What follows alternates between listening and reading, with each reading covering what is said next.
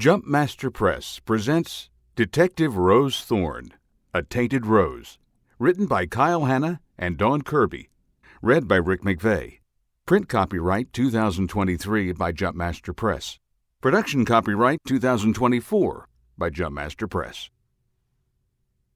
Chapter 1. Rose, go get that son of a... Screeching tires and the wail of the siren drowned out Detective Brian Simpkins' shout as Rose slammed the accelerator to the floor and fought the fishtailing car. Smoke roiled from the turbocharged tires on the asphalt. She winced at the harsh sound and putrid aroma. She sideswiped the curb, barely missed a taco truck heading north, and drifted into the southbound lane of Abercon Street, Savannah, Georgia. Red lights flashed behind her, and she stole a glance into the rearview mirror. Detective Simpkins, her partner of 4 years, knelt beside the latest victim, a 22-year-old student at Georgia Southern University, Armstrong. He waved the arriving paramedics over with one hand. The other held the pressure to the woman's shoulder wound. "I got you this time," she muttered, and white-knuckled the steering wheel. "You ain't getting away, not again." She switched lanes, barely missing a minivan full of kids, and crossed over the bridge of Middle Ground Road. The driver of the minivan, a blonde mom with a cigarette dangling from her lips, flipped her the bird. The kids pounded the glass, their faces pressed against the windows. A silver sedan turned off ahead, and she locked onto the car. She switched back to the right-hand lane and fumbled for the police band radio mic attached to the dash. "This is 19 Adam 4. In pursuit of a silver Honda Accord. Just turn right onto..." She dropped the mic and drifted through the turn. She grabbed the mic from her lap. "Turned onto Apache Avenue. Damn it. He's abandoned the car and entered the old Savannah Mall. Need backup." "Adam 4, roger." The male dispatcher's voice sounded to the speaker. "Be advised, nearest backup is 10 minutes away. Command says to secure the scene and..." "I'm not letting him get away again," she shouted. "Send them as fast as you can. I'm going in." She turned into the abandoned mall, raced through the open parking lot, and hopped a curb. Sparks skittered across the asphalt when the Charger bottomed out. Rose slid to a halt right behind the Honda and exited her cruiser. Her .45 appeared in her hand as if by magic, and she scanned the area. The mall closed in 2021 due to the pandemic. All but a handful of stores, anchored by a Bass Pro, on the western side. The parking lot sat quiet, dark, and empty at 11 p.m., except for the Honda, idling near the northeast entrance of the mall. Neglected trees and shrubs hung over the once pristine path to the double-glass doors. Trash, pandemic masks, beer cans, and candy wrappers littered the parking lot. Gang graffiti covered the bottom 6 feet of the exterior bridge, with a few other spray-painted images adorning the upper sections. The partially overcast sky offered no illumination, and the streetlights, a popular target for teens and gang members, lay broken and dormant. Her headlights provided the only light, and told her nothing. A crash and a curse flowed through the broken glass entrance. Rose raced forward, verified the Honda was empty, and proceeded to the entrance. Jagged edges of glass lined the hole her perp smashed into the door. Crimson dripped from 2 of the shards.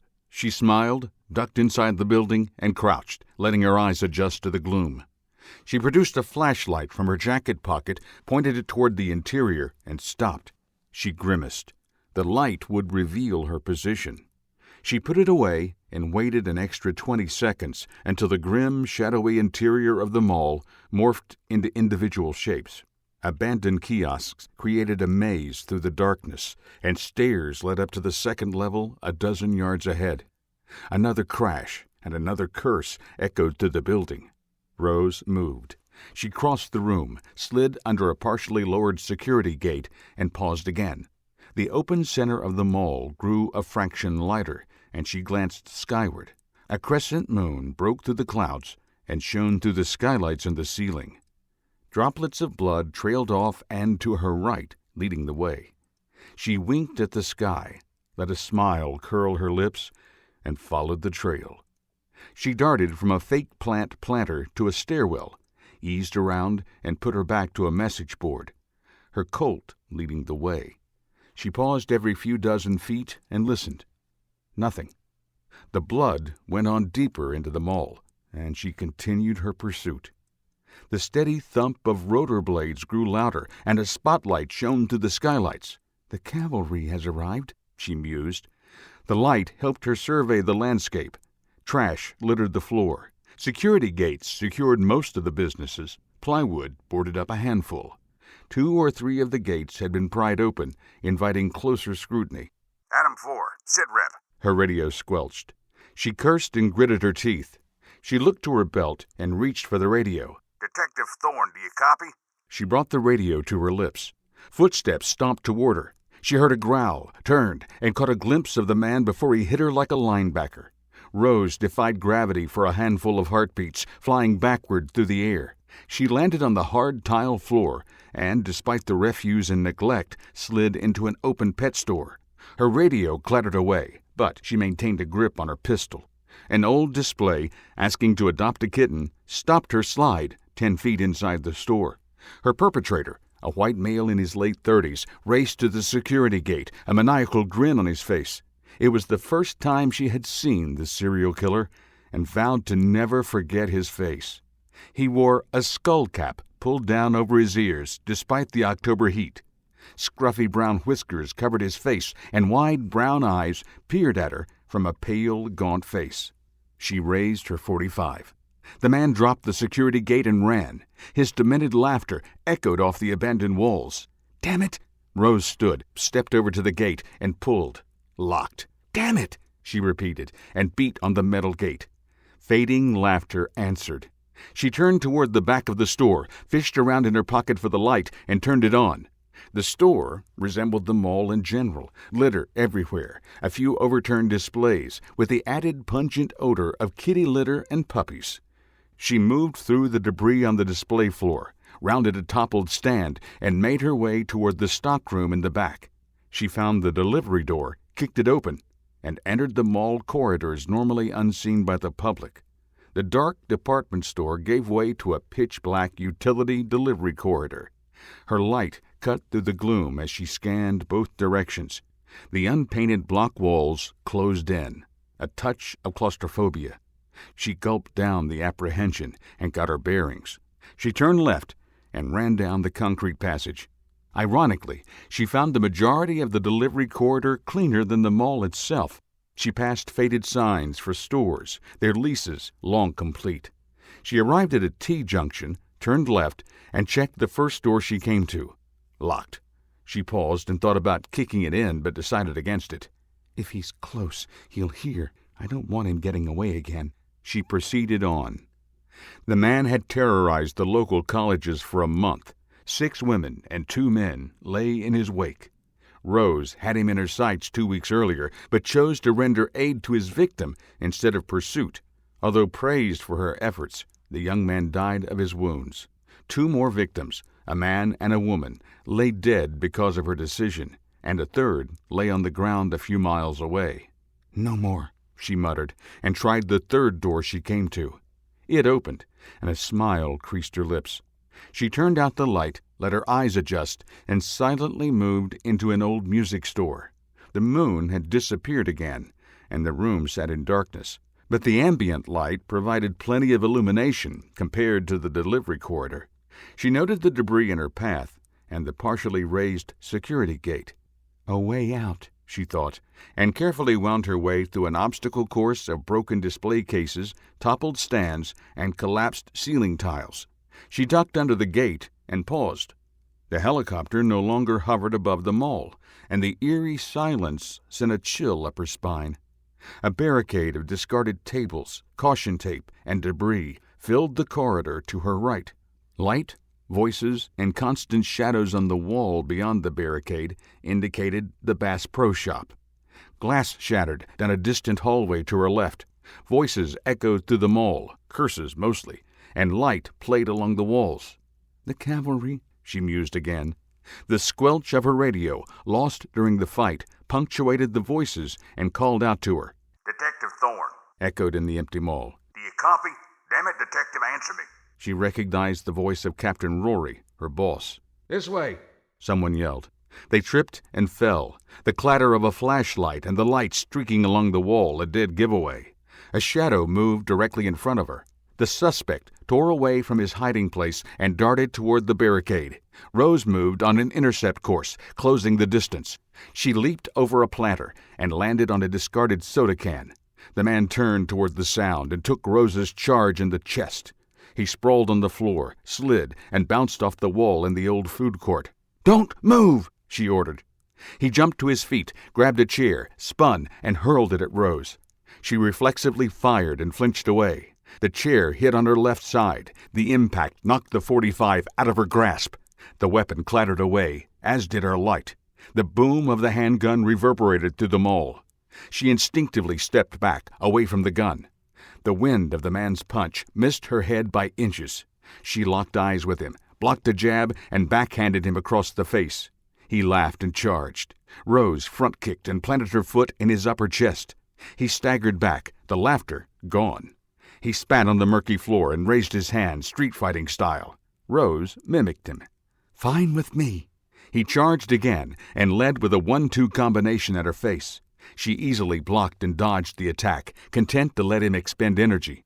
He followed with a jab toward her gut and an uppercut.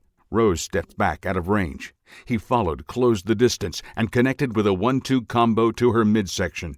The air left her lungs. A fire lit her midsection. Rose staggered back. She blocked a hasty roundhouse and pushed him away. She sucked in a lungful of air, pushed the pain from her mind, and studied her opponent. He was skinny, smaller than her athletic build. Crooked, stained teeth grinned at her while he danced like a boxer. He rubbed his scraggly whiskers and put his hands up, ready for her attack. Rose stole a glance to her left. The first two officers rounded a corner, guns drawn, and lights shining through the mall. Their beams found the two of them and focused on the killer. "My turn," Rose snarled, and attacked.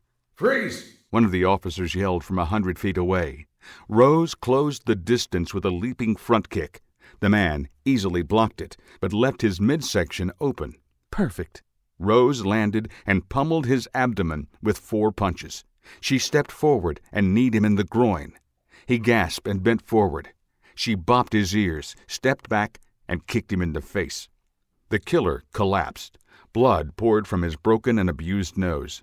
He groaned, holding his bloody proboscis and testicles.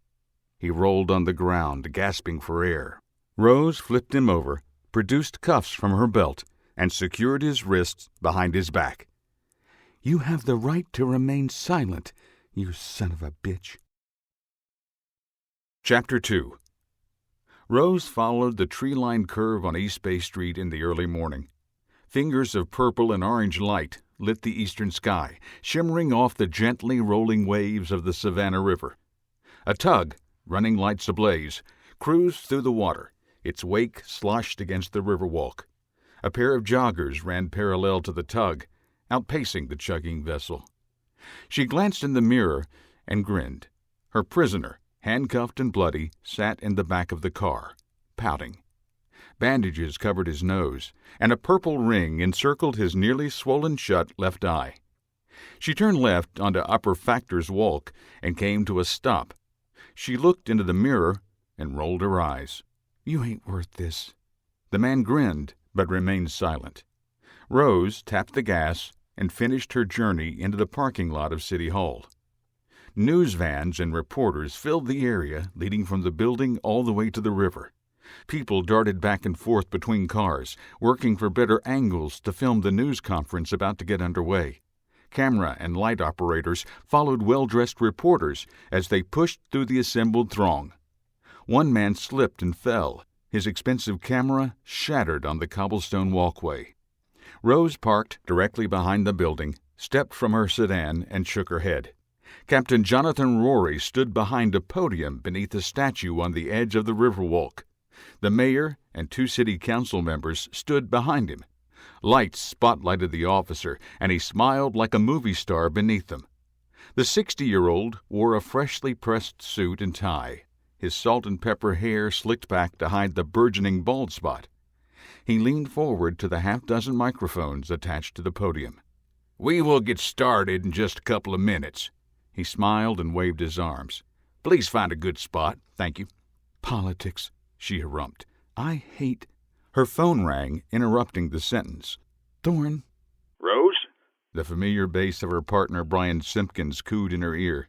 "Are you there yet?" "This is why I hate you, Brian. You always call at the most inopportune time. You should be here doing this, you know, not me." He lightly laughed. "Sorry, not this time. I'm still at Chandler Hospital with the Vic. She's traumatized, but the doc says she'll make a full recovery. Physically." "Yeah, mentally it's going to take time." She stole a glance at the man in the back of her car. "At least she survived. That's something." "No, you got him," he countered. "That is something." "Ladies and gentlemen," Captain Rory called over the loudspeakers, "let's begin." "I think that's your cue," Brian said. Humor filled his voice. "I'm taking the rest of the day off." He yawned, and she heard his joints pop. "See you tomorrow." "Yeah, tomorrow," she replied. "I owe you for this." His laughter haunted her after the line went dead. Rose replaced the phone in her pocket and opened the back door of her car. "Come on. You don't want to keep your adoring fans waiting." She pulled the suspect out of the car and headed toward the news conference.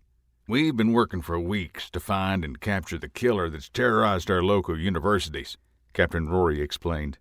Animated hands accompanied the words, creating a visual maelstrom of movement. Every head and eye stared at him, their backs to Rose and her prisoner. "I am happy to report that as of this morning, the alleged killer has been apprehended." He paused and let a murmur ripple through the crowd. His eyes locked with Rose's, and he gave her a subtle nod. "A late-night sting operation ended with the capture of William Randolph Moore, 32, of Savannah. Detective Rose Thorne," he extended a hand and pointed to her, "was the arresting officer." Every eye and camera turned toward Rose. Blinding light filled her eyes, and she reflexively brought up her hand. William Moore stomped on her foot. She yelled and gritted her teeth. He turned to flee into the crowd. She ignored the red-hot fire in her foot and took 3 quick steps. She swept with her uninjured foot and tripped the fleeing man. He fell face first onto the cobblestone walkway. He lay in a heap, blood streaming from his nose. "Police brutality!" he screamed, bloody spittle spraying from his lips. "You all seen it? I'm going to sue. I want all your recordings for evidence." Rose clamped her hand around the back of his neck and hauled him to his feet.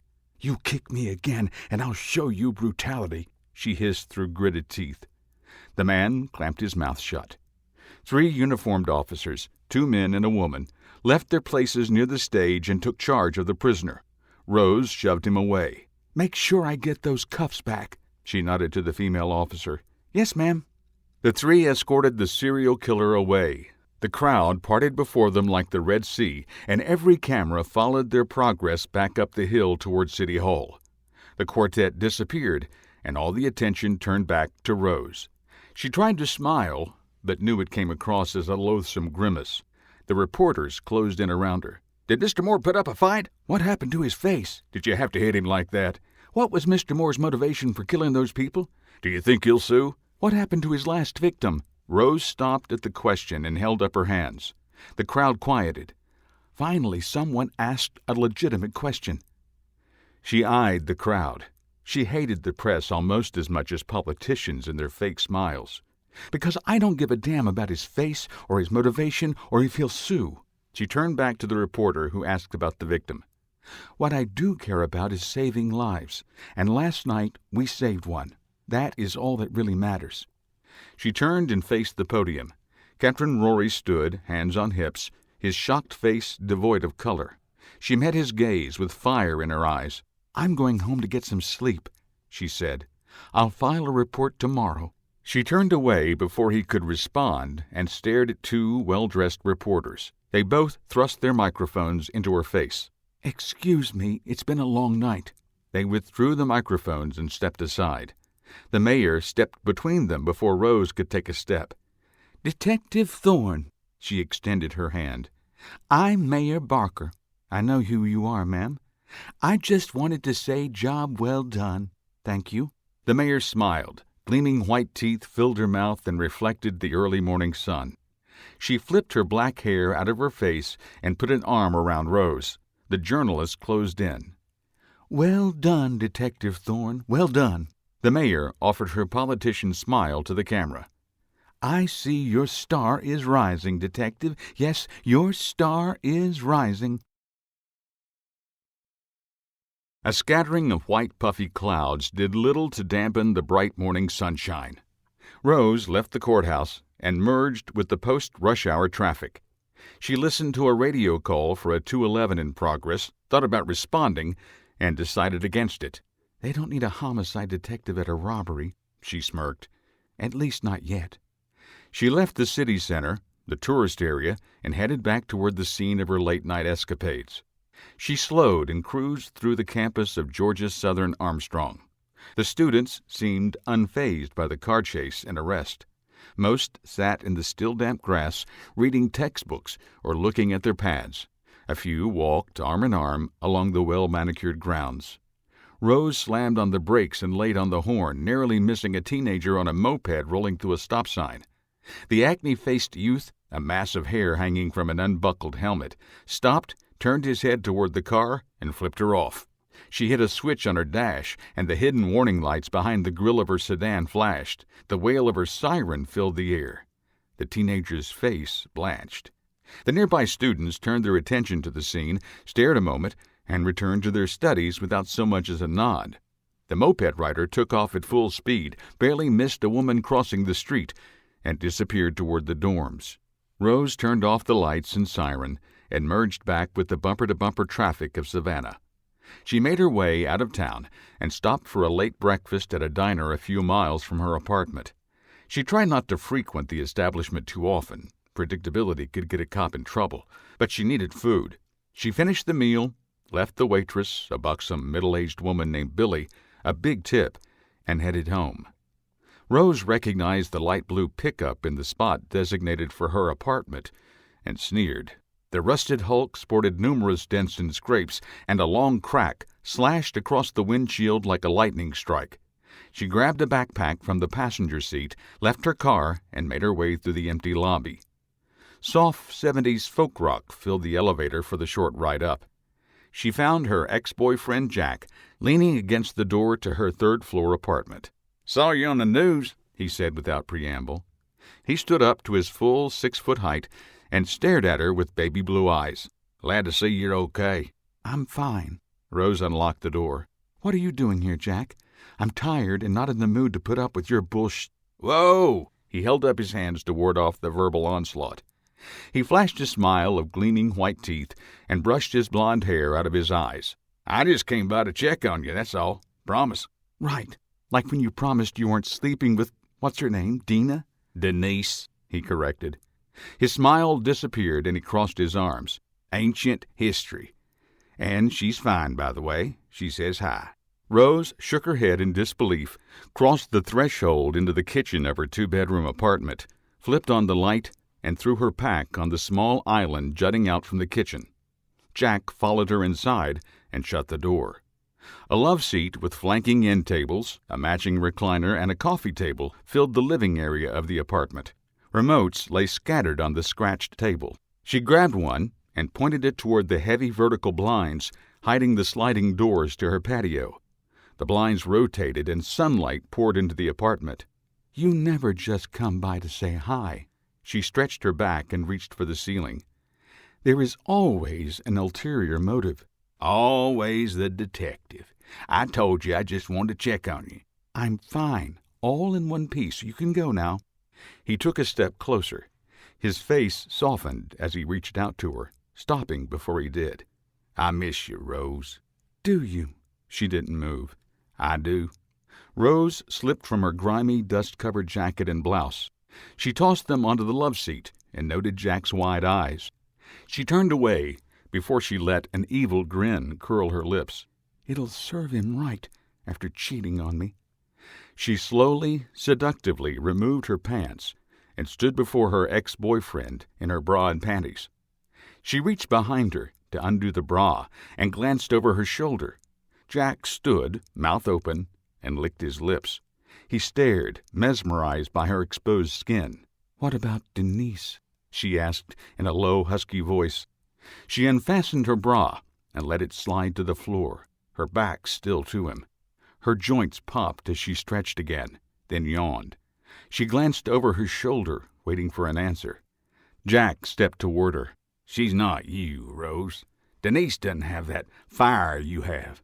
He gingerly ran his thumb over the cuts and bruises she had received from her earlier scrap. Compared to you, she's boring. That's too bad. She recoiled from his touch. I should never have made the mistake with her in the first place. I see that now. He slowly reached for her with trembling hands, paused, and shoved them into his pockets. His face flushed. I'm still in love with you, darling. Anger and hurt boiled inside of her. How dare he? He had reached in and ripped the scab off a wound she thought was healed. I think it's time for you to go. What? Shock filled his face. He shook his head. You can't turn me away after that. Did you hear what I said? I love you, Rose. Oh, I heard you loud and crystal clear.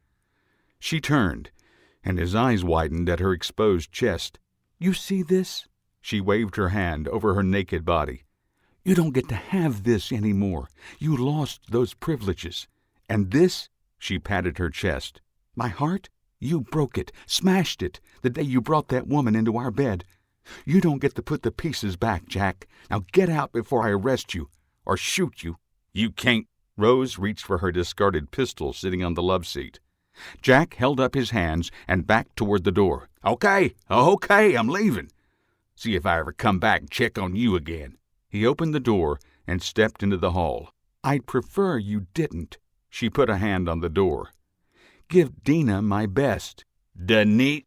She slammed the door, cutting him off. She stood there a moment, staring at the door, and let her anger fester. She had truly loved the man a year earlier, until he decided to bring a flight attendant home after a trip to L.A. She kicked him out, literally, and threatened to shoot him while he lay in the hall writhing in pain. Ancient history. She repeated his words, turned, and moved back to her apartment. She paused and looked back at the door. Maybe that was a bit cruel. The evil smile curled her lips again. Nah. She grabbed her pistol and retreated to her bedroom. She turned on the shower and waited until steam roiled from the sizable glass enclosure. She set her .45 on the top of the toilet by the shower and slipped under the scalding water.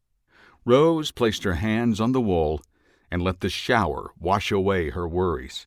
Memories of her fight the night before filled her mind, hovered in her thoughts, and then disappeared down the drain like the water that cascaded down her body. Grime and blood from her scrapes turned the water a rust color. Tight muscles relaxed. She winced when the water hit burgeoning bruises. Rose turned and let the water slide down her back. She brushed her brown hair out of her face, grabbed the shampoo, and lathered her body. She turned back toward the water and let the suds run down her body. Floorboards creaked.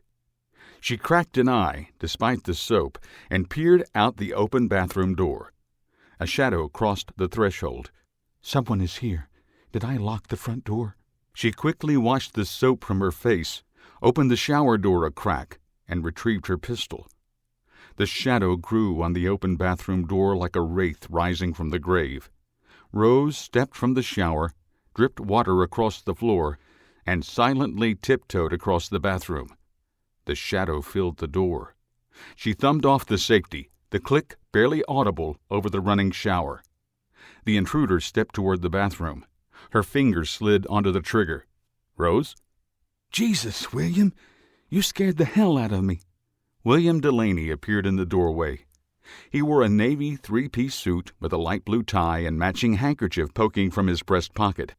His blue eyes widened at the sight of the .45, and he raised his hands. Sorry.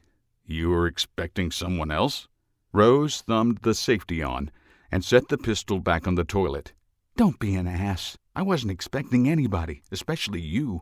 I thought you'd be at work by now. Cool air caressed her body, and she shivered. What are you doing here? She stepped back into the shower. The hot water blasted her skin. I saw the news report. You dropping off the prisoner. He turned away and hung his jacket on a hook behind the door. When he looked back at her, a proud smile covered his face. You got your man. I always do. So much for getting rid of the goosebumps, she thought, as she watched him unbutton his shirt. I wanted to see how far you'd gone to get him. By the looks of the bruises and your jumpy attitude, I'd say you gave it your all. I always do, she repeated.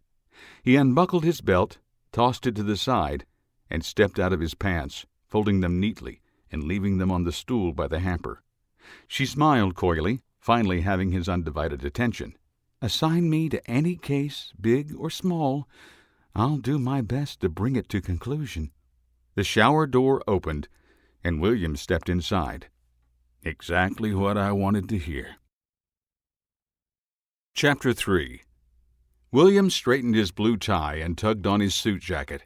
He turned his head left and right, stared at his reflection in the mirror, and smoothed back his hair.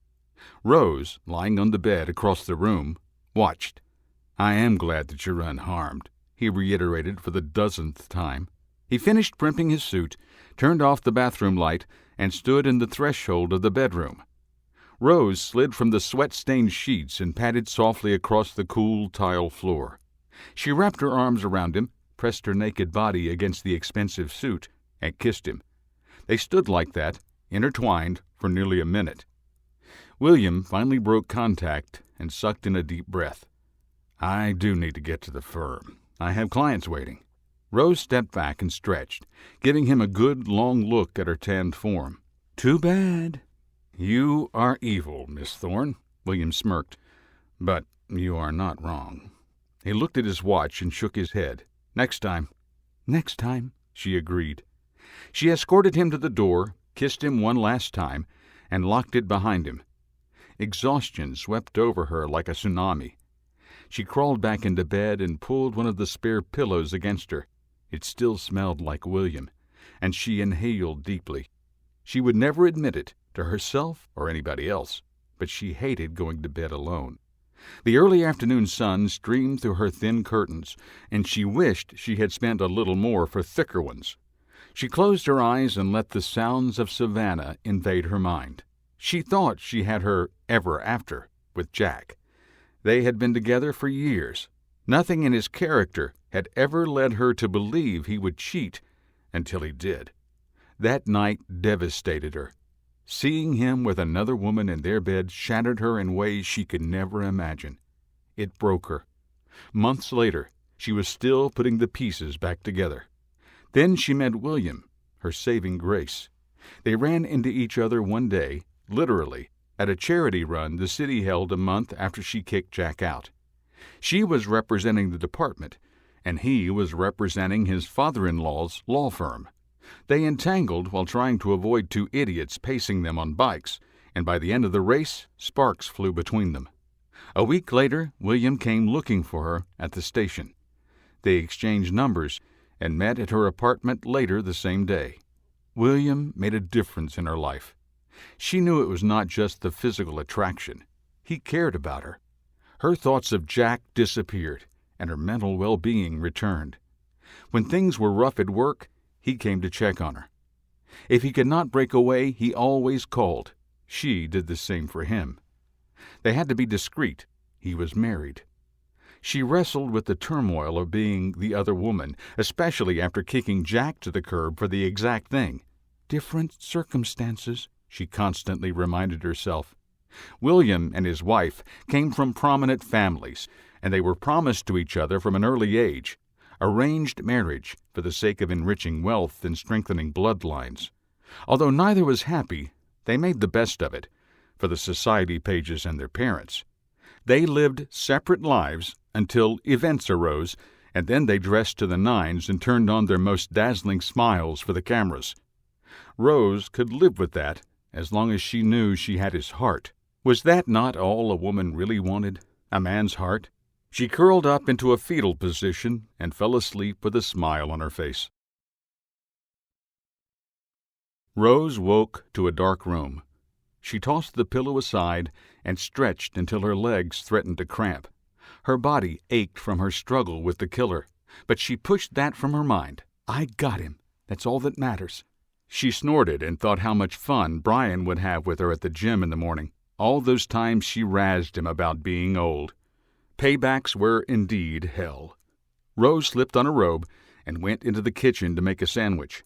On the way, she grabbed the remote off the table and clicked on the TV. The 10 o'clock news played the press conference from earlier. She paused and watched herself trip the serial killer in front of the press.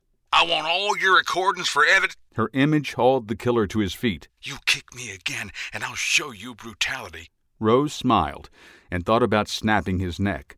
Would serve him right, she mused. She finished making her sandwich, poured a glass of tea, and set them on the end table. Rose settled into the recliner, tucked her legs under her, and ate while she watched the rest of the news. The victim was still in the hospital with a 24-hour guard. Her parents had been notified and had arrived a few hours earlier. The press swarmed them, and Rose crinkled her nose in disgust. "Just as bad as politicians," she muttered around a mouthful of sandwich. The news slipped to a commercial, a late-night ambulance chaser promising millions if involved in an accident. She scowled. Add them to the list, too. A second commercial highlighted a different attorney, and she rolled her eyes. She knew this one, personally. Damn it. She took the phone from its cradle and dialed her dad's number. It was nearly 10:30, but she knew he would be up. Like any independent woman, she needed a little reassurance from her daddy from time to time, even if she knew, deep down, it might be a long shot. She let it ring a couple of times and almost gave up when someone on the other end picked up. She heard breathing, but no greeting. "Hello? Dad?" "Do you know what time it is?" A feminine voice snapped. Linda, her stepmom. They'd butted heads ever since her dad returned to the dating scene after her mother died. Rose blamed herself. She pushed him to get back out there. It had been almost a decade since her mother died in childbirth. Rose should have known he would latch on to the first woman he met. "Hi, Linda," Rose replied with a sigh. "Yes, I do." "Then why on earth are you calling this late? You know we have to be up early in the morning." "The morning?" "Max's parole hearing." Linda sneered. Rose rolled her eyes. "So much for the job well done, sweetie." The pleasant chat she wanted with her dad would not happen tonight. She had forgotten her stepbrother's hearing. "She'll never let me live this down. Look, Linda, as long as he's clean, he's got nothing to worry about. This is just a formality. I'm sure his lawyer's already gone over this with him." Linda snorted. "That man is an idiot. I don't know why Gary listened to you.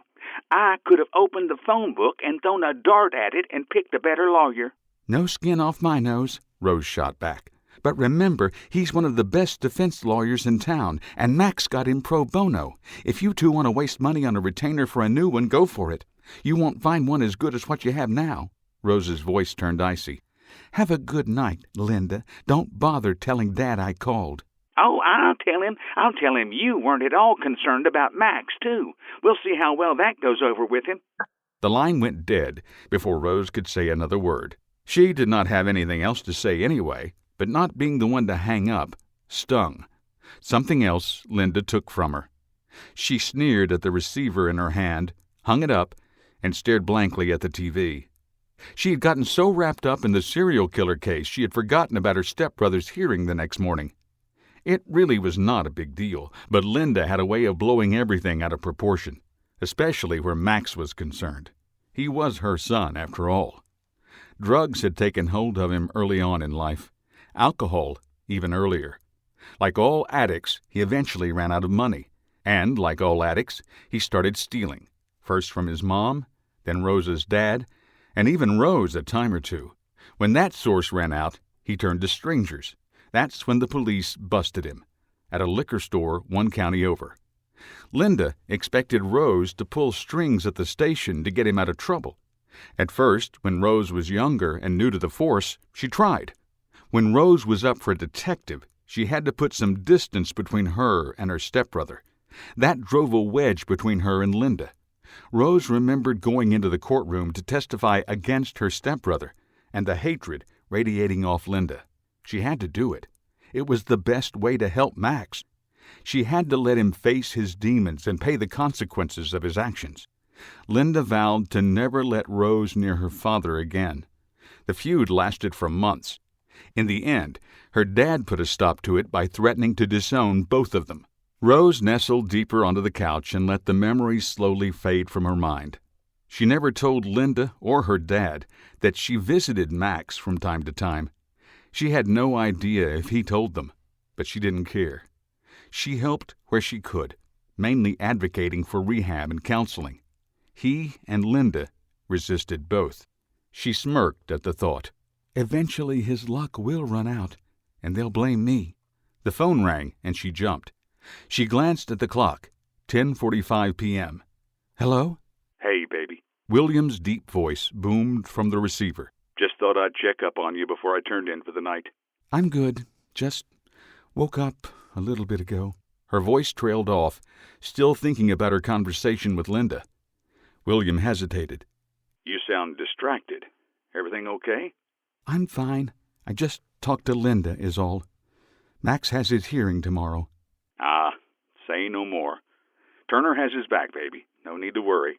I told him no special treatment, William. Yeah, well, I told him I don't want the family stressing.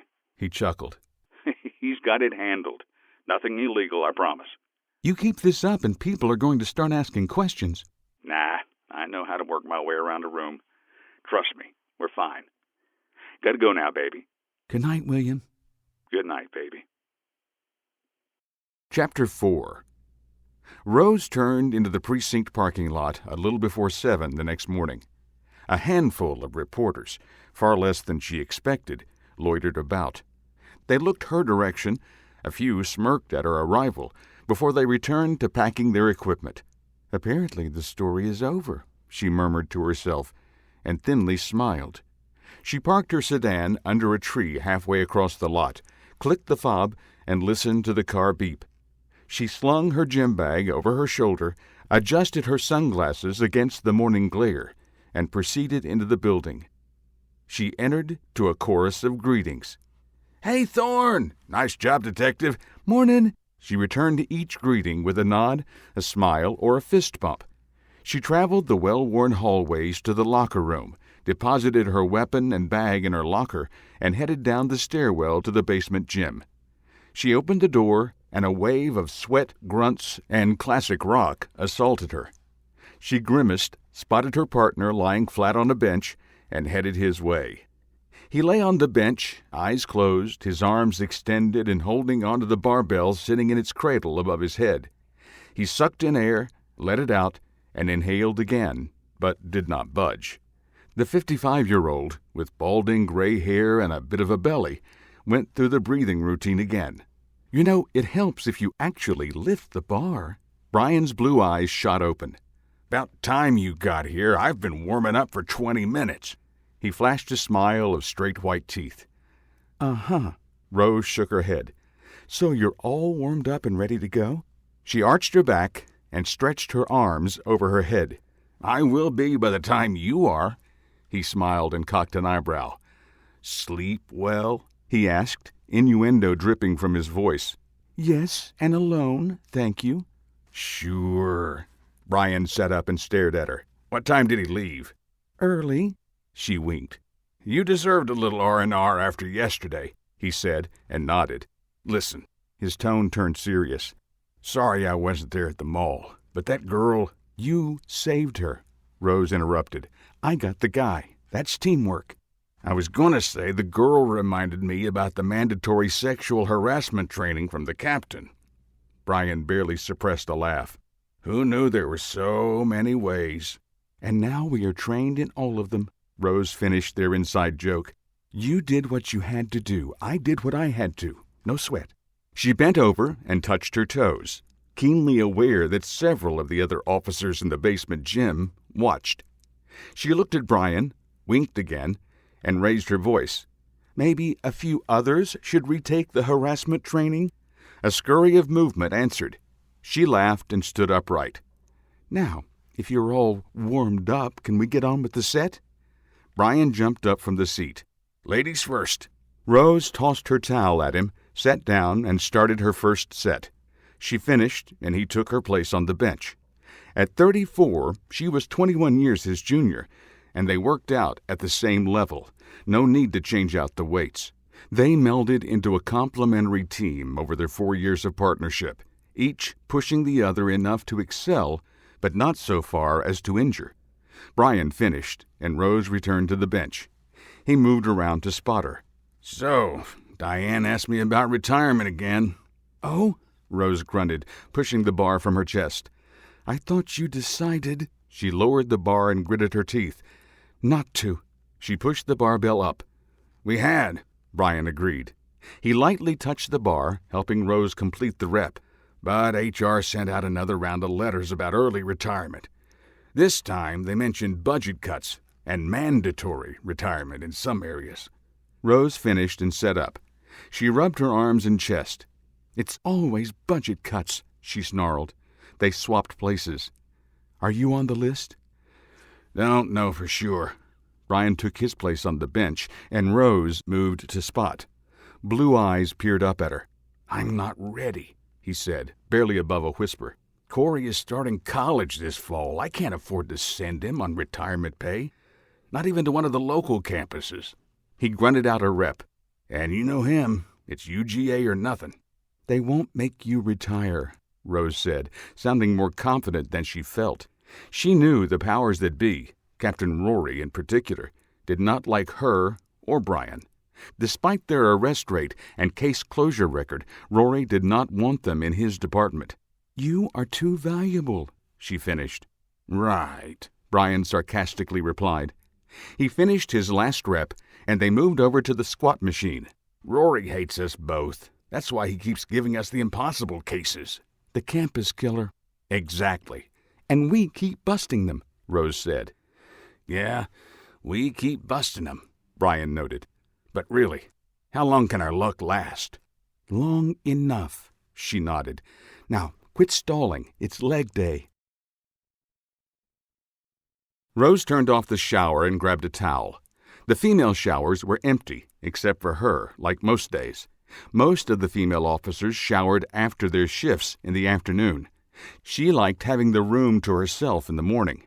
It gave her time to think. Flashes of William showering with her the day before kept her from any deep thoughts and put a smile on her face. She mulled over her conversation with Brian as she dressed. She did not want to lose him as a partner. "We get along. He's taught me a lot about detective work. His wife trusts me around him, and I trust him." She glanced up at the ceiling and visualized Captain Rory's office. He better not even think about it.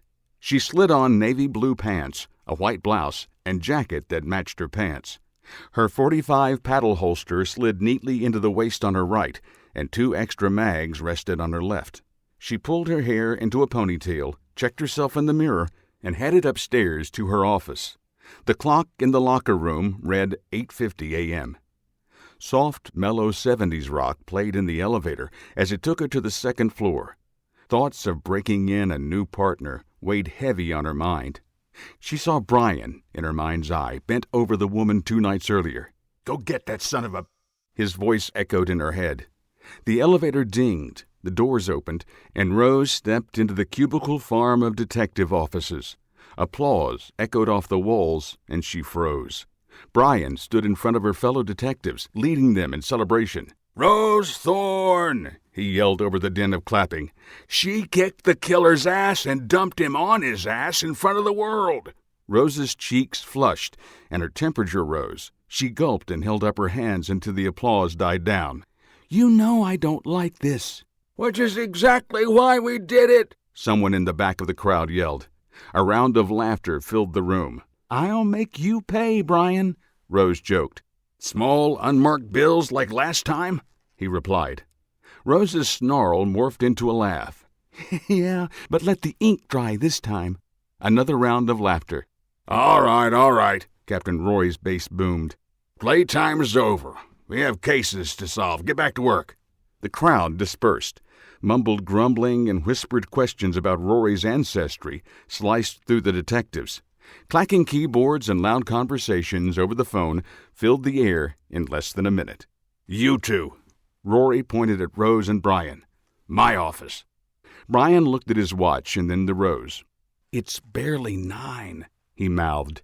Rose rolled her eyes and led him into the glass-walled office of her captain. A metal desk, circa 1950, filled the center of the room. 2 antique chairs, both with little padding, sat opposite his high-back chair. A coffee maker sat beneath the window, overlooking the parking lot, while an old coat tree, complete with trench coat and fedora, sat just inside the glass door that led to the cubicle farm. "He should have been a film noir private dick," Rose mused as she took a seat in one of the chairs. "What's up, boss?" Don't call me boss, Rory grimaced. You know I hate it. "Yes, I do," Rose replied. "Boss." I have a new case for you. Rory shuffled through files on the desk and handed a manila folder to Brian. Hit and run last night. Victim is in intensive care. May not survive. Commissioner thinks it may be gang-related. Intensive care? Not a homicide? Brian asked. Why us? "Yeah, why isn't the gang task force looking into it?" Rose asked. She sat back in the hard chair and crossed her arms. She fought to keep an impassive look on her face, despite the hard frame biting into her legs and back. A favor to gang and vice, Rory dismissively answered. Now, may I continue? Vice? Gangs? Brian's eyes narrowed. This is not our usual cup of tea. There has to be more to it. He glanced at Rose, then looked back at the captain. If this is a political hot potato, we need to know. The victim, Rory sighed, was an undercover cop. Chapter 5. A somber mood filled the cubicle farm. The word spread about the hit and run and the possible implications of gang retaliation. Everyone was on edge, and silence filled the usually boisterous detective office. Rose and Brian spent the morning canvassing the crime scene and interviewing witnesses. The story was the same from everyone they talked to. The undercover officer, masquerading as a homeless man, stepped out into the street. A small SUV, no one could agree on the make or model, sped around the corner, struck him, and continued on without slowing. After a quick lunch, they returned to the eerily quiet office. She lay her navy sport coat over the back of her chair and unceremoniously dropped into the seat. Brian, opposite her desk, mimicked her. His eyes belied his exhaustion, and she wondered if she looked the same. She shrugged off the thought and touched her mouse. Her inbox read 42 emails. She skimmed through them and opened one marked Officer Conrad Gaines. She read it and leaned back into her leather chair. "Brian, Gaines is out of surgery. He's going to be okay." Her partner let out a sigh. That is good news. At least it won't be classed as a homicide. "But if this is the start of a gang war," Rose cautioned as she scrolled through the rest of her mail, "we can expect—" Her voice trailed off. What is it? Brian left his seat and came around to her desk. "That store clerk, the one off 38th, sent in the CCTV footage like we asked." She clicked on the mail and opened up the file. She impatiently tapped her foot as the computer buffered the file. "I thought we were supposed to get new systems," she snarled. Budget cuts, Brian sighed. She glanced at him and saw the pain in his eyes. "Right. Sorry." Not your fault. I mean, you did pay your taxes, right? They both laughed, a strange sound in the otherwise quiet office. "Here it is," Rose said as the video started. The black and white image showed a moderately busy street. Cars and trucks zipped by, while pedestrians, mostly tourists by the number of cell phones taking pictures, strolled the sidewalks. Officer Gaines, dressed as a homeless man, staggered into the frame from the right. He leaned against a light post for a moment and adjusted his coat. He fumbled for a bag in his pocket, finally freed it from his coat, and took a drink from a bottle hidden in the brown paper. Gaines replaced the bottle, waited for the light to change, and headed across the crosswalk. He walked with a limp and swayed with each step. "He plays the part well," Brian commented. Rose nodded. The SUV barreled around the corner, and Rose froze the screen. "Late model Mazda," she muttered as she wrote the details in a notebook on her desk. "Can't tell the color in the black and white, but it's definitely dark, tinted windows." She clicked the play button and stopped it right before the vehicle struck Gaines. "A partial plate, Sierra, Oscar, Charlie. I can't make out the rest." "Run the rest." Rose did as Brian asked and watched the SUV hit Gaines halfway through the crosswalk. The officer somersaulted over the vehicle, struck the roof, and plopped onto the hard asphalt. He rolled about 10 feet before coming to rest by the curb he stepped off of. One arm slipped into a drainage culvert of the sewer system. A dozen people pointed their phones at the car and Gaines. No one dialed 911. The timestamp showed 8:14 a.m. "Okay, let's watch it again and see what we missed," Brian suggested. He pulled his chair around and sat beside Rose. His cheap cologne lingered in the air, and she rubbed her nose against the odor. She rewound the tape and watched the event again. On the 5th run-through, she froze the image a half-second after the SUV struck Gaines. "There." What? Brian leaned forward, peering at the screen. What do you see? "The last few letters of the tag." Rose picked up her pen. "Mike, Oscar, Mike. Sock, Mom." She tossed her pen onto the desk and leaned back in the chair. "It's not a gang war. It's a damn soccer mom." I'll run the plates." Brian stood and logged into his computer. He looked up a minute later. Our soccer mom is Meredith Watkins. Feel like a road trip? Rose looked around the cubicle farm. The word was out that Gaines would make it, and the mood had improved.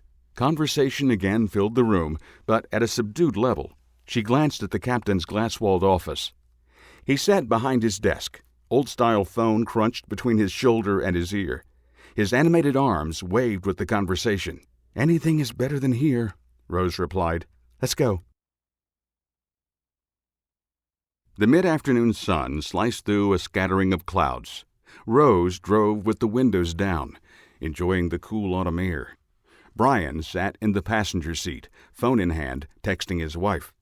He finished the conversation and slipped the phone back into his pocket. Diane says hi. "Tell her I said hi." Already did, he confirmed. A smile curled his lips.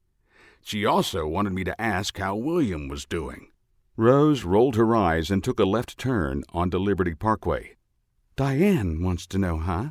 She worries about you. Uh-huh. "Well, you can tell Diane that William is fine." She fought the smile forming on her face and lost. "He came by yesterday." "Oh, do tell." Rose glanced at him. "So, I can tell Diane." "Uh-huh," she repeated. "Well, when I got home, Jack was there." "Jack? What did he want?" "To check up on me, so he says." She turned left onto Archer Street. "He said he still loves me. He wants to give us another chance." "I thought he was with Dina." "Yeah, Dina. What about her?" "Still there," Rose confirmed. "Anyway, I kicked him out, and William showed up a few minutes later." She turned right onto Rockdale Street and stopped for a woman walking a poodle mix across the road.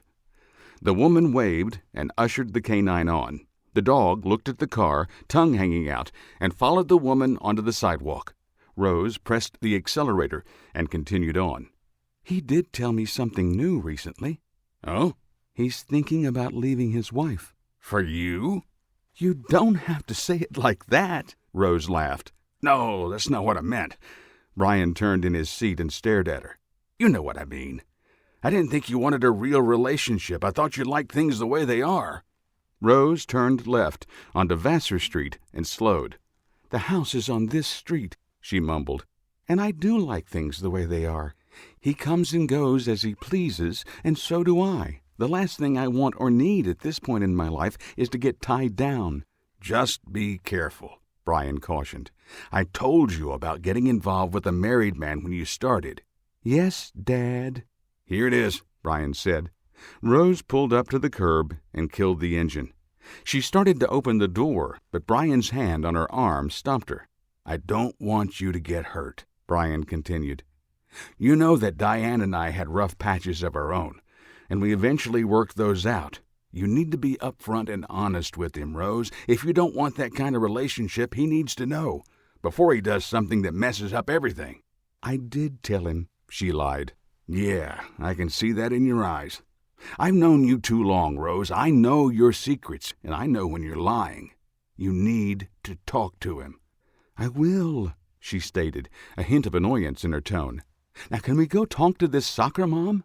They exited the car and strolled up the driveway of a modest brick-and-stucco house surrounded by tall pines and a trio of cedars. Spanish moss hung from a willow near the street. A Mazda SUV sat in the driveway. The front bumper showed signs of a light impact. A spiderweb of cracks arched across the windshield. A large dent highlighted the roof of the vehicle. Brian touched the hood. "It's cold." They cautiously moved across the lawn and flanked the front door. Rose pulled back her coat and put her hand on her .45. Brian did the same on the opposite side of the door. She knocked with her left hand. The door opened and revealed a plump 40-something woman with curly red hair, blue eyes, and too much makeup. Streaks from tears burrowed canals through the heavy foundation and rouge. She wiped the tears, smudging the makeup. "Yes." She looked at them, and her eyes widened. "Oh, God, the police, I'm sorry. I didn't mean to run over that man." She fell to her knees. I'm sorry, oh God, I'm sorry. I'm so sorry," the woman wept. "Yes," Rose replied, fighting to keep her voice calm and even. "You've said that for the last half hour since we left your house. We get it. It was an accident." "Yes," Meredith Watkins blurted. "I was just putting on my makeup. I know I'm not supposed to do that when I drive, but I was running late. You see, this morning the alarm didn't go off, and I slept through my usual time to get up. When I finally did wake up, well, I had to get the kids out of bed. Do you know how tough it is to get 2 teenagers moving in the morning? Anyway, they barely made the bus, but I still wasn't ready. I had to shower and get dressed, and I didn't have time to put on my makeup, and—" "And you put it on while driving," Brian interjected. "Yes, ma'am, we've heard the story twice now." He turned in his seat to face her, sitting in the back of the Charger. "I did read you your rights, right?" "Yes, sir," Meredith replied. "You and Detective Thorne, I recognize you from the press conference yesterday. You really socked it to that gross man. You have been nothing but professional. When I get to the jail, I'll... Tears welled in her eyes again. "I'll be sure to tell them," she wailed. "Until then, please just sit back," Brian sighed. "We'll be there in a few minutes." Then made the rest of the trip in relative silence, save for the occasional sup from Mrs. Watkins, the divorced mother of 2 teenage boys. Her life story, or at least today's part of it, echoed in Rose's mind until she pulled into the parking lot of the precinct. Brian and Rose flanked Mrs. Watkins and escorted her into the building and up to the 2nd floor. They exited the elevator and stopped at the reception desk. A female officer, the same one from the day before that took charge of the campus killer, looked up from her computer and arched an eyebrow. "What's this?" she asked. "Hit and run on Officer Gaines," Rose said. Officer? Meredith's voice rose an octave. "That poor man was an officer! Oh, God!" she wailed. Her knees buckled, and she collapsed onto the floor. "Oh, God, I'm going to prison forever!" Tears streamed down her face. The desk sergeant, Officer Sanchez, stood and stared down at the woman. Detectives popped up from the cubicle farm like prairie dogs. Grins and smirks filled faces. Captain Rory bounded from his office. "What is going on out here?" "Just wrapping up our 2nd case in 2 days," Rose gleefully stated. "Second case?" Rory looked from Rose to the woman blubbering on the floor. "She doesn't look like a gang member, Detective." "Gang member?" Meredith sobbed. I'm not. She broke down in more tears. "Not a gang hit, Captain," Brian chimed in. "Just a woman putting on her makeup. It was an accident." "An accident," Rory repeated, as if tasting the word. He blanched and snarled. "You sure?" "Positive," Brian replied. "She confessed." "I didn't mean to hit him," she sniffed. "It was an accident. I was just putting on my makeup and I didn't see him. "Please book her until we get this sorted out," Captain Rory addressed the desk sergeant. "Take her statement and get her whatever she needs." "Yes, sir." He turned to Rose and Brian. Good work," he mumbled. "I want your report on my desk in the morning." "Yes, sir," they replied in unison. "That solve rate looking pretty good for the precinct, huh, Captain?" someone called from the cubicle farm. Rose thought it sounded like Detective Morrison, but didn't see him standing with the others. Rory looked over his shoulder at the speaker, then turned his attention back to Brian and Rose. "Get out of here," he ordered. "Let the other detectives have a crack at something." He turned, walked back to his office, and slammed the door behind him. "What's with him?" Morrison asked, strolling up. He helped the desk sergeant pull Mrs. Watkins from the floor. "Dude, I thought he'd be happy with another solved case." "He thought it was a gang hit, maybe an initiation." Rose shook her head. "We blew his whole narrative. Now he's pissed." "I'll help Officer Sanchez book." He paused and pointed at Meredith. "Mrs. Watkins, Brian supplied. Hi, Mrs. Watkins. My name is Thomas Morrison. I'll be assisting you with your stay here. Make sure you ask her about her day when you book her, Brian suggested. Rose turned away and suppressed a grin. Morrison offered a thumbs up and escorted Mrs. Watkins toward booking. That was cruel, she said. Why should we have all the fun? Brian asked. Detective Thorne? The female officer approached and handed over 2 sets of cuffs. Your cuffs back, ma'am. Yesterday and today. Thanks, Rose said. I almost forgot. Officer... She glanced at the woman's name tag. Payne. No worries, she replied, and flashed a movie star smile of straight, gleaming teeth. Happy to help. She turned and took off after Detective Morrison and Mrs. Watkins. The woman was well into the 4th telling of the accident. The trio disappeared around a corner, out of earshot. Brian glanced at his watch. The captain just told us to cut out early, and I plan on taking advantage of that. He arched a brow. Don't you have somewhere to be in like 30 minutes? Huh? Rose inquired, and glanced at her watch. Damn, Max! She headed for the door. See you tomorrow? Yeah, tomorrow. She waved over her shoulder, then stabbed the button for the elevator. I've got to get to the courthouse. Chapter 6. Brian whistled along with the radio as he drove through the willow-shaded streets of his subdivision. He adjusted his sunglasses against the glare of the clear afternoon sky and turned right onto his street. He braked to let a woman and a Pomeranian cross the pavement. She waved. He waved back. A cluster of kids ran down the sidewalk, shooting each other with water pistols. The scene reminded him of his kids, now grown, playing on the same sidewalks. Images of kickball, tag, and water balloon fights flitted through his mind. He smiled, disrupting his whistling, and gently applied the accelerator. Faded blue, green, and beige houses lined both sides of the pavement, behind mottled and torn sidewalks. The neighborhood had aged, but maintained a certain feeling of home. The unsavory elements that moved out of the city proper had headed for richer parts of town, and left his modest subdivision in relative peace. The fact that a half-dozen of Savannah's finest live on these winding streets had nothing to do with it. His smile broadened. The song changed, and he happily whistled again. He pulled his light blue sedan into the drive and parked beside his wife's aging minivan. He slid from the car, waved to his neighbor, Mark, a member of the Savannah SWAT team, and headed inside. The door creaked open, and Diane's soft sobs greeted him. The whistling stopped, and his smile vanished. He silently shut the door. Diane? Her sharp intake of breath led him to the kitchen. Diane sat at the table, a pile of bills and a calculator center stage. She wiped tears away, stood, hugged him, and started their daily ritual. "Hey, honey, how was your day?" she asked, sadness in her voice. The usual. Caught the bad guy. He raised an eyebrow. In this case, a woman. You had a woman killer? Well, she didn't kill anyone. He suppressed a grin and told her Mrs. Watkins' sad story. Diane shook her head in disbelief. What will happen to her? Brian smirked. Not much. Gaines is going to recover, and it was an accident. Probably a fine, maybe probation. He shrugged and scanned the table. Papers, envelopes, and a checkbook lay in a pile. What's all this? Bills, she sighed, and sat back down. We are barely making ends meet. She grabbed an envelope. And Corey's tuition is coming due. She sniffled a tear. I don't know how we're going to make it when you retire. Well, Brian slowly, hesitantly said, I don't have to.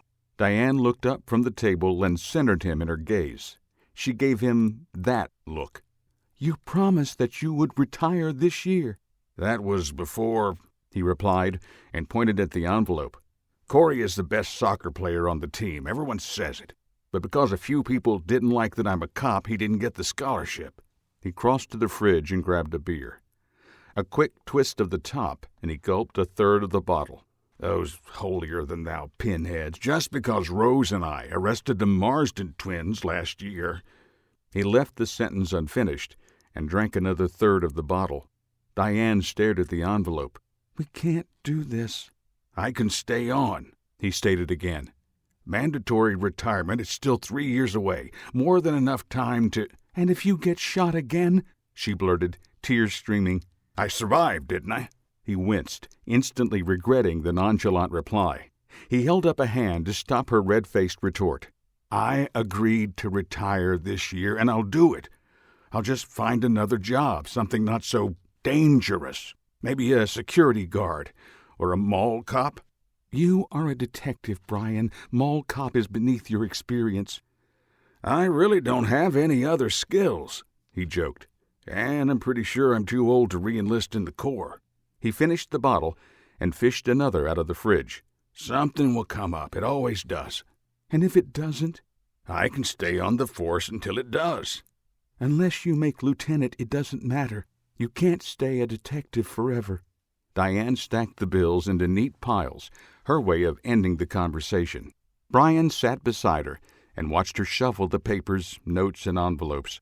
She pushed the calculator aside and took a drink from a glass with dark liquid, iced tea.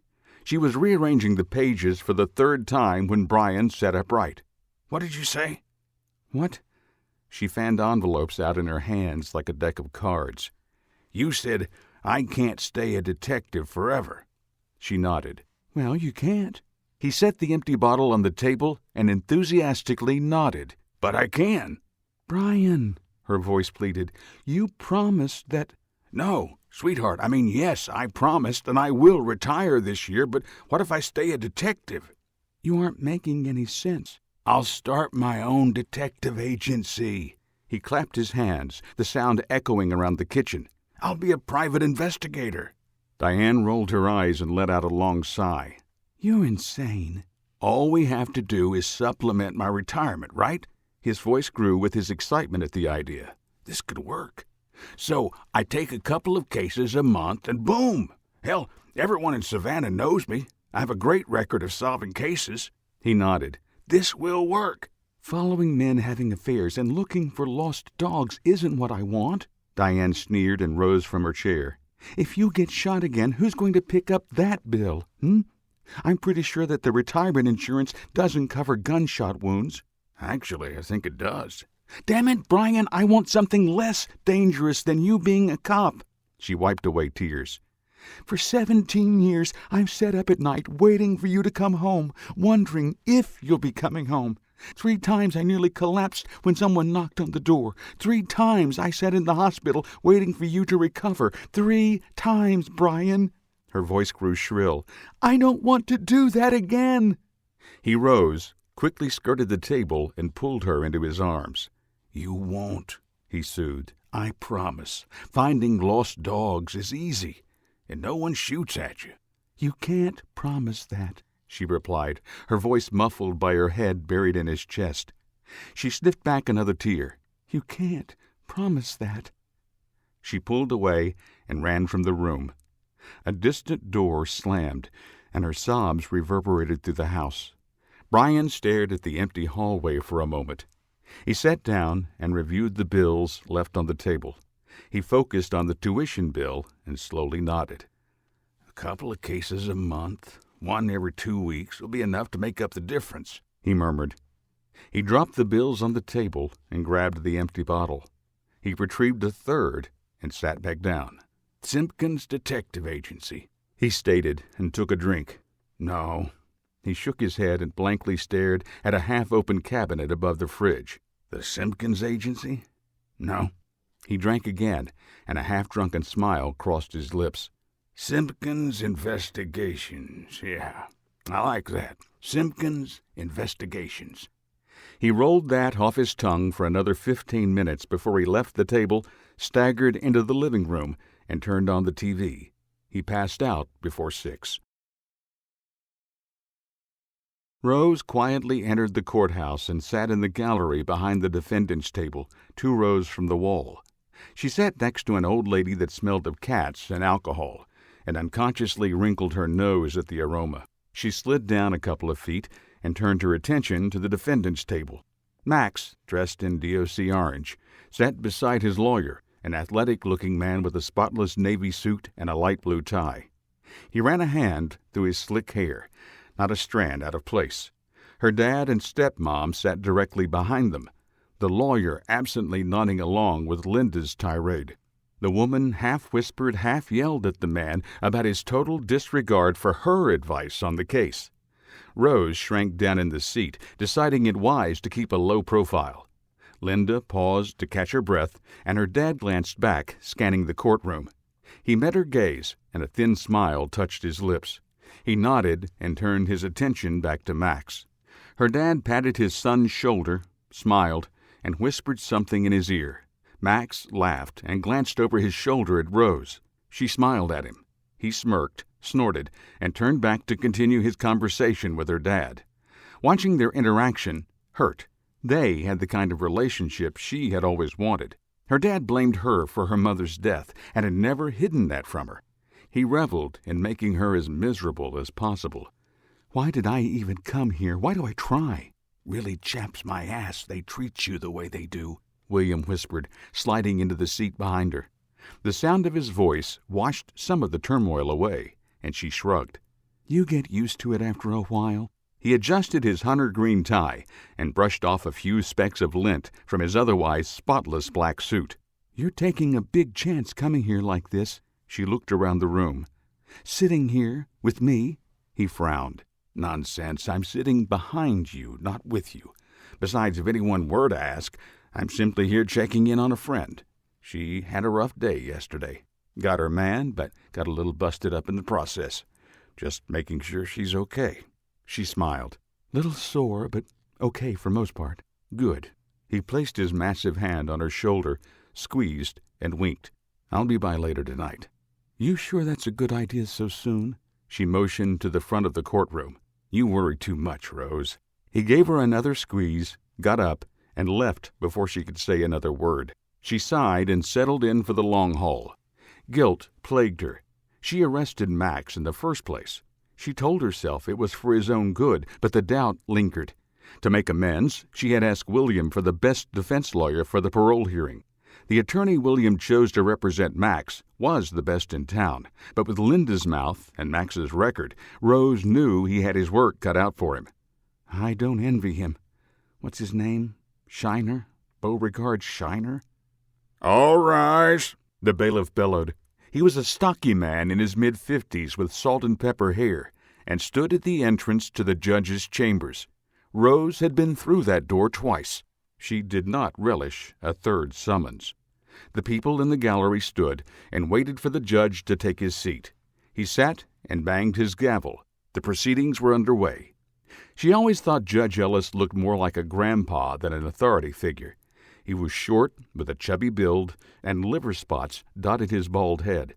Every time she came before him, he had his glasses perched at the end of his sharp nose. He had a kindly demeanor, but ran his courtroom with an iron fist. Hence her 2 visits to his chambers. Max, Judge Ellis said, looking at the folder in front of him. I see you've kept your nose clean like I asked. Yes, Your Honor, my client. Yes, sir, he has, Linda interjected. His counselors are very impressed. Judge Ellis cocked his brow in annoyance. He opened his mouth to say something, obviously thought better of it, and returned his attention to Max. As I was saying, the rehab seems to be paying off. Do you have any questions? Concerns? When can he come home? Linda blurted. Is the halfway house really necessary? Mr. Shiner turned and shushed her. Quiet. The judge removed his glasses and sighed. Mrs. Thorne, I've asked you repeatedly not to interrupt my courtroom. My questions are for Max and his attorney. Should you have questions, ask Mr. Shiner. I apologize, Your Honor, but this so-called lawyer isn't worth whatever the state is paying him. The state isn't paying him anything, Your Honor, Williams said as he entered the courtroom. He strode up the aisle and put his briefcase on the defendant's table. My firm took this case as part of our community outreach program. I believe you're familiar with it. Judge Ellis nodded. All of this, the legal fees, the rehab, the cost of the stay in the halfway house, once released, has been and will be paid through our firm. Seems to me Max has been fairly lucky, Judge Ellis said. Most defendants would kill to have a deal like that. Ha! Linda turned and stared at Rose. She grinned and turned back at the judge. "I'd like to know which one of you she's sleeping with. A deal like this doesn't come without strings attached." William's fists clenched, but he showed no other sign of his frustration. Rose fumed and fought the urge to retort. She kept her face stoic despite the remark hitting close to home. "Linda!" Rose's dad yelled. He stood and pointed toward the courtroom doors. "Leave. Get the hell out right now." He turned to the judge. "I apologize, Your Honor. My wife speaks first and thinks later. Much later." "You don't need to apologize for me," Linda snarled. "She's not my daughter. She's yours. Why don't you start asking these questions? Who do you think she's shagging? The lawyer here?" She pointed at William.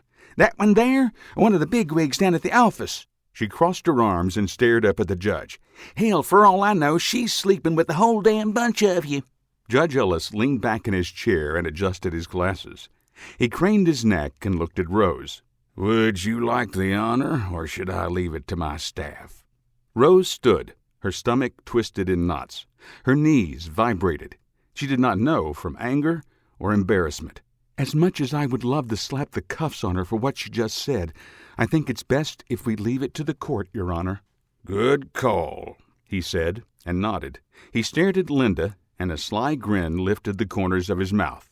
"Mrs. Thorne, you may leave my courtroom on your own now, or you can resist and be held in contempt. I will not tolerate accusations like those being thrown around without cause. The firm representing your son is very well known for their outreach program. They've been doing it for years. Men and women in worse situations than Max have had their lives turned around thanks to these fine people. Not once has their reputation ever been called into question for doing something good." "Your Honor, I only meant—" "Enough!" Judge Ellis raised his gavel. "Bailiff?" "Mom, just get out," Max pleaded. "Fine." Linda grabbed her purse and walked away. She stopped near Rose and leaned in close. "I know you're sleeping with somebody at the top somewhere. You don't get where you are by keeping those pretty legs crossed. No woman does. I'll figure it out. Just wait." "Enough!" Judge Ellis bellowed again and banged the gavel. "Bailiff, please introduce Mrs. Thorne to your cuffs." "But, Your Honor, I'm leaving," Linda said. "I promised a contempt charge for tossing around unfounded accusations. That includes accusing an officer on your way out the door." "I apologize, Your Honor," she softly said. "I'm not the one you owe an apology to." Linda looked at Rose. "I'm sorry," she spat, and hurried out the door. The doors to the courtroom silently slid closed. Every eye in the courtroom focused on Rose. Her face flushed, and her heat rose. Fight-or-flight instincts threatened to overwhelm her.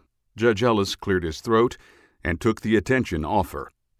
"William, considering the circumstances—" "Yes, sir," William answered, cutting off the question. "We will continue to represent the client despite what transpired here today." He looked over his shoulder at Rose. "Under one condition. The defendant's mother will not be present for any more court dates." "I'd say that is more than fair." Ellis shuffled the papers in the folder and looked at the prosecutor's table. "Are we ready to get this underway?" "We are," the DA said. "Proceed." Chapter 7. Rose fidgeted in the makeup chair while two anorexic women circled her like sharks.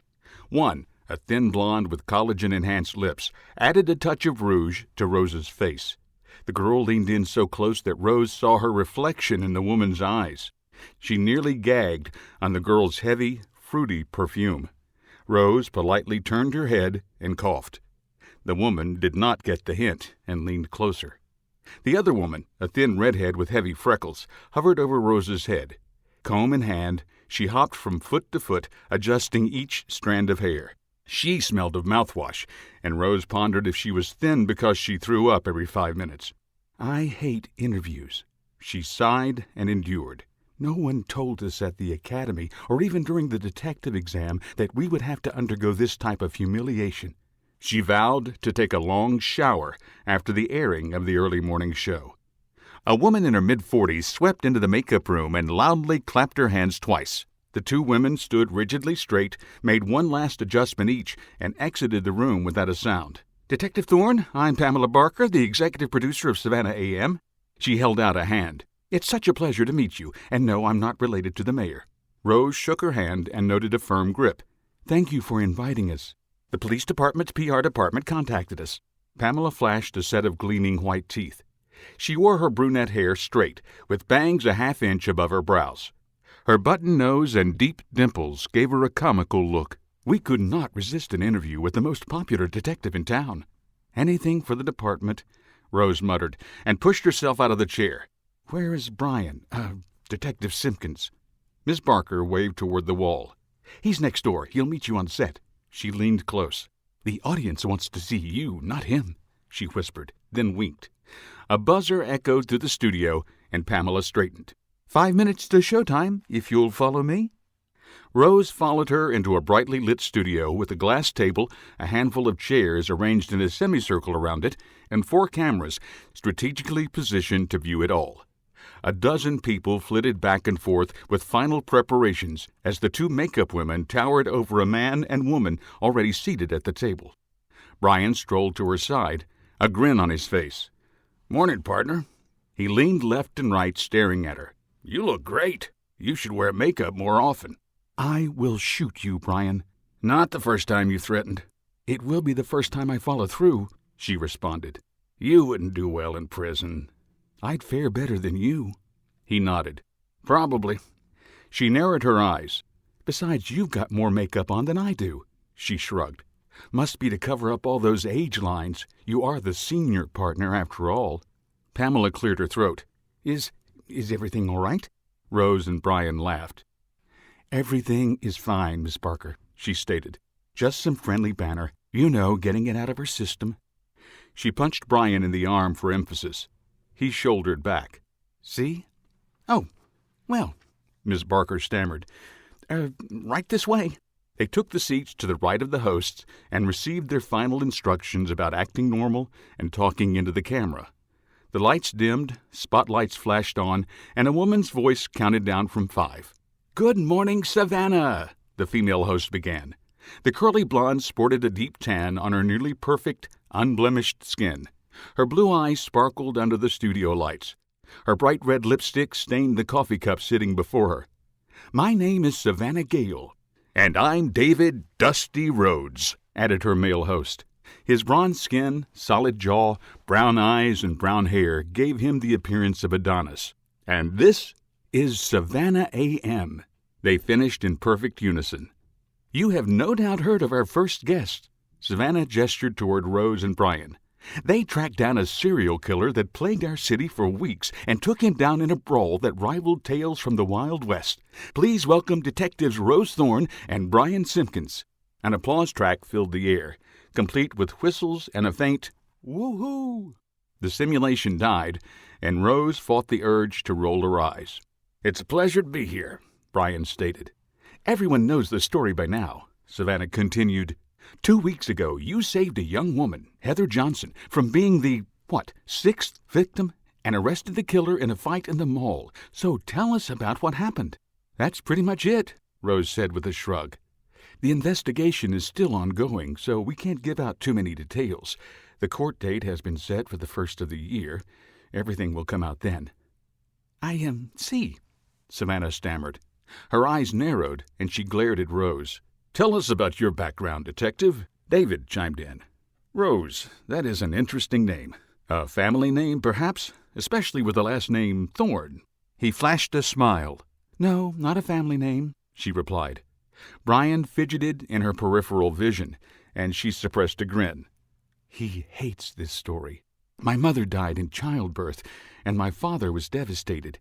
He named me Rose because I had become a thorn in his life, an uneasy reminder that I survived, but my mom didn't. Silence filled the studio. The host's smiles disappeared. I didn't let it get to me. I was always independent, and I did my own thing, even at an early age. My father remarried when I was 6 and had a son. My half-brother, Max, was the pride of the family. We grew up together, not particularly close, but we looked out for each other. He fell into a bad place when I went to college on a track scholarship. I used to be a runner, hurdles, and the 1,000-meter distance run. We lost the regional by 2 seconds my sophomore year. The team blamed me, the easy scapegoat. So I dropped out of college and joined the police academy.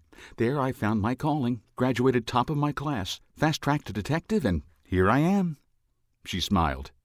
"Well, okay," Savannah stammered. She looked into the camera, and her persona instantly reverted to her on-air personality. That was quite a story. Stay tuned for more insights from our guest, Detective Rose Thorne. We will be right back after a word from our sponsors. "And we are clear," a voice called from the darkness behind Rose. "What the hell was that?" Savannah huffed.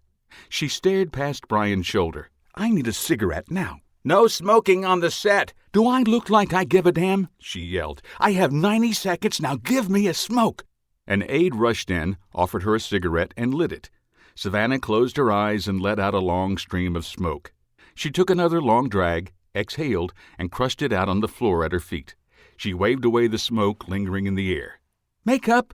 2 girls rushed in, spot-checked her makeup and hair, and disappeared as quickly as they arrived. The host leveled her gaze on Rose. "Detective, that was one hell of a story. I have no idea if it's true or not, but don't you ever catch me off guard like that again. That was embarrassing." Rose shrugged. "You shouldn't have asked me if you didn't want the truth." 20 seconds, someone called from the darkness around them. Savannah glanced at David. He sat stoic and silent, a mask of impassiveness on his face.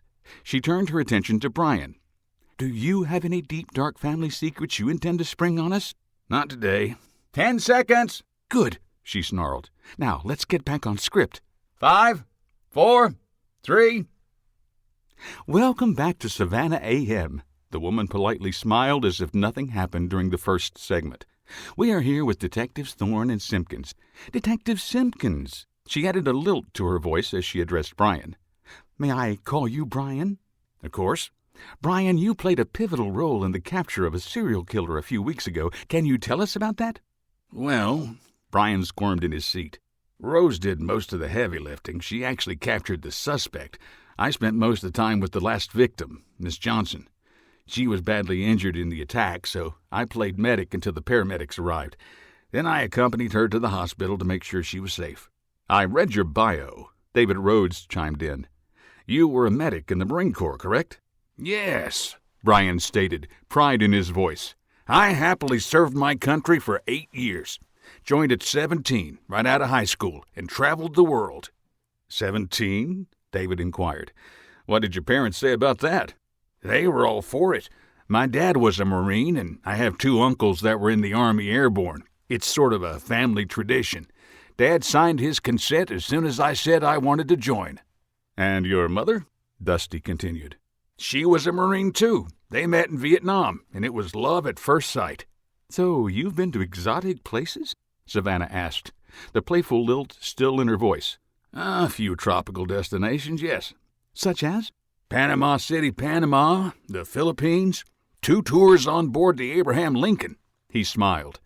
"The second tour aboard is where I met my wife." "She was a Marine as well?" Savannah asked. "Like your mom?" No, actually, Brian corrected. She was a private consultant on a new software system being installed on the carrier. I literally ran into her on the mess deck, spilled a whole tray of oatmeal down her front. He smiled. Never been so embarrassed in my life. Anyway, long story short, she spent about a month on board, and by the time she left, I had fallen for her. "And she for you," Savannah purred. Not a bit, Brian corrected again. The woman's face twitched in annoyance. It took a few dates and an embarrassing fall from the Riverwalk here in town before I finally won her heart. We got married and have 2 children. My youngest started UGA this fall. "Go Dogs!" Savannah smiled for the camera. "So you've got quite a few years in," David stated. "Military service, beat cop, detective. What's next for Brian Simpkins?" "Retirement in the next year or so." "Retirement and a kid in college?" David shook his head. "Those 2 things do not go together. I mean, what's next for you? You don't seem the type to just sit back and relax." "You mean after retirement?" Brian's voice filled with apprehension. "Yes." Brian nervously glanced at Rose. "Well, I have been toying with an idea." "Oh?" Savannah teased. "Do tell. Our audience would love to be in on your plans." He glanced at the camera and the unblinking red light. His eyes wandered to the "On Air Live" sign, peering out of the darkness like a demon. "I'm not sure this is the right time. I mean, it's only an idea." "Come on, detective." David leaned over the glass-top table. "This is a great time to get public feedback." He gestured toward the camera. "All of Savannah is dying to know." I don't know." "It must be something good," Savannah chimed in. "Tell us." "It's barely an idea. My wife hasn't even—" "Your partner wants to know," Rhodes interjected. Brian glanced at Rose. She sat back in the plush chair, arms folded, and stared at him. "Well?" she asked. "Well, after retirement, I'm thinking of starting a detective agency. Simpkins Investigations." "You what?" Rose blurted. She scooted forward to the edge of her seat. "When the hell did this come about?" The studio lights dimmed over the two detectives. Spotlights captured the grinning hosts. "And that's all the time we have this hour." David Rhodes smiled into the camera. "Stay tuned for the news at the top of the hour, and join us when we return for Donald Darling and his dancing dachshunds." The spotlights dimmed, the studio lights came on, and Rose gaped at Brian in disbelief. Chapter 8. "You could have told me." Rose and Brian sat in a coffee shop a few blocks from the Riverwalk. People in light jackets strolled along the sidewalk as a scattering of clouds tried to obscure the early morning sun. A chill permeated the air with the threat of autumn. A squad car roared past, siren blaring. "It was just an idea," Brian replied. He wore the same brown suit he wore during the interview, with a light cream shirt and multicolored tie. His hair was disheveled, and dark circles surrounded his bloodshot eyes. He took a sip of coffee, grimaced at the taste, and grabbed a pair of sugar packets. "It was, until yesterday, anyway." Rose took a drink of her black coffee and stared at him over the styrofoam cup. She woke up on the wrong side of the bed, literally. She had asked William to come over after the interview, but he could not break away. She tossed and turned and woke up on the side reserved for him. Her foul mood grew as the day progressed, and the clock had only struck 8 a few minutes earlier. "What do you mean, until yesterday?" she asked. "Are you saying the interview made you commit?" She sat back, huffed, and crossed her arms. "Are you saying that I did?" "No," Brian replied. "This." He reached into his jacket, produced an envelope, and slid it across the table. Savannah PD letterhead adorned the exterior of the envelope. Concerned, Rose gingerly reached for it. "What's this?" "Mandatory retirement." "What? I thought you still had a few years." "So did I," Brian said with a shrug. He took another sip of coffee and added another sugar. "This arrived after the interview." He took a deep breath. "Congratulations," he recited, an octave higher than his regular voice. "An audit of your years of service has found that you meet the criteria for early retirement, per the budget and new department policy, blah, blah, blah." He cleared his throat. "Bottom line," he said, returning to his normal voice, "they are kicking me out. I got my 20. "This is bullsh—" "Look at it this way," he interjected, interrupting her pending tirade. "This is great publicity for Simpkins Investigations. The interview happened at the perfect time." "Yeah," Rose scoffed, "like someone planned it." "You don't think It wasn't me. And no, Rory isn't that smart." "Come on, senior detective. The timing is too coincidental, and you know—" "There is no such thing as coincidence," they finished in unison. Another squad car rushed past, followed by a third. "What's going on?" Brian asked. Both their phones dinged. "Thorne." "This is Rory. Is Simpkins with you?" Rose put the phone on speaker and turned the volume low so only they could hear. "We're both here, Captain." "I've got a body for you. Head over to the Westin. It's in the penthouse." His tired voice sounded flat, emotionless. "And Simpkins just heard about the letter. When you get back to the office, come find me." "Yes, Captain." The line went dead. "He's talkative today," Rose mused. "Would you rather have a long, drawn-out conversation with him?" I would have rather you talked to me about your plans before the interview." Simpkins scoffed. "I literally thought it up 2 days ago. I got put on the spot, so I said something." He tapped the envelope on the table. "And now this." He shook his head and smirked. "But you're right. No such thing as coincidence. He had to have known." "Be an interesting conversation with him." "Don't remind me. Come on." He gulped down the last of his coffee, blanched, and slid out of the chair. Cold and too sweet. They headed outside.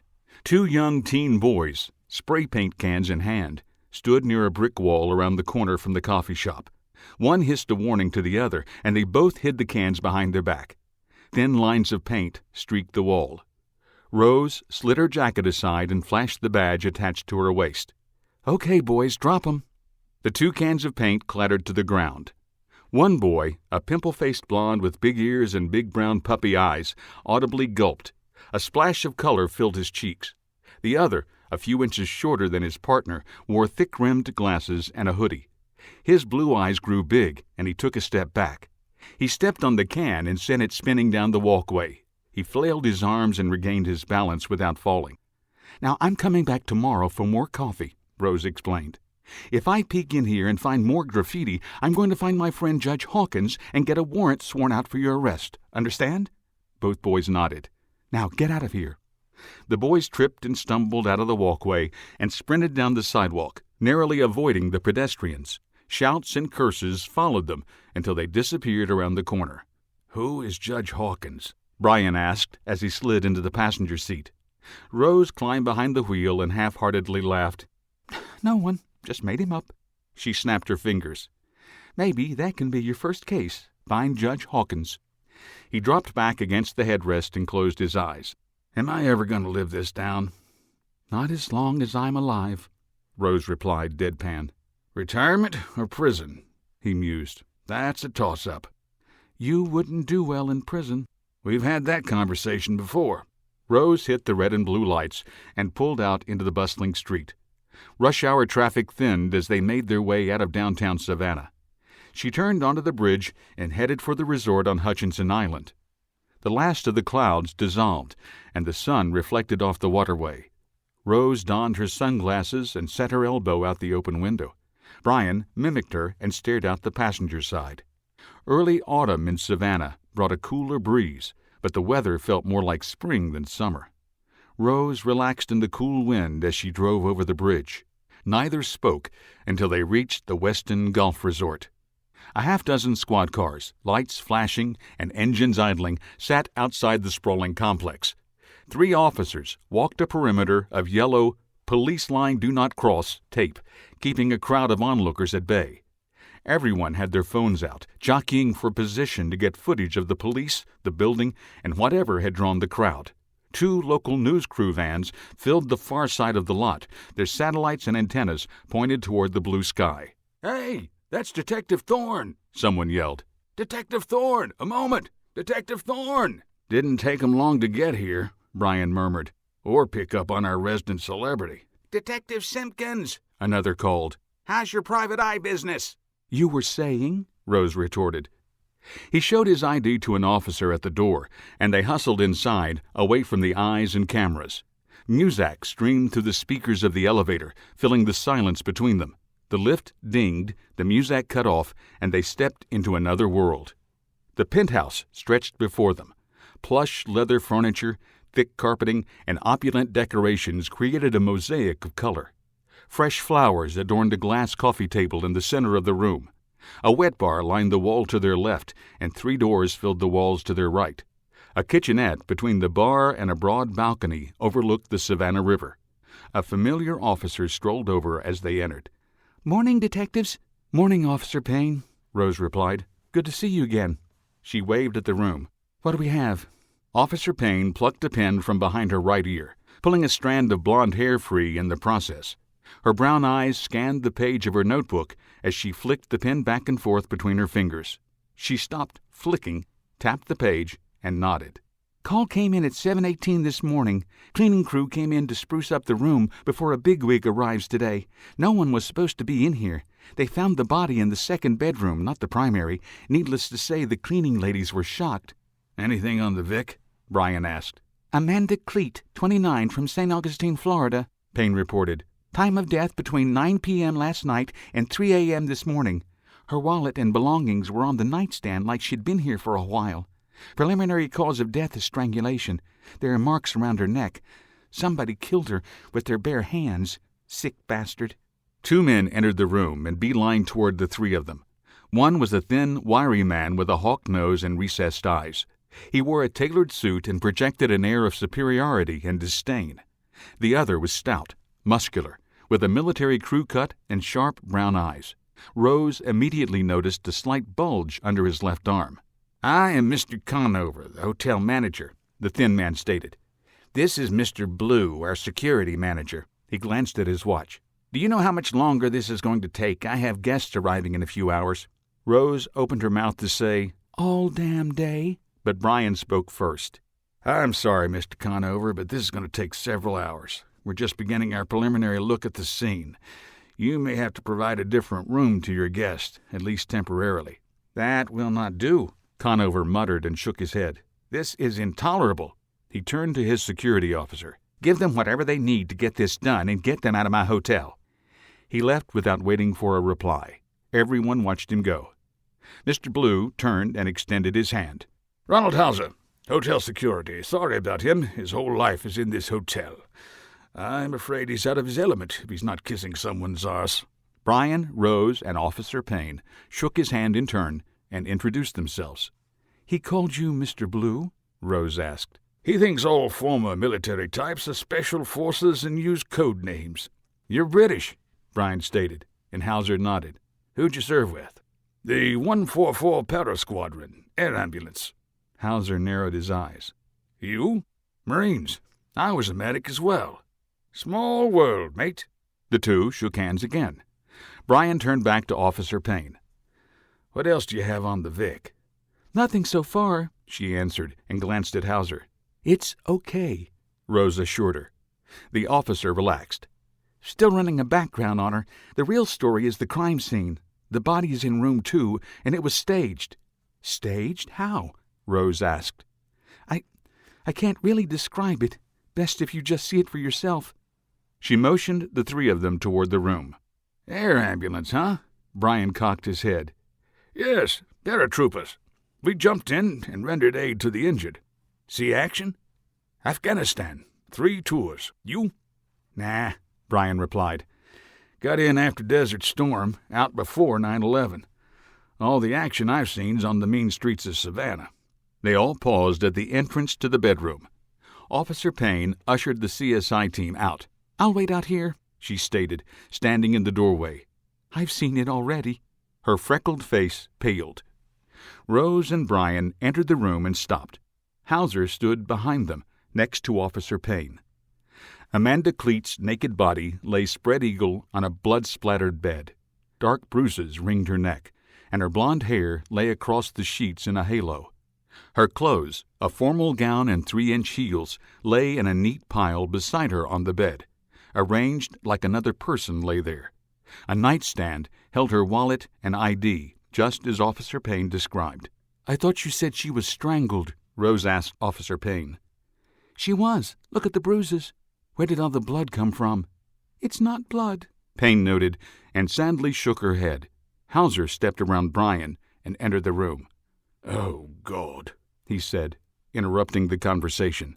"I haven't seen anything like this since, and I hope you never have to again," Brian stated. Rose slipped on a pair of blue gloves, moved to the side of the bed, and gingerly examined the Vic's belongings. She leaned forward and studied the woman, her position, and her neck. "You didn't answer me," Rose said to Payne. "If she was strangled, where did all the blood—" "What the hell?" she asked, confused. "What?" Brian and Hauser asked in unison. Rose touched the sheets. "This isn't blood." "Told you." Brian stepped toward the bed. "What is it?"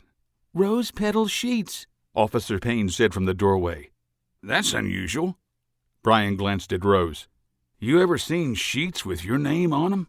She patted her weapon in silent warning. "I will shoot you." She turned to Hauser. "Is this standard in the hotel, these sheets?" Hauser shook his head. his eyes never wavering from the body. We use standard white linens in all the rooms. Rose picked up the dress and covered the Vic. You have security footage of the property? Brian asked. Yes, of course. It's in the security office in the lobby, behind reception. Officer Payne, Rose directed, please escort Mr. Hauser to the lobby and start pulling up security footage from 9 till 3. We'll be down shortly. Yes, ma'am. Payne grabbed Hauser by the arm. Show me the security office, please, and tell me what brought you to Georgia. I've always wanted to visit Britain, but so far Her voice trailed off as they left the room. Dead girl in a hotel room, no registration, Brian said. Looks like strangulation, and she's put on display on the craziest sheets I've ever seen. He shook his head and whistled. Had to get a weird one from my last case. Chapter 9. Rose pulled off her blue latex gloves and wiped the perspiration from her forehead. 2 hours of painstakingly combing through the room revealed no clues. Her stomach growled, reminding her that she had worked through lunch. A flush of heat warmed her cheeks at the rumble, and she looked around the room. Brian squatted next to the bed with a fingerprint kit and dusted the victim's possessions. He looked at Rose, smirked, and shook his head. He stood and moved out of the way of the medical examiner, a portly man in his mid-50s with balding hair and trifocals. Dr. Ulma directed his 2 assistants to carefully place the body on a stretcher. They sealed the body bag, and the trio left without uttering a word. Madeline Johansson, the forensics team chief, let out a long sigh. She caught Rose's eye and shook her head. Nothing. We found nothing. No fibers, no prints, no blood.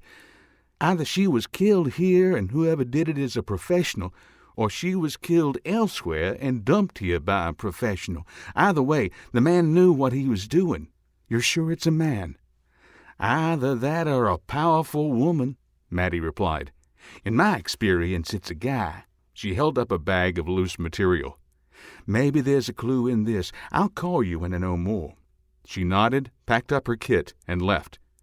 Rose's stomach growled again. Let's get something to eat, Brian suggested. Maybe food will help. Can't hurt.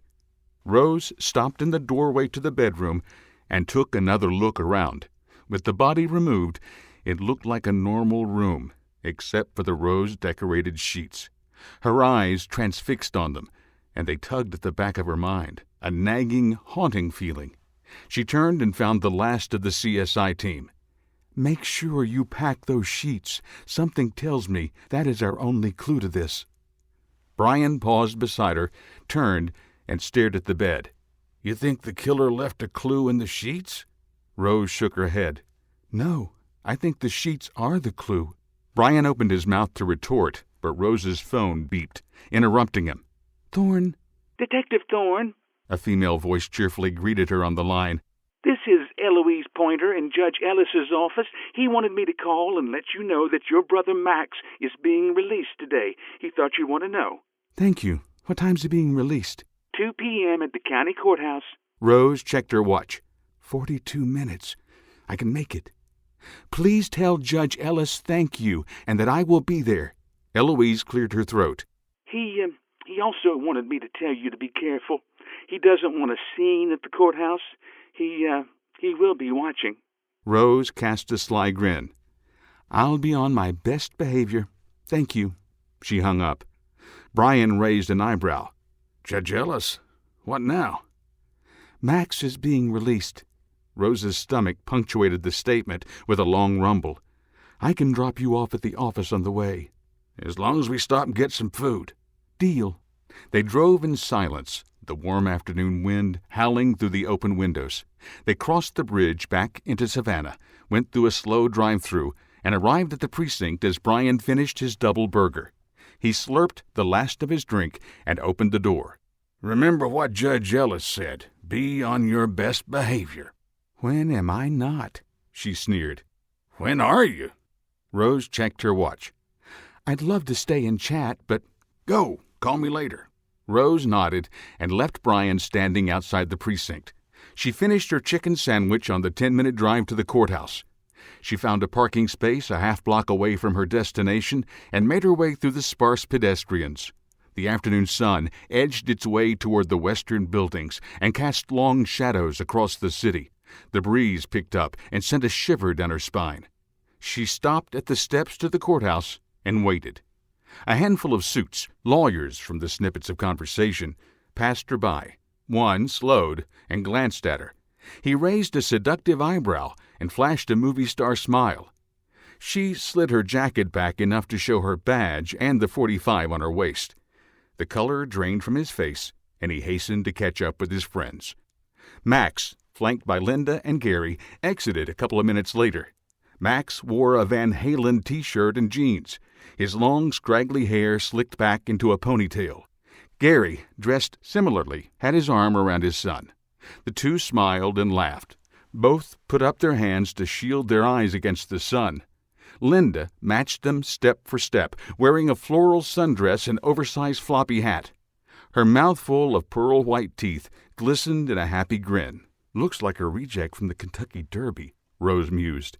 She shook the thought away, straightened her jacket, plastered her friendliest smile on her face, and headed toward them. Linda spotted her first, and the woman's grin vanished. Her face turned bright red, and anger flashed in her eyes. She shook her head and waggled a finger in Rose's direction. "No, not today. You ain't going to ruin this for me and Max." Rose defensively held up her hands. "I'm not here to fight you, Linda. I just want to come see my little brother." "Half-brother," Linda spat. Rose rolled her eyes and caught sight of Judge Ellis peering out his office window. He raised a coffee cup to toast her. Rose gulped down her rage at the woman's outburst and tried again. "My half-brother," she turned. "How are you, Max?" "I'm fine, no thanks to you," he sneered. "You'd have let me rot in that cell, wouldn't you?" You never came to see me," he continued. "Never got one letter from my big sister," he air-quoted. "Now you come by for what? To taunt me? Go to hell." "Lying piece of "Max." "No, Dad, not this time," Max interrupted. Gary shrank away. He looked at the ground and shuffled his feet. "She never wanted anything to do with me." He leered at her. "So, why now? Your boyfriend put you up to this?" I don't have a boyfriend," Rose stammered. She had not expected the vitriol, and it took her by surprise. "So you're just sleeping with him?" Linda chimed in. She stepped forward, blocking Max. "Slut," she snarled. "I'm not sleeping with anyone," she lied. She took a breath. "I just came by to—" "Can't even find a man," Linda interjected. Poor Rose. Either you're screwing everything in sight or nothing at all. You're pathetic." Rose glanced to her left. The group of lawyers stood nearby, intently watching the exchange. A couple, in their 40s, glared at them on her right. The woman held up her phone, recording the event. A huge smile filled her face. Other passers-by stopped and gawked. Rose let out a long, stress-releasing sigh and peered around her stepmother. "Max, if you need anything, call me, day or night." "I didn't need you in the joint," he scoffed, "and I don't need you now." Gary cleared his throat. I think you need to go, Rose." "I know I haven't always been there for you, but—" "Go, now!" Linda grabbed Max by the arm and dragged him toward a waiting car. "Come on, leave the slut here on the sidewalk." She pushed Max into the back seat and turned back to Rose. "You stay away from my son," she snarled, waving a finger at Rose. "None of us want you around, you hear me? None of us."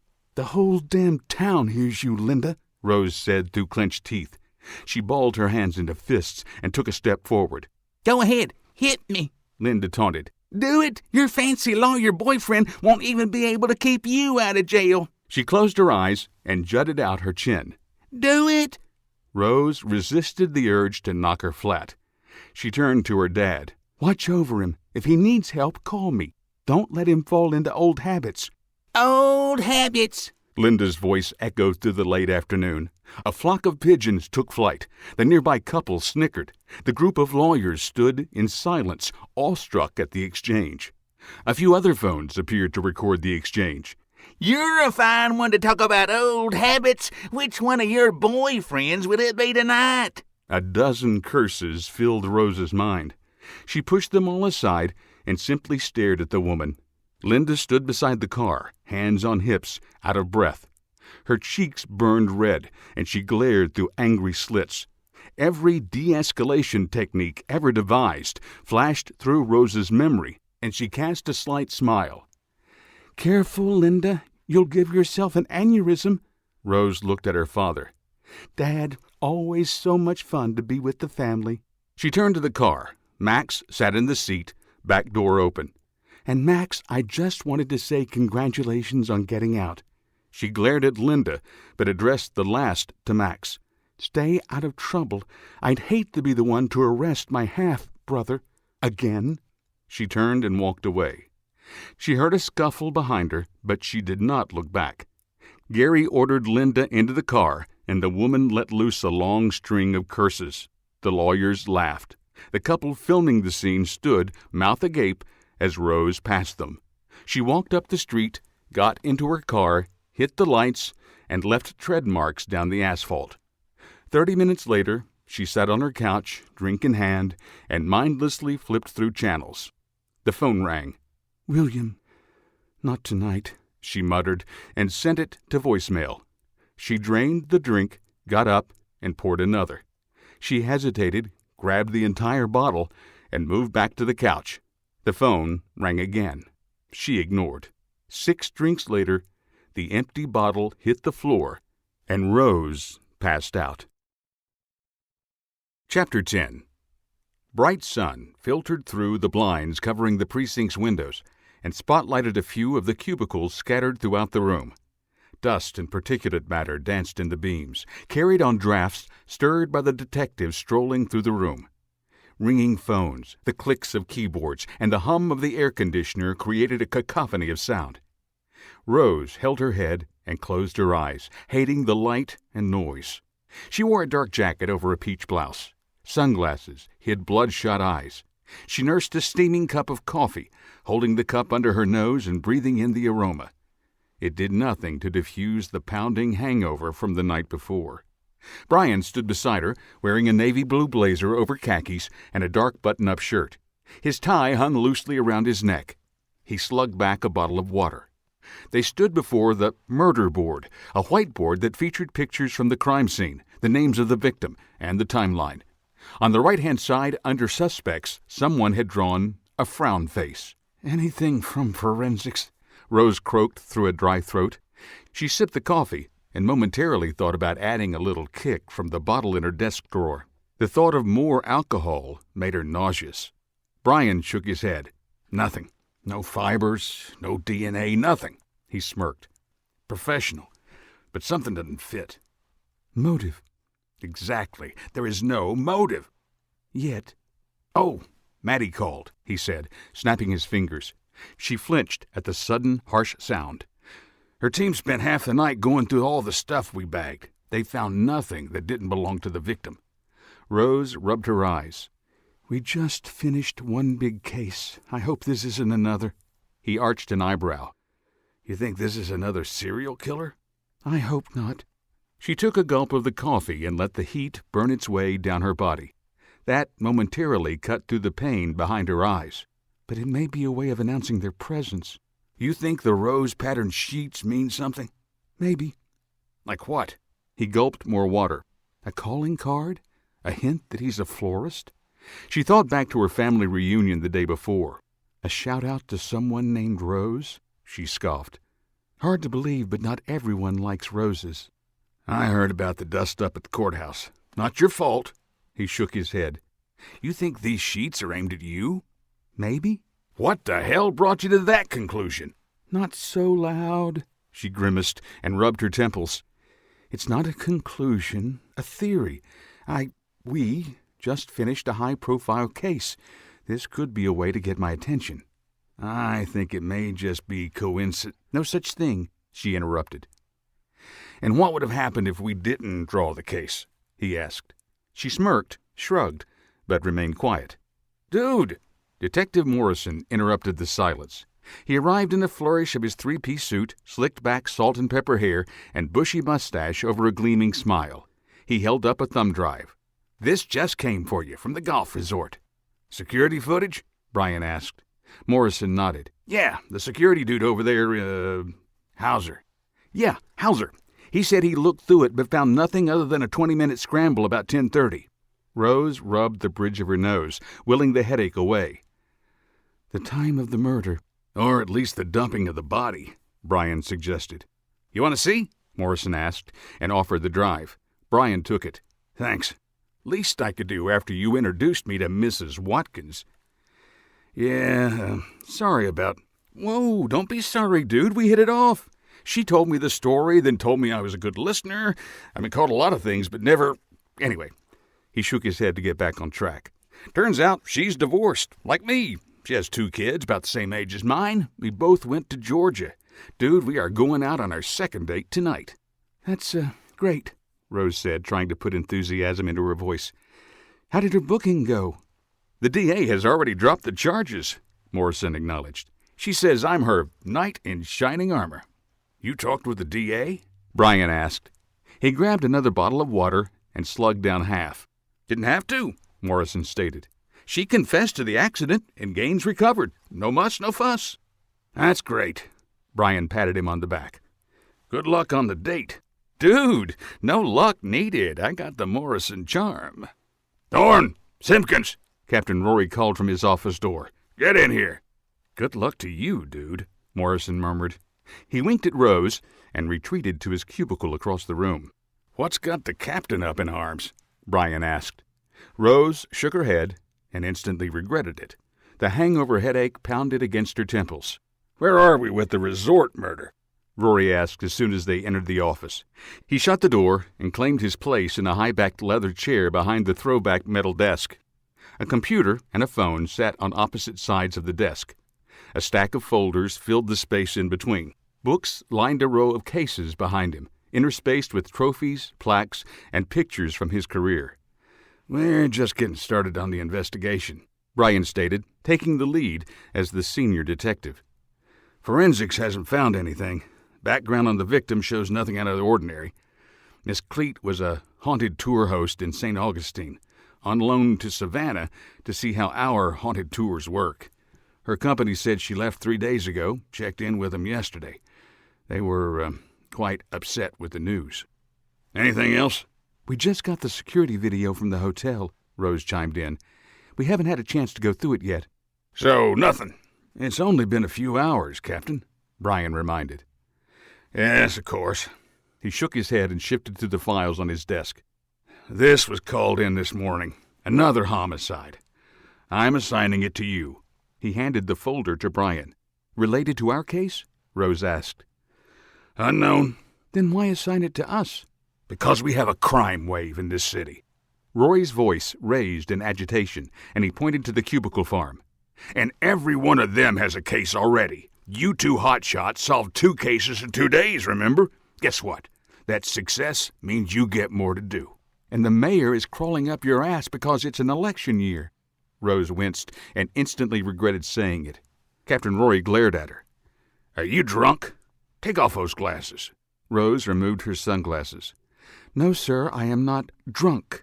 I am hung over. There's a difference. Don't get cute with me, Detective. You now have 2 cases, and I expect results. Rory sat back, anger in his eyes. He turned his attention to Brian. And one last thing, the captain said much softer. The retirement committee finally came up with a date for discharge.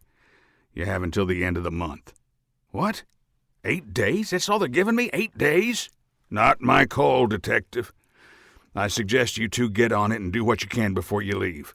Rory turned his attention back to Rose. With him on the way out, that makes you lead detective. I expect daily reports. Daily? Rory crossed his arms and nodded. Rose put her sunglasses back on and stood. Whatever you say, boss. She turned and walked out the door, Brian on her heels. I'm sorry. For what? Rose huffed. She stared straight ahead, both hands on the wheel, and sped through the thin late-morning traffic. Pedestrians lined the streets. 3-piece suits and jogging pants mixed in a hodgepodge of humanity. Rose ignored it all. For apparently leaving you in a lurch. Brian leaned toward the window, and the wind whipped through his hair. 8 days and that's it, he sighed. Years of service. And all I get is, don't let the door hit you. Not your fault, she sighed. The glasses did little against the bright October sun, and her head throbbed. She wished she had let Brian drive, but she'd been driving the two of them around for more than 6 months, and she'd taken the driver's seat out of habit. Captain Rory didn't have to throw it out there like that. Son of a bit. You need to watch yourself around him, Brian interjected. Rose took a left turn against a yellow, slapping on the lights and siren as she careened through the intersection. She glanced at Brian. He sat pressed against the door. His ashen face and wide eyes told her she'd gone too far. She pulled her foot from the accelerator and killed the siren. Sorry. Brian straightened his jacket. As I was saying, I don't think he likes you too much. You need to watch your six. I'm not going to be around to provide cover. You don't think I can handle Rory? Not what I said. Brian waggled a finger at her. Don't do that. What? Interpret what I say as something else. Don't do it. I said watch your ass. Rory is a sneaky, conniving bastard, but he's also the captain. If he wants you gone, you'll be gone. I'll be careful. Brian crossed his arms and sat back in the seat. I've heard that before. They continued the rest of the way in silence until Brian's cell rang. Simpkins. He listened for a moment, then put it on speaker. Say that again. This is Officer Lynn at the crime scene. We have secured the perimeter and started canvassing for witnesses. Nothing so far. Captain Roy said you were en route? About 15 minutes out, Brian offered. Okay. Thanks, Detective. He also said if we found anything unusual to give you a call. The hairs on the back of Rose's neck stood on end. This is Detective Thorne. What did you find? Rose patterned sheets? What? Oh, no, ma'am. Officer Lynn replied. Bloody footprints. Looks like from a cat, but we haven't found the cat. The man paused and cleared his throat. Does that count as unusual? My T.O. told me it might be. Your T.O.? You're a rookie?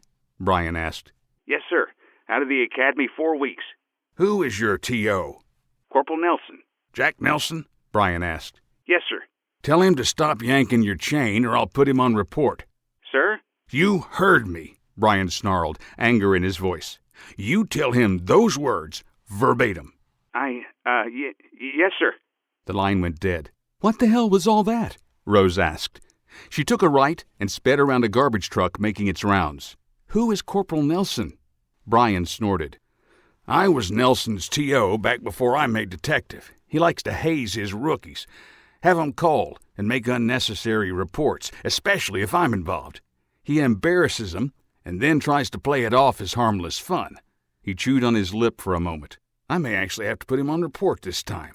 A parting gift from a retiring detective. You can cut that out right now, Rose snarled. She rubbed her temples with her left hand and drove with her right. I'm not in the mood. Party pooper, he laughed. I'm trying to make the best of this, and I'm not, and I don't want to hear it, Rose snapped. She deeply inhaled and slowly let it out. Sorry. Can we just finish the trip in silence? Not likely. Why not? She asked, exasperated. He pointed. We're there. A half-dozen police cars, lights flashing, filled the parking lot of a 3-story apartment complex. Yellow tape cordoned a section of the asphalt and assisted 2 officers in crowd control. 3 news crews and no less than 30 people stood at the boundary, gawking at the building and screaming questions at the police. Rose parked the car as far from the crowd as possible and slid from the seat. She made it 3 steps before a chorus of questions came from the crowd, directed to her by name. She ignored the barrage and made her way toward the apartment office. Detective Thorne! Detective Thorne! How's your brother? Rose froze in her tracks. Anger heated her body and sweat beaded her forehead. Her headache forgotten. She turned and faced a suddenly quiet crowd. Brian tugged at her arm, but she pulled away. My brother is off limits, she stated, fire and ice in her voice. This is a murder scene. I was hoping just once you'd show a modicum of humanity. She slowly exhaled and calmed by sheer force of will. I guess I was wrong, but, not surprised. She turned her back on the crowd and entered the building. The carpeted lobby featured a small 2-person kiosk to check in. An older woman with too much lipstick and nicotine-stained teeth stood behind the counter, A small TV with foil-covered antennas sat on a small table behind the desk. A coffee pot and 3 outdated magazines filled the right-hand side of the check-in, an old rotary phone on the left. 2 officers faced the woman, notepads in hand, and questioned her. Officer Lynn greeted them as they entered.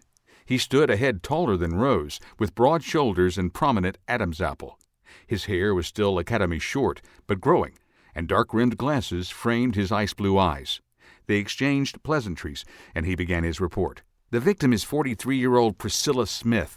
Divorced, no kids. We're still running the checks, but it appears she's a hairdresser. The super, Mrs. Callady, he pointed at the woman behind the counter, called it in this morning after the downstairs neighbors heard a series of thumps that sounded like a hailstorm about 11:30 last night. She waited until the morning? Rose asked. The neighbor reported it, but Mrs. Callady had already gone to bed. She apparently sleeps very well at night. He mimed, chugging back 2 quick shots. She investigated this morning and found the body. She says it nearly gave her a heart attack.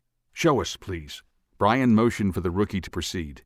This way, Lynn said, and headed toward the door. He led them around a murky, leaf-covered pool in the center of the horseshoe-shaped apartment complex and up a set of stairs near the back. Oh, he said over his right shoulder toward Brian. Officer Nelson apologized for making me call you. He said he was just being funny. I've never heard him apologize for anything. Kind of scary. He's not very good at it. Rose suppressed a giggle.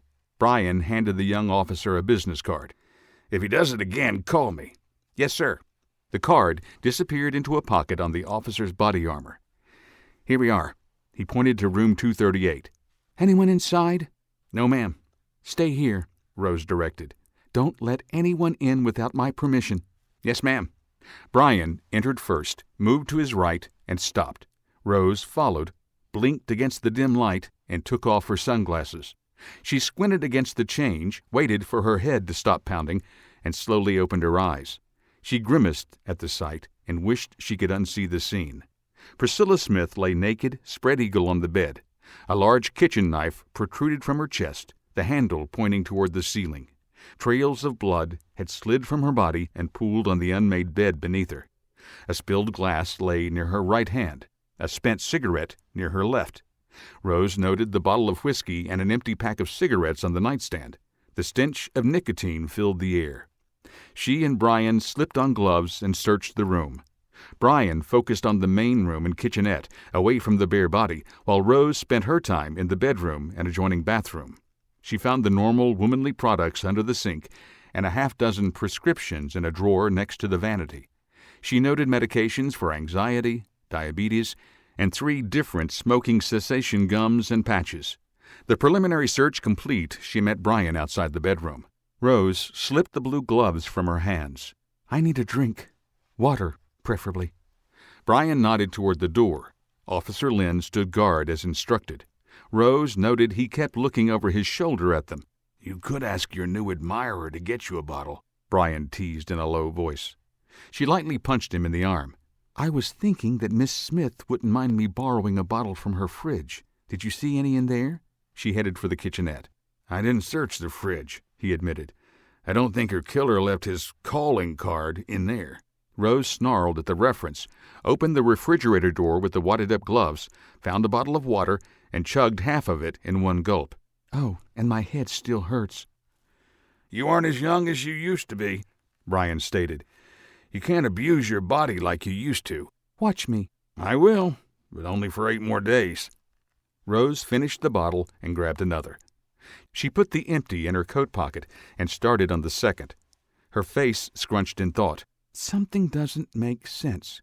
Why her? No, she countered with a shake of her head.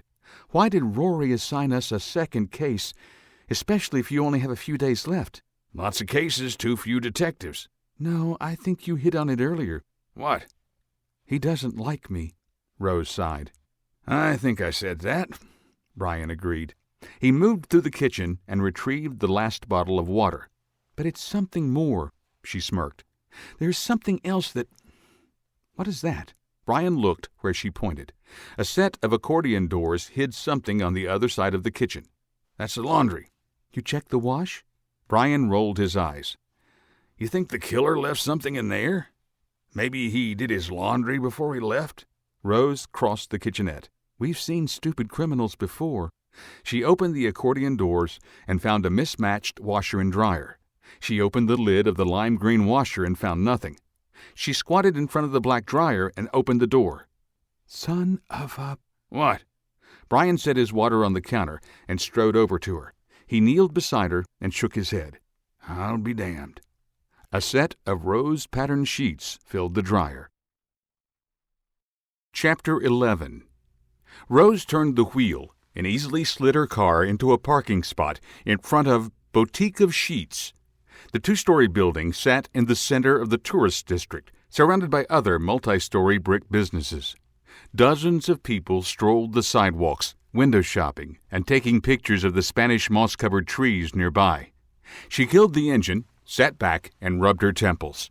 She groaned and hoped this store might yield better results than the previous two. The rose-patterned sheets in the dryer had been unpackaged, washed, dried, and never touched the victim, according to the forensics team. The inspection of the apartment led well into the evening, and Rose went home tired and pissed. A quick rendezvous with William left her wanting more and led to a restless night. Linda called at dawn, asking if she'd seen Max. "No," Rose groggily replied. "Why? What's happened?" If I knew what had happened, do you think I'd call you? You're the detective. Linda snarled through the phone. You go find him. Heat caressed Rose's waking skin.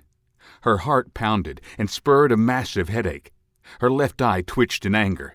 "Listen, bitch, you two made it clear you wanted nothing to do with me." Her voice elevated with each word until she yelled into her phone. "You find him and go to hell!" She threw the phone across the room and plopped back on the bed.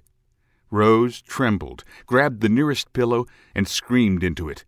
She eventually dragged herself to work and arrived at the precinct frustrated about the case, her love life, and life in general. We may have something, Brian greeted her as soon as she sat down at her desk. He carried 2 cups of coffee and handed her one. Johansson and her team found a piece of a tag in the garbage. "A piece of a tag?" Rose repeated, her attention more on the coffee and its strong aroma than her partner. Her stomach growled, and she wished she had stopped for something to eat. She deeply inhaled and took a sip of the hot liquid. "What tag?" she asked in a tired whisper. "A tag from the sheets," Brian stated. She felt his eyes on her. "Are you okay? Rough night?" "And morning." She told him about the call from Linda, but did not mention William. He glared at her with the fatherly stare, and she simply shook her head. "Not now." He turned toward a distant cubicle. "Morrison? Yeah. Got a second?" Detective Morrison lumbered over. He wore a neatly pressed suit and a tie with a tulip tie-tack. His usually messy and unkempt hair lay slicked back on his head. Dudette, what's up?" he asked with a smile. "Things going well with Mrs. Watkins?" Brian raised an eyebrow and made a show of looking Morrison up and down. He stood, brushed Morrison's shoulders, and adjusted the tie, then leaned back and nodded his approval. "Very well. Thank you again for the introduction." He smiled at Brian and glanced at Rose. "What's up?" he repeated. "Need you to run the arrest reports for the last 24 hours, Brian said in a low voice and glanced around. "Looking for anything on Max?" "Brian, you don't have to." "Thorne," Brian finished, talking out of the corner of his mouth. Morrison looked at Rose again. "You're—" He cleared his throat. "Brother?" he whispered. Rose closed her eyes, smelled the coffee, and nodded. "Dude, is he in trouble again?" "That's what we want to find out," Brian stated. He glanced around the room again. "Can you do that?" Morrison shrugged. "Sure, dude, but, why all the secrecy?"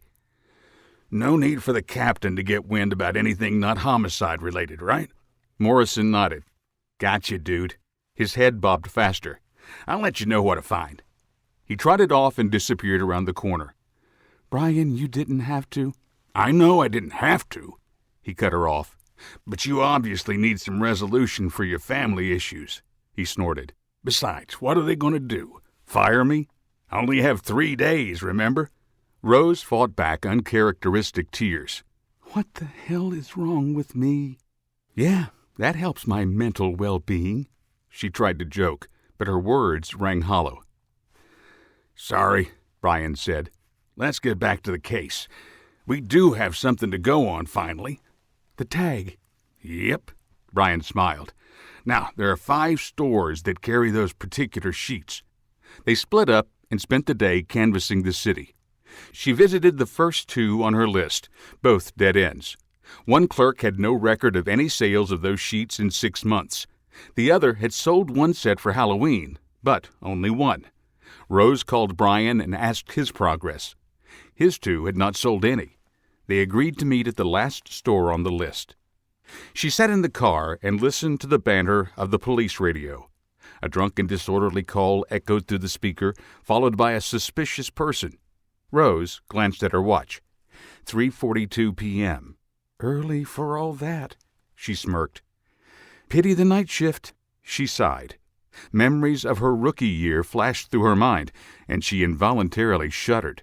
Brian pulled up next to her and killed the engine. He left the car with a bounce in his step and a smile on his face. He adjusted his belt, slid the badge back to the front of his left waist, and opened Rose's door. "How was your day?" Rose slid off the seat and elbowed him. "You already know. We just talked 15 minutes ago." She raised an eyebrow. "What's got you in such a good mood?" "Just got a call. I got a line on my first case." "We're on a case," she replied, confused. "No, my first case for Simpkins Investigations." "Oh," Rose stated, disappointment and sadness in her voice. "Don't be like that. Come on, we both knew this was coming." "But you don't have to be so damn happy about it." His smile faded, replaced by a look of crushing disappointment. Crestfallen, he sucked in a breath through clenched teeth. "Sorry. Let's just go interview this clerk and see what we have, okay?" "Yeah, fine." They entered the Boutique of Sheets. Soft and melodic music filled the air. Both paused and covered their mouths and noses. A heavy perfume filled the air and nearly choked Rose. She swore she could see a haze in the building. She gagged, cleared her throat, and wiped away tears from her watery eyes. "What the—" "Welcome to Boutique of Sheets," an effeminate man greeted from a posh wooden counter. He wore a yellow polo, white slacks, and a dash of rouge on his cheeks. His longish hair ended in a short ponytail that trailed between his shoulders. His voice, at least an octave high, cut through the air. "My name is Daniel. How can I help you today?" Rose sniffed her running nose and flashed her badge. "Detective Thorne, this is my partner, Detective Simpkins. We're investigating a series of incidents." She intentionally did not say murder, for fear the man would faint. "Where rose-patterned sheets were found at the scene. You sell rose-patterned sheets, yes?" The man's eager smile slid off his face. "Well, yes, I believe we do, yes." He moved to a computer and tapped the keys. "Yes, but our inventory shows full. We carry 6 sets standard." "You haven't sold any?" Brian asked. He coughed into his hand and wiped the tears from his eyes. "Not to my knowledge," Daniel replied and flashed a smile. Rose thought it made him more guilty than disarming. She handed him a card. "If you think of anything, please give me a call." "Yes, Detective." Daniel took the card and it disappeared behind the counter. "Are you in the market for new sheets while you're here?" "No," they replied in unison and left the store. They stepped outside into a setting sun low on the western horizon and a cool, welcoming breeze. Rose put her hands on her knees and hacked until she could breathe normally. Brian placed his right hand on the side of the building and mimicked her cough, his body racking with each lungful. Rose finally stood upright and stared at the boutique entrance. How the hell can he stand that stench? I have no idea, Brian gasped and shook his head. I think I'd rather go back through the gas chamber in the core than go back in there. He coughed again. Well, one thing makes sense. What's that? If the killer did get the sheets from here, she exhaled, we know why he washed them. That stench would be a dead giveaway. Brian laughed and descended into another coughing fit. He produced a handkerchief and blew his nose. He looked at the cloth for a moment in silent contemplation, then tossed it in a garbage can on the curb. Let's head back to the station. We still have to go over the hotel security video. He glanced at his watch and headed toward their cars. Unless you have something else to do. William flashed to her mind, and their limited time the night before. She had wanted him to stay. She wanted more, needed more, but he had to leave. The situation left her frustrated. "Not tonight," she snarled. Brian climbed in his car. "See you at the precinct." Rose followed his taillights in silent contemplation. The setting sun streamed in beneath the visor and caught her in the eyes. Heavy rush-hour traffic did nothing to improve her mood. Numerous calls on the radio informed her of a half-dozen accidents through the city. Brian led her down 2 detours that added nearly 20 minutes to their drive back to the station. Detective Morrison greeted them when they arrived at their desks. "Dude, I was hoping you'd be back tonight." What's up? Brian asked, stifling a yawn. Thomas handed a folder to Rose. "What?" He leaned toward them both and sniffed the air. "Dude, what is that smell?" "Don't ask," Rose stated. "But if you need new sheets, I can recommend a place," Brian added. Morrison snapped his fingers. "Boutique of Sheets." "What? How?" Brian asked. "Meredith took me in there a few days ago. Nice place, but the smell." He crinkled his nose. "Anyway, your brother was arrested early this morning, drunk and disorderly. Officer Payne made the arrest. She apparently convinced Sergeant Sanchez to write it off. They sent him home a few hours ago once he sobered up." "Officer Payne?" Rose shook her head. "I owe that woman a drink or 2. Footsteps made her turn, and Officer Payne strolled up to them. She wore jeans and a police polo. Her wet hair trailed down her back. She carried a gym bag in one hand and a Gatorade in the other. "Hi." "Hi," Rose replied. "I was just saying I owe you a drink or 2. Thank you for taking care of my brother." "No, ma'am, it's no big deal," Payne said with a smile. "Once I saw his rap sheet, I asked Sergeant Sanchez for a little latitude. We figured that you had enough on your plate." "Thank you," Rose replied. "And I do owe you a drink." "You're welcome." She rubbed her nose. "What is that smell?" Morrison and Simpkins snickered. Rose waved off the question. "You don't want to know." The young officer smiled and looked at each of them in turn. Anything I can help with?" Morrison burst out laughing. Brian flashed a toothy grin. The truth comes out. Bucking for detective, are we?" Payne's face lit bright red. She lowered her head. "Knock it off, you 2, Rose reprimanded. A smile, the first one of the day, touched her lips. "Don't pay any attention to these 2. They forget that both of them kissed a lot of ass to get to detective." Both men immediately stifled their laughter. "Well, Morrison stammered. Hey," Brian protested. "Besides," Rose waved off their comments, "how are you supposed to learn if you don't get involved?" "Thank you, ma'am." "It's Rose." "Yes, ma'am." "You look like you're ready to go home," Rose commented. "We don't want to keep you." "As you said, I want to learn." "In that case, yes, I think you can help. Another set of eyes never hurts." Rose turned to Brian. "You want to pull up the video from the hotel?" He put his hand on his chest. "Me?" "Well, I am the lead detective on this one. I don't recall you ever pulling up the footage when you were lead." Brian smiled and headed for the desk. Morrison whistled. "Dude!" "On that note, I'm out." He walked toward the door. "Tell Meredith we said hi," Rose called. Morrison waved over his shoulder without looking back. "Will do." "Lead, Detective Thorne," Brian called. His voice dripped with sarcasm. "Your video is ready." He produced a clean handkerchief and swatted the seat of the chair. "Will you require anything else?" "A stout bourbon sounds pretty good," Rose replied. "Oh, that does sound good," Officer Payne chimed in. Rose smiled. The friendly banter improved her mood, but she still felt like strangling someone. She glanced at the officer standing beside her. The young woman appeared to be in her late 20s with a few freckles and strawberry blonde hair. Rose noted no wedding ring, a few piercings in her ears, and intelligent brown eyes. "What about you? What's your drink of choice, officer? What is your first name?" "Gwen, and it's tequila, straight." Rose turned back to Brian. "You got all that?" "Yep, I'll get right on it," he sarcastically answered. He patted the chair. "Until then, sit and observe like I taught you." "Yes, sir." Rose saluted. She sat. The 3 of them crowded around a large monitor on Rose's desk, and Brian hit the play button. The immaculate hallways of the hotel flashed onto the screen. An inebriated couple stumbled down the corridor, barely keeping their hands off each other. The woman pinned her lover against the wall and smothered him with kisses. She glanced up, saw the camera, and pulled him further along the corridor out of sight. Amanda Cleet wandered down the hallway a little before 11 p.m. She held a key card in her hand and looked at each door as she passed. She stopped at the penthouse, looked both ways down the hall, and silently entered the room. "Fast forward," Rose suggested. Brian touched a button, and the timestamp sped up at 4 times speed. The hallway remained empty. The cleaning crew arrived at 6 a.m. Brian slowed the video. The team of 3 entered the room at 2 minutes after and left 4 minutes later. The youngest, a woman in her 30s, ran down the hallway toward the elevators.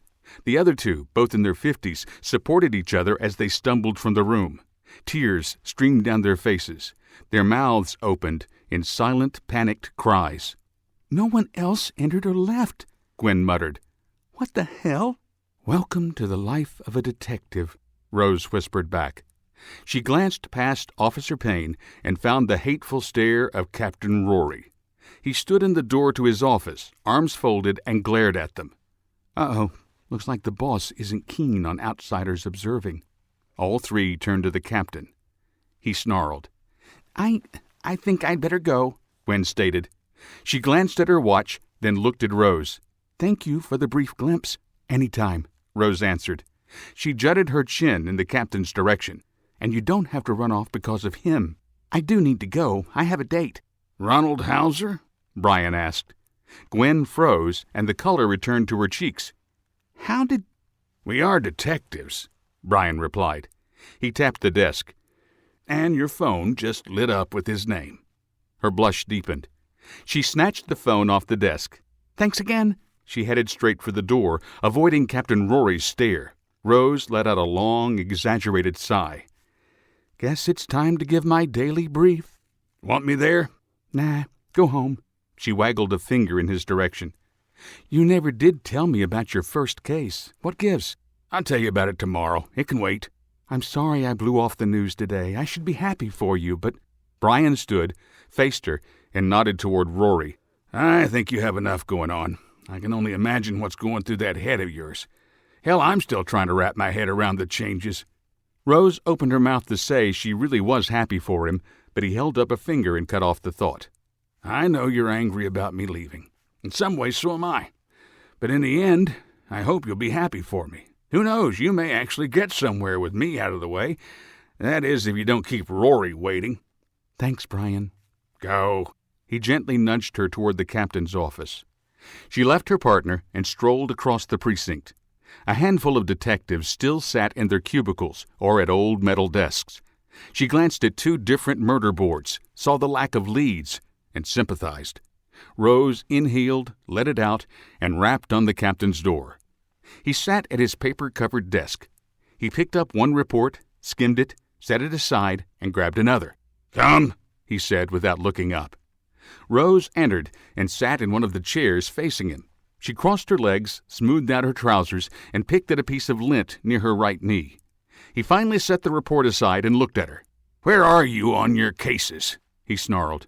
"They are the same case." "What?" Rose told him about the rose-patterned sheets found at both locations. His snarl gradually faded, replaced with a combination of confusion and anger. She studied his face as she recited the day's events. His nostrils flared, and his fingers noisily drummed on the desk. "And we just went over the hotel footage," she finished. "Nothing there." "So you have nothing," he spat. "The mayor is breathing down my neck, and you've got nothing." "The mayor?" "Yeah, the mayor. You know, the woman that signs your paycheck? In case you haven't noticed, there's a crime wave sweeping the city. Murder is up. Armed robbery is up. The press is beating her up over this. She wants results, and so do I. Brian and I are working." "And who is that officer you had over there?" "Well, I hope she was an officer. What is she doing reviewing case files?" "Officer Payne," Rose answered. "She was first on scene at the hotel and offered to look through the security file with us."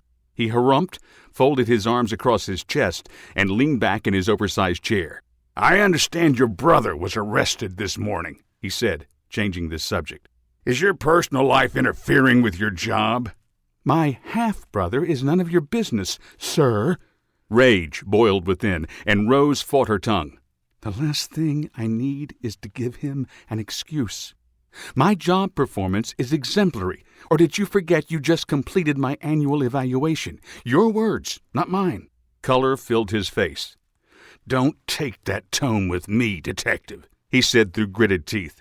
"The mayor is holding you personally responsible for any delays in solving this case, and so am I. You are the darling of the media right now, and Mayor Barker wants to use that to her advantage. So go get us some good news for a change." Yes, sir. "Now get the hell out of here."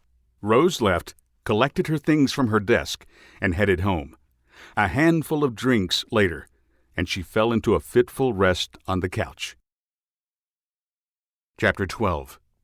A dim light lit the bedroom when Rose's cell phone vibrated on the nightstand. She opened one groggy eye, touched the screen to silence the buzz, and pulled the covers to her chin. She closed her eyes and let her body relax into the pillows. A warm arm reached across the bed and draped over her chest. "Who was it?" William mumbled, still asleep. Rose rolled onto her side and faced him. His eyes remained closed, his breathing regular and deep. She stared at his silhouette against the streetlights outside, and her mind flashed through the week. The rest of her daily briefings went like the first. Captain Rory berated her for not solving the case as fast as he thought she should. Brian grew more anxious each day. He now looked forward to retirement, and his bubbling optimism pushed Rose to the brink. She had called to check on Max and received an earful from Linda. William spending Wednesday night with her, giving her the release she needed, was the highlight of the week. He rarely spent the night, since his wife seldom left town. After the week Rose had, she took every advantage of his company. "I didn't even look," she whispered. She slid across the bed, pressed her body against his, and lightly caressed his skin. Her fingers roamed his body. Their lips met. The heat under the covers blossomed. The phone vibrated again. "Ignore it," William said. Rose pulled away. "I can't. One call may not be much, but two—" She left the rest unsaid. She rolled over and snagged the phone from the nightstand. "Thorne." "Detective, this is Officer Payne. Gwen." "Damn, do you ever sleep?" Rose rubbed her eyes. "I pulled a double to help out a friend." Gwen's tired voice replied. We have another victim, and I think it may be related to your case." "More sheets?" "Yes, ma'am." Hesitation. "And there's more." "What?" Someone yelled in the background, cutting off Gwen's reply. "I'm on the line with her now. Hold on." She yelled back. "Sorry, my sergeant asked that you come down here as fast as you can." "Where?" Rose slid out of bed and grabbed her clothes off the floor. The memory of William stripping her flitted through her mind, and she desperately wanted to crawl back in bed with the man. She glanced back.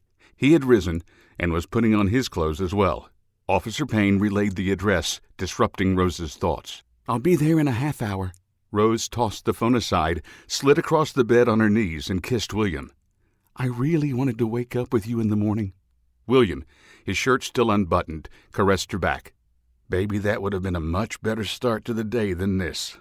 Rose hesitated, torn between duty and the lover she rarely saw. She caressed his hairy chest and inhaled his musky, sweaty aroma. It sent chills through her body. She leaned in for another kiss. Payne's voice echoed in her thoughts. "There's more." Rose pulled away despite the fire spreading across her body. "I have to go." She knee-walked back across the bed, grabbed her pistol, phone, and keys, and headed toward the main room. "You can see your way out?" "I'll lock up," he assured her. Rose grabbed a water from the fridge and left. The drive across town gave her time to cool off, but did nothing to resolve her lust. She fought the urge at least a dozen times to turn the car around and head back to her apartment. The flashing red and blue lights of a trio of squad cars pushed her desires aside. Someone died, and I have to find the killer. The thought steeled her resolve as she arrived. Gwen greeted her as she slid from her car. "Morning, Detective. Sorry to wake you." "I would say it's all right," Rose half-heartedly joked, "but I would much rather still be there."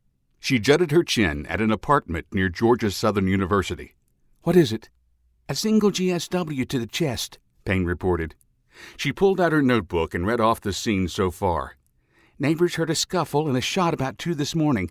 A man, mid-50s, was seen running from the area. A man, mid-50s? Anything else? No, it was too dark. Gwen shrugged. Another neighbor reported the guy was in his 60s. She shook her head. Not much to go on there. I asked 2 other units to canvass the area for any other witnesses. Rose, hands on her hips, surveyed the outside of the apartment. Red brick with white trim, loosely manicured lawn, and a potholed parking lot led to Abercon Street. She snapped her fingers. I was just here a month ago. Yes, ma'am, Officer Payne agreed, her voice low and tinged with sadness. That leads us to the victim, Heather Johnson. Rose felt like a truck hit her. She stumbled back a step, shook her head to clear it, and looked at Gwen. Repeat that. Heather Johnson. The same Miss Johnson that you and Detective Simpkins saved last month. Rose cursed, a long stream of expletives that drew the attention of the nearby uniformed officers and onlookers. She finally sucked in a breath and let out a long exhale. Take me inside. Gwen led her up the staircase in silence. Snippets and whispers of conversation floated through the stairwell, along with the stench of marijuana. Rose crinkled her nose at the smell and breathed a sigh of relief when they exited at the 3rd floor. Cool air washed the aromas and voices away. In there. Gwen pointed to apartment 4C. She sadly shook her head. I can't go in there again. Maybe, she exhaled, maybe I'm not cut out to be a detective. Rose put a hand on her arm. If you ever get used to this, it's time to get a new career. As long as this disgusts you, you're in the perfect spot. Now all we have to do is find this son of a bitch. She brushed past the officer and entered the apartment. Signs of a struggle were everywhere. An end table set on its side, a shattered glass mixed with a dark liquid where it broke. An old chair lay smashed near a small kitchenette. Smoke gently wafted from a broken TV. The only thing undisturbed was a 3-seat couch in the center of the room. Blood trailed from a kitchen knife on the floor to a door to Rose's left. She followed the path, stopped at the door, and fought back the tears. 23-year-old Heather Johnson lay naked, spread-eagle on the bed, a gaping hole in the center of her chest. A pool of blood and blood splatter decorated the floor and wall near an open closet to her right. Drawers and clothes lay strewn around the room. Rose took it all in with a glance, but her eyes focused on the bed and the rose-patterned sheets beneath the woman. Rose closed her eyes, lowered her head, and slowly shook it back and forth. Memories of chasing down the killer a month earlier slammed her mind. His mocking laughter, his promise to sue, his taunts in the mall all flooded back. It's not him, though. He's still in jail, awaiting trial. This is someone different. Someone trying to send a message. Her eyes opened wide. Damn it! Footsteps bounded through the apartment, and Brian's bulk filled the doorway behind her. Oh, God, no. He moved past her, knelt beside the victim, and stroked her left arm like a loving father. I'm sorry, Heather. I told you you'd be safe. I promised you. I'm sorry. This one isn't on you, Brian, Rose muttered. It's on me. He glanced over his shoulder. What do you mean? I'm the one that helped her. His voice trembled with anger. I'm the one that promised it was over. But the message isn't for you. Message? What message? He frowned. What's wrong with you? Don't you see? These are not random crimes, random victims. These are messages to me. Whoever this guy is, he's making it personal. Personal to me. She wiped away a tear. Have you lost your damn mind? Brian asked, standing. He crossed the room wearing his tan trench coat, something she believed he had picked up to enhance his new film noir private eye persona, and stood before her. He put his hands on her upper arms. I know you had a bad week, but you know the rule. You don't take any of this personally. You have no evidence that... No evidence? She snarled and jerked from his grasp. The rose sheets? Miss Johnson? Coincidence? What about the other 2 victims? How are they connected? Connected to you? She glared daggers at him. Her skin burned with rage. She clenched her fist. Her heart pounded in anger and frustration. I don't know. Not yet. But I know this is personal. Whoever is doing this is sending a message to me. I'm going to find him, and I'm going to make him pay. I swear it. Go home, Brian ordered, a touch of Marine in his voice. The sound made her flinch back, if only for a second. "You aren't thinking straight. Get a few hours of sleep. We'll talk about this at the station." "No, I'm not asking," he interjected in the same command voice. "I'm telling. Go home, Rose." He looked past her. "Officer Payne." Yes, Detective?" Gwen called from the hallway. "Escort Detective Thorne out of the building and to her car. If she doesn't want to leave on her own, then take her home. If she still refuses," he stared into Rose's eyes, "arrest her." "Sir?" "You wouldn't," Rose snarled in a low and threatening voice. "Try me," he hissed. Rose unblinkingly kept her eyes locked onto his. Brian stared back, unmoving and determined. She broke away and took in the room with a final glance. She turned and looked at the door. Officer Payne stood there, confused and uncertain. Gwen's eyes swept from Rose to Brian and back. Rose returned her attention to Brian. "Fine. I'll leave, but I want a full report on my desk by noon. I'm still lead on this. Everything in this room, everything outside. She paused, gathering her thoughts, then let out a long exhale. "I hate you for this." "Good," Brian said, but the hurt in his eyes told a different story. "Now go home. See you at noon." Rose stormed out of the room, Payne on her heels. They silently descended the stairs and exited into the cool early morning. More squad cars, an ambulance, and dozens more people stood around the barrier tape. Many hopped from one foot to another and blew into their hands against the morning chill. "Detective, I'm sorry. Not your fault," Rose sneered. She turned and looked back at the building, craning her neck to gaze skyward. "He just doesn't see it. He will. Do you need a ride home?" Rose half snorted, half laughed. "No, I can find my way back home." She still stared at the building. "One babysitter is enough." "Ma'am, I didn't—" "I'm sorry. That was uncalled for." Rose waved her off, turned, and headed to her car. She sat for several minutes, breathing deep and forcing herself to relax. "No such thing as coincidences," she muttered. "I know it's connected, personal." She cursed. "Whoever you are going to pay." She slipped the car in gear and eased away from the crime scene. A gray haze tinted the horizon, promising a bright sunny day. She made good time through the thin traffic and pulled into her apartment complex as the first fingers of light touched the eastern sky. She slowly eased from the car, shivered in the early morning breeze, stood and stared at the lightening sky. Birds swarmed, looking for an early morning meal. A horn honked to her right, eliciting a dog bark in return. A screech of tires drowned out the remainder of the commotion. Rose sighed and made her way to her apartment. She opened the door and froze. William's scent filled the room. She shuddered and wished she had never answered the call. "Maybe he could come back," she muttered, and her hand touched her phone. She stopped and shook her head. "That mood is over." She shut the front door and moved to the kitchenette. She snagged a beer from the fridge, fished an opener from a drawer, then paused, the top ready to pop off. "I need a run." She jumped, startled at her own statement. She put the beer on the counter and snorted. "I haven't needed a run in years." She tried to remember the last time she ran just for the joy of it, and couldn't. That made up her mind. She put the drink back in the fridge, went to her room, and changed into thin sweats. 10 minutes later, phone and earbuds in hand, she left the apartment. She stretched and watched the increased traffic zip by. The sun had fully risen above the horizon, and long shadows stretched from the nearby buildings. She picked a random direction, turned her phone to a heavy metal playlist, and took off. The steady pounding of her feet on pavement slowly pushed her anger and troubles away. Adrenaline and endorphins flooded her system, and she relaxed into the rhythm. She turned left and headed downtown. Her legs ached and her lungs burned, but she kept her pace past the SCAD and down to the Riverwalk. She slowed her pace as she ran along the cobblestones, careful not to twist an ankle. She turned left again, went up 3 blocks, and sped back up underneath the Spanish moss-covered oaks.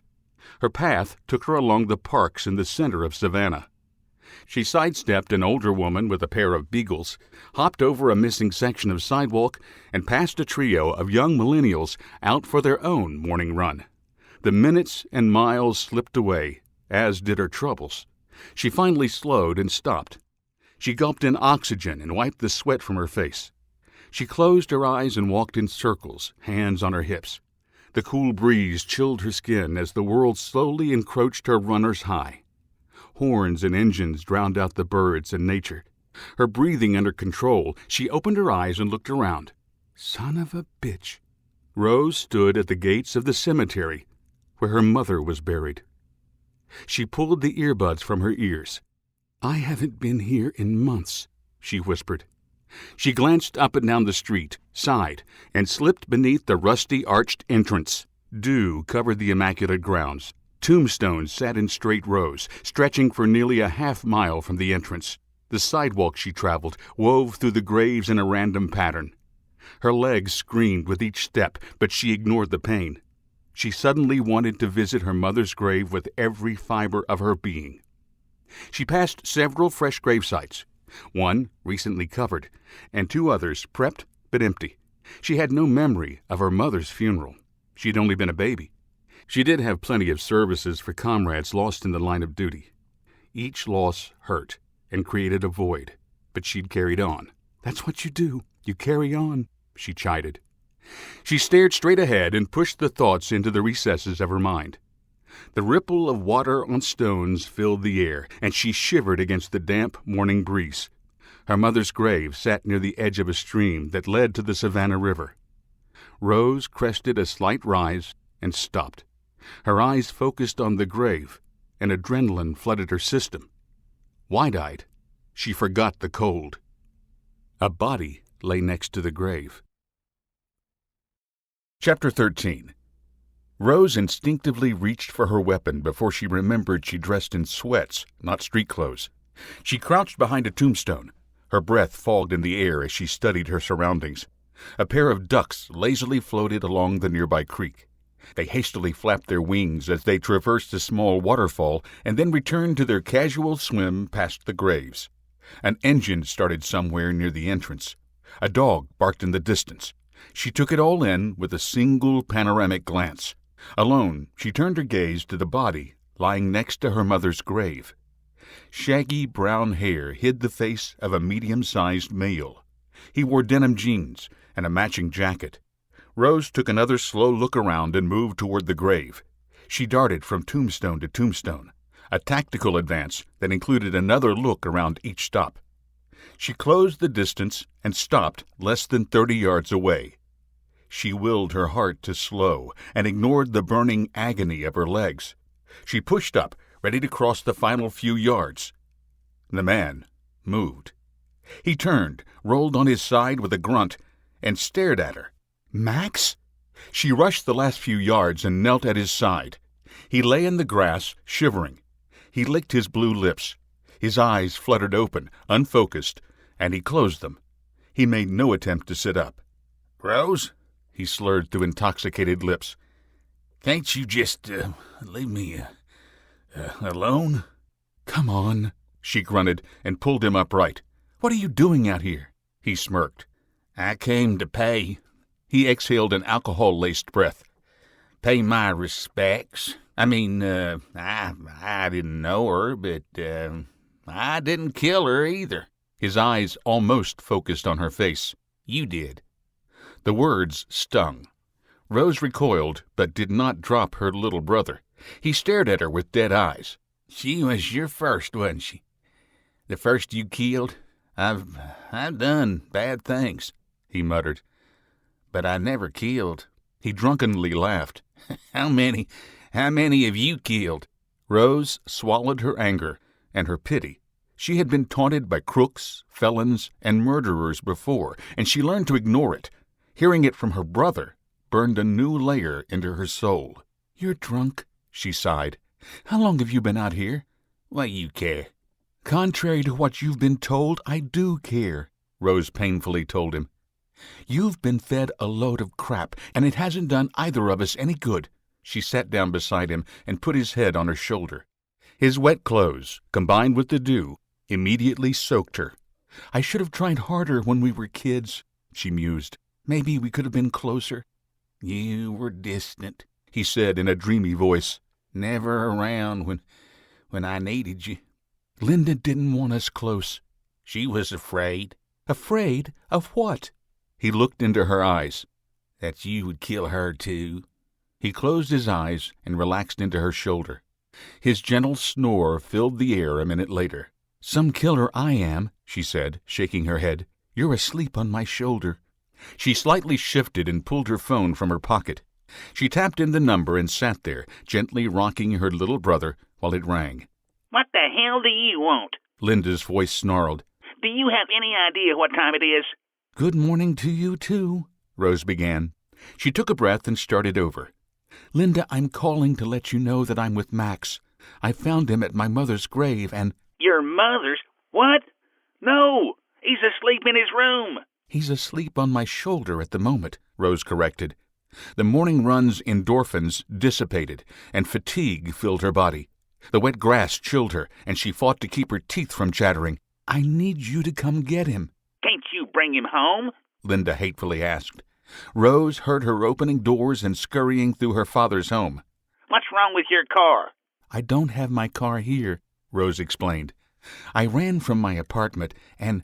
You ran? Linda interrupted. What kind of bullshit is that? Rose let out a long sigh. You can either come get him, or I'll call a ride for him, and you can go bail him out of the drunk tank. Anger coursed through her veins, warming her, but her wet butt remained cold on the ground. Your choice. I'll be there, Linda spat, and the line went dead. Rose hugged her brother tighter and waited. A half-hour later, Linda's hurried footsteps cut through the quiet. Max still slept on Rose's shoulder, and she'd not moved, despite the spasms and pain from the run with no cool-down. Max? He stirred and raised his head. Mom? Linda jerked him to his feet and tightly hugged him. She glared at Rose. What did you do to him? Rose slowly stood. Joints and tendons popped, and she winced. She took a moment to stretch, arms raised over her head. Something I should have done as a kid, she smirked. I was there for him. Yes, maybe you should have. Then maybe he wouldn't be like this. Ever think of that, Miss Detective? Linda looked around the cemetery. What were you doing out here without a car? Out here alone? Her eyes narrowed. You were going to meet him. Him who? Rose asked. Then it hit her. She's thinking about William. She let out a long, exasperated sigh. I went for a run, that's all. I didn't... She looked down at her mother's tombstone. I didn't even mean to come here. She looked at Max. But I'm glad I did. He might have frozen if I hadn't found him. Ha! Linda laughed. You don't get to play the hero where your little brother is concerned. You did this to him. Well, I'm putting an end to that. Linda tugged him toward the sidewalk and headed toward the entrance to the cemetery. Rose followed. I'm taking Max away from here, Linda said over her shoulder. Away from you. You're a bad influence, Rose Thorne. Gary named you right. Linda, No! She cut Rose off. No more. Gary, Max, and I are leaving Savannah. I'm getting them away from you. My family is in Orlando. She stopped and turned. And don't follow us. Don't call your dad anymore. He's done with you. We are all done with you. Now leave us alone. She turned and continued to her car. Rose stood and watched them go. She heard the engine, followed by the squeal of tires, and then silence. She closed her eyes and fought to control the anger and depression that threatened to take her over. The morning had so much promise. William was there. I was there. Then she lost the emotional battle, and a deep foreboding caressed her cold, wet skin. She walked 2 blocks before her tired muscles screamed, "No more." She pulled out her phone and flipped to the most recent number, Brian. The thought of calling him made her sick, especially after their earlier conversation. She pushed past his number and clicked the next one. Officer Payne, Detective Thorne, are you okay? Yeah, she lied, and knew that her voice betrayed her. I need a ride. Do you think you could pick me up? Rose sat on a bench under a live oak dripping with Spanish moss. The wind from the Savannah River rustled her hair and chilled her soaking body to the bone. She drained the last of a sports drink she purchased with a $5 bill she kept in her phone case and watched the post-rush hour traffic. A blue Mustang pulled up in front of her and a tinted window rolled down. Gwen's concerned face greeted her. Get in. Rose grimaced when she stood. Her legs protested the movement. The exhilaration of the run gave way to tight, cold muscles that did not want to move. She climbed in, grateful to be out of the cool morning air, and nearly melted in the sweltering heat of the car. She fastened her belt and let out a long, tired sigh. Too hot? What? Rose asked. Oh, no, it feels great after being out there. The car sped into traffic, took a quick left, and headed toward Rose's apartment. Listen, First, thank you for the ride. I appreciate it. We're like 6 miles from your apartment. Gwen slipped into the right lane, passed an electric scooter, and glided back into the left lane. How did you get way out here? You know where I live? I checked the records when you called, Gwen explained. I mean, I had no idea what condition I'd find you in after the incident this morning. Rose settled into the plush leather seat of the GT and closed her eyes. At this speed, we'll be there in no time. Thanks again. So, how did you get way out there? My mother is buried in the cemetery a few blocks from where you picked me up. Oh. Gwen bit her lower lip. Sorry. It happened a long time ago. Rose opened her eyes and stared at the officer. You mean you haven't heard about my mother dying in childbirth? Rumors. I'm sure they don't do the story justice. So you went for a run to the cemetery to visit your mom? Not, Rose paused, exactly. Gwen hit the brakes, and the car slid to a halt in the back of a line of traffic. A garbage truck was slowly making its way down the road. Horns blared. One of the men holding onto the back shrugged and waved. We seem to have a minute, Gwen stated. Want to talk about it? Not really. Rose paused. It had been so long since she'd had a woman's perspective on her life. Brian had been her sounding board for nearly a half-decade, and that would soon come to an end. She glanced at Gwen. The woman sat behind the wheel, chomping on a wad of chewing gum, one hand on the wheel, one hand on the gear. Yeah, if you really want to hear. Detective Rose, of everyone in the precinct, you have been the most kind to me. You let me tag along on the case to learn. No one else would even think about doing that to someone barely off rookie status. If talking about it will help, I'll listen. Rose took a deep breath. She started with Brian being forced to retire, and the strain that put on the healthiest relationship in her life. Gwen found a gap between 2 cars and sped down a side street. The throaty growl of the Mustang reverberated off the alley walls. She slipped onto Whitaker Street, sped past a trio of winos waiting for a liquor store to open, and headed away from downtown. Keep going, Gwen said, smiling. I'm listening. Now I see why you're a cop, Rose countered. How many tickets did you have before you joined? A few, she confessed. So, what else is bothering you? I saw the tension between you and Detective Simpkins, and I understand it. I felt like I lost a big sister when my T.O. signed off that I was good to go on my own. But there is something else, she nudged. Rose told her about Max, Linda, and her family troubles. She kept the part about William to herself. Brian knows, and that's enough. Gwen pulled into the apartment complex and parked as Rose laid her soul bare. Wow, I had no idea, Gwen confessed, admiration in her voice. You hide it well. Not well enough. You had to come get me today because I let it get to me. I haven't relied on anyone but Brian in years. Gwen put her hand on Rose's arm. I can't replace him, but I can always listen. And, if need be, kick someone's ass with you. Rose laughed. She looked out the window at her building. Thanks for the ride, and thanks for listening. I do feel better, thank you. Gwen stifled a yawn. Any time, but I think I need to go home and get some sleep. Pulling a double sucks, she smiled. But the money's good. More to life than money, Rose cautioned. Not when you're 24 and single. Try 32 and single. The rate I'm going? Gwen laughed.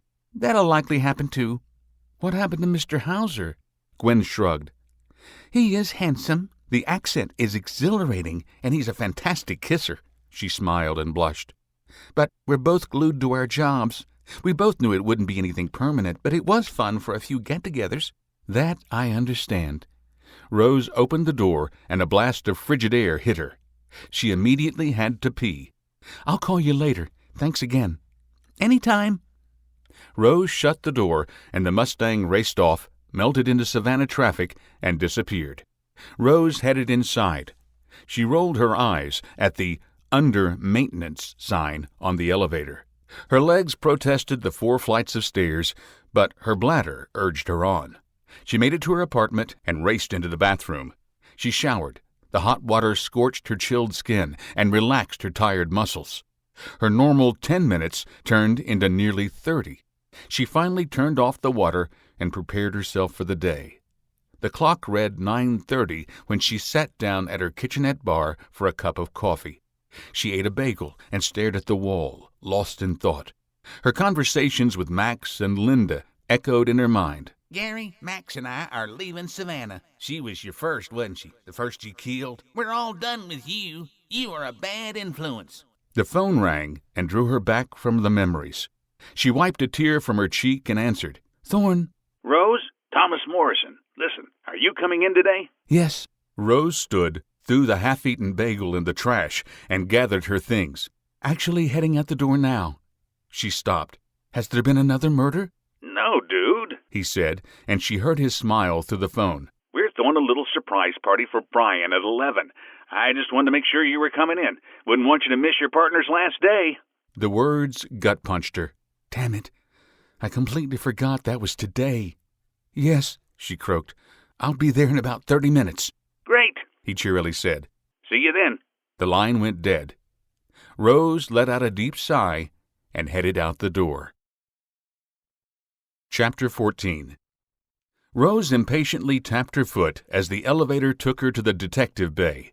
Soft music drifted from a hidden speaker and grated on her last nerve. The drive from her apartment gave her muscles time to tighten up again and time to think. The lift chimed, and she angrily stepped out, stiff and in a foul mood. Brian stood in the middle of a small gathering, drink in hand, and laughed at an unheard joke or story.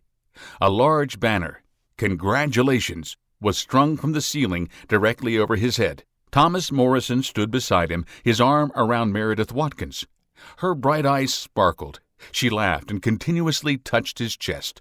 A few others gathered in groups, drinks from a nearby punch bowl in hand, but most of the detectives sat at their desks poring over evidence for their cases. Rose headed straight for the punch bowl. Captain Rory met her halfway. What's the status of your case? He asked without preamble.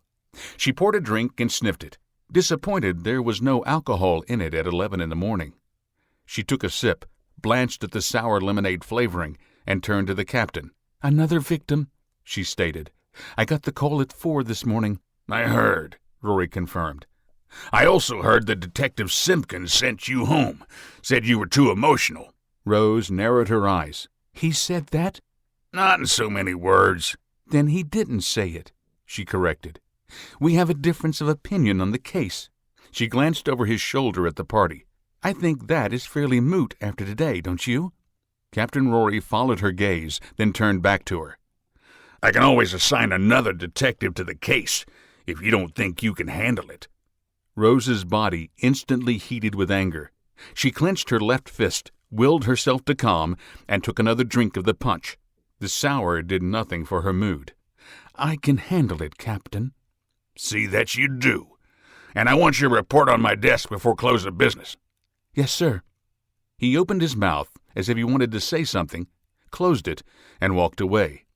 It looked like he purposefully avoided the center of the room, the party. He made his way back to his office without talking to any of the detectives. Rose, Detective Morrison called. come join us. She took another drink, put the cup down, and made her way to the center gathering. Rose, you remember Meredith, right? Morrison continued. "Yes, of course." She held out her hand. "How are you, Mrs. Watkins?" Meredith, please." She shook Rose's offered hand. Her grip was warm and friendly. "Thomas has told me so much about you. I feel like I know you like a sister." "Oh, he has?" She skeptically eyed Morrison. "And what has he said about me?" Meredith cast a huge smile full of glimmering white teeth. "He said you are a great detective." She leaned forward. "I already knew that by how fast you found me after that awful accident," she said in a much lower voice, then straightened. "Oh, I do hope that poor man is okay." She nervously glanced between Thomas, Brian, and Rose. "I mean, you never told me if he was okay." Her voice rose an hysterical pitch. "Is he okay? I've never hit anyone before, much less with a car. Is he okay?" "Officer Gaines is fine," Thomas cooed, reassuring her. "He's expected back on full duty next week." "Oh, that's good," Meredith replied, calming down. She looked at each of them again. "Where was I? Oh, yes. Thomas tells me you are a great detective. You're Brian's partner. Oh, isn't it great that he's retiring and starting his own business? I'll bet you're super excited about that." She turned to Brian. "I know you'll do great. You'll be solving cases all over town. What did you say you named your agency?" Brian, cup to his lips, paused in his sip. The sudden question must have sent the lemonade punch down the wrong pipe, because he lapsed into a coughing fit. He wiped his mouth with the sleeve of his tan sport jacket, glanced at Rose, and then turned his attention to Meredith. "It's, Simpkins Investigations." "Oh!" She clapped her hands twice and bounced on the balls of her feet like a 12-year-old at Christmas. "That is perfect!" "Thank you." "Do you have a case lined up?" she continued. "I'll bet you have them lining up for you." "Meredith!" Thomas shushed her. He stared at Rose, his eyes wide. Meredith followed his gaze and snapped her mouth shut. Rose's face heated, and she glared at Mrs. Watkins with narrowed eyes. "Well," Brian interjected, breaking the awkward staring contest, "I do have one case." Everyone turned and looked at him. "I can't talk about it, client confidentiality, but it's a start." "Dude, that is great," Thomas stammered. "That is great." Rose managed a tinge of sincerity in her voice. "I know you'll solve it in no time." "Can you give us a hint?" Mrs. Watkins prodded. "A missing person? Cheating spouse? Lost luggage?" "No, ma'am." Brian shook his head.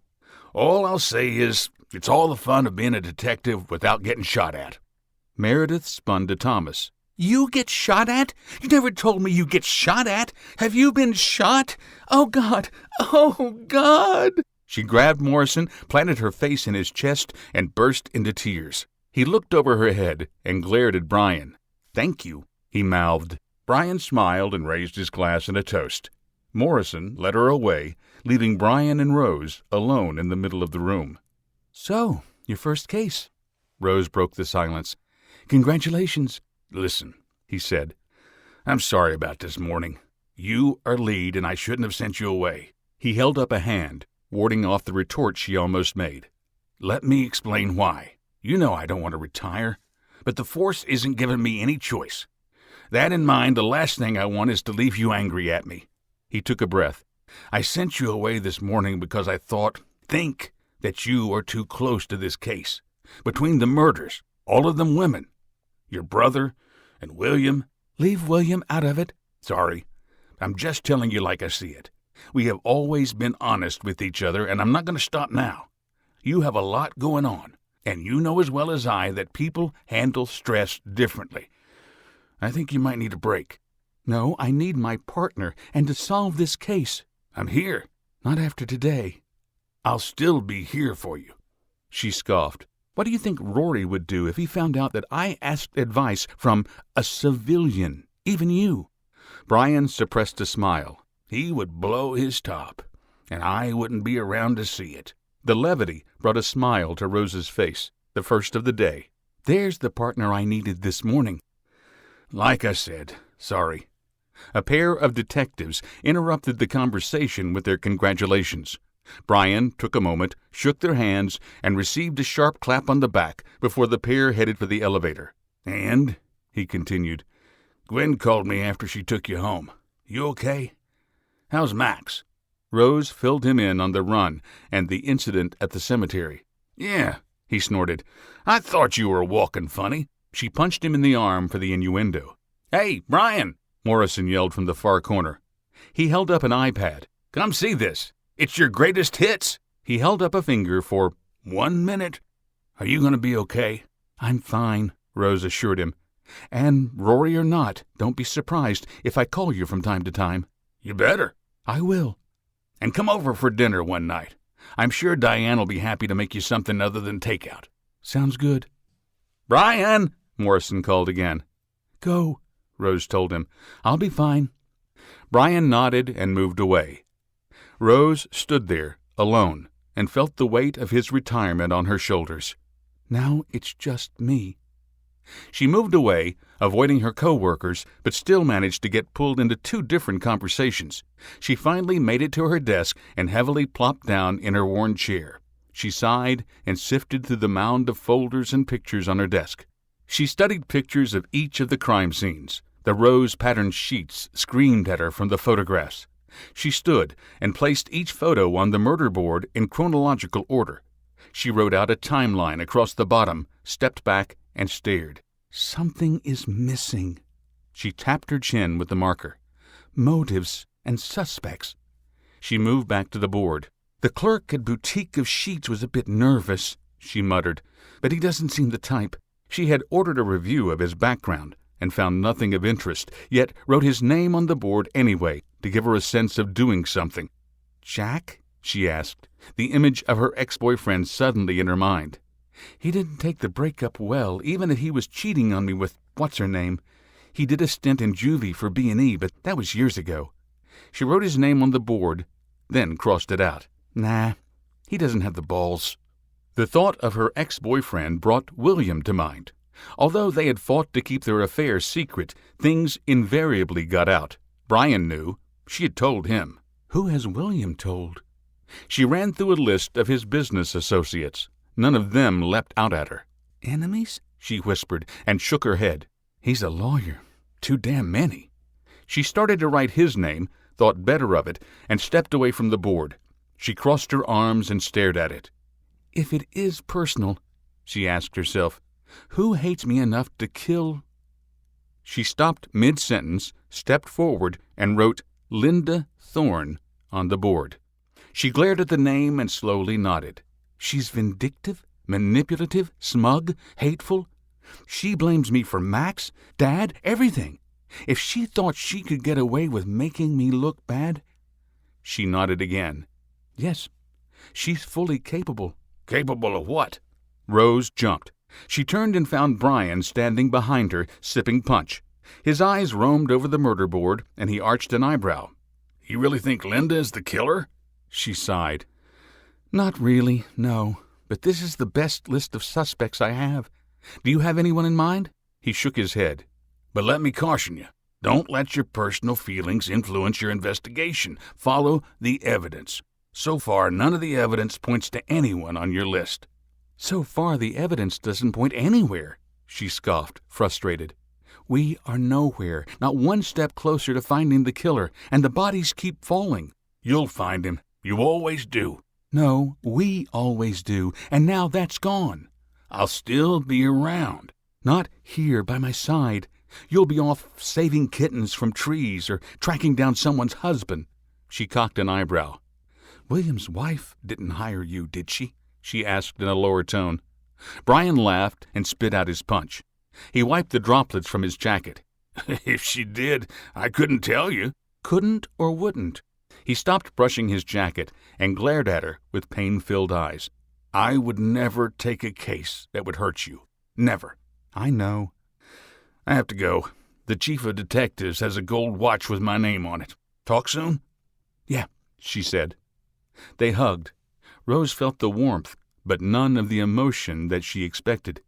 The thought that she would never solve a case with him again hit her like a freight train. He had been her mentor, her big brother. He was the gatekeeper between her and Captain Rory. Not any more. Get going, she said, releasing him. You can't keep the chief waiting. Come by for dinner? One night next week? I'll try. Brian nodded and looked as though he had more to say. His eyes scanned her face before he turned and strolled away. Rose watched him go. She turned back to the board, smirked, and erased all the suspects. He's right. No evidence. She glanced at her watch. Almost 2 in the afternoon. She left her desk and found Detective Morrison and Mrs. Watkins watching police car chases on an iPad. A handful of other detectives stood around them. Thomas, tell Captain Rory I'm out chasing down leads. He raised an eyebrow. And where will you really be? Chasing leads, she repeated with a wink. Will do. Great seeing you again, Rose. You too, Meredith. Take good care of Thomas. She wrapped her arms around him. Oh, I will, she purred. Rose headed outside, got in her car, and drove toward her apartment. She clicked on William's number. Hello, this is William Donnelly, attorney at law. I am currently with another client. She clicked off the phone, tossed it in the seat beside her, and drove home in sullen silence. She entered her apartment, slipped into some sweats and a nightshirt, and opened a bottle of tequila at 2:30. The first shot burned down her throat and made her cringe. The third shot killed the pain in her legs. The fifth killed the pain in her heart. The eighth killed her consciousness, and she passed out for the night. Chapter 15. Rose woke to a near pitch-black room and a sleeting rain beating on her bedroom window. The heavy curtains over her windows kept the little bit of light at bay. She tapped her phone, and it lit up the room. She blinked and read the time, surprised it was almost 9 in the morning. She yawned, stretched, and listened to the joints and ligaments pop in the quiet room. 3 days on the case without Brian left her nowhere.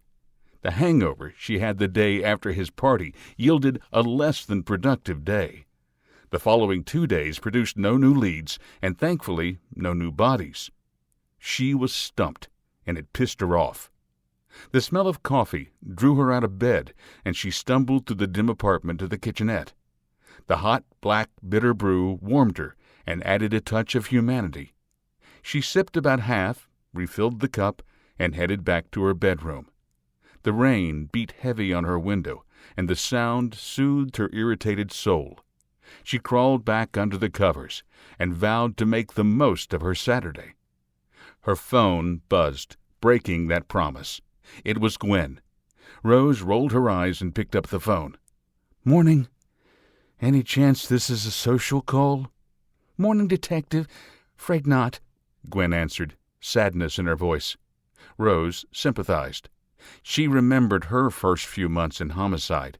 The cruelty of humanity could sap your resolve. "I have another body. I don't know if it's connected to your case, but I thought you'd want to know." Gwen's stammering piqued her curiosity and her dread. "What's the address?" 114 Chapel Drive?" Rose's heart dropped. "Chapel?" Chills coursed through her body. "Yes."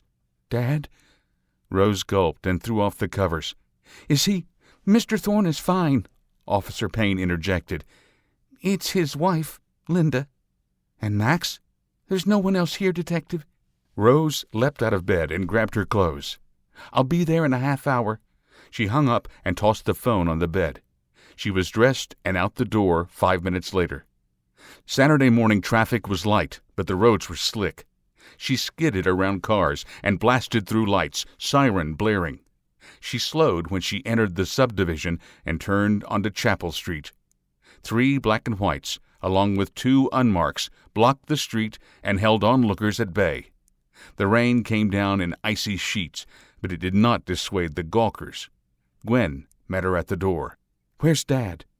Payne pointed at the wall by the fireplace. Gary sat in a corner, knees pulled under his chin and arms around his legs. He gently rocked back and forth while tears streamed down his round face. Dead, listless eyes stared off into nothing. The roaring fire lit the right side of his face and cast his left in deep shadow, giving his grieving form a haunted look. Rose squatted before him and gently touched his arm. "Dad?" He glanced at her, and she saw a flicker of recognition before he returned to staring at nothing. She tried again, with the same result. She stood and faced Gwen. "Where's Linda?" "Upstairs."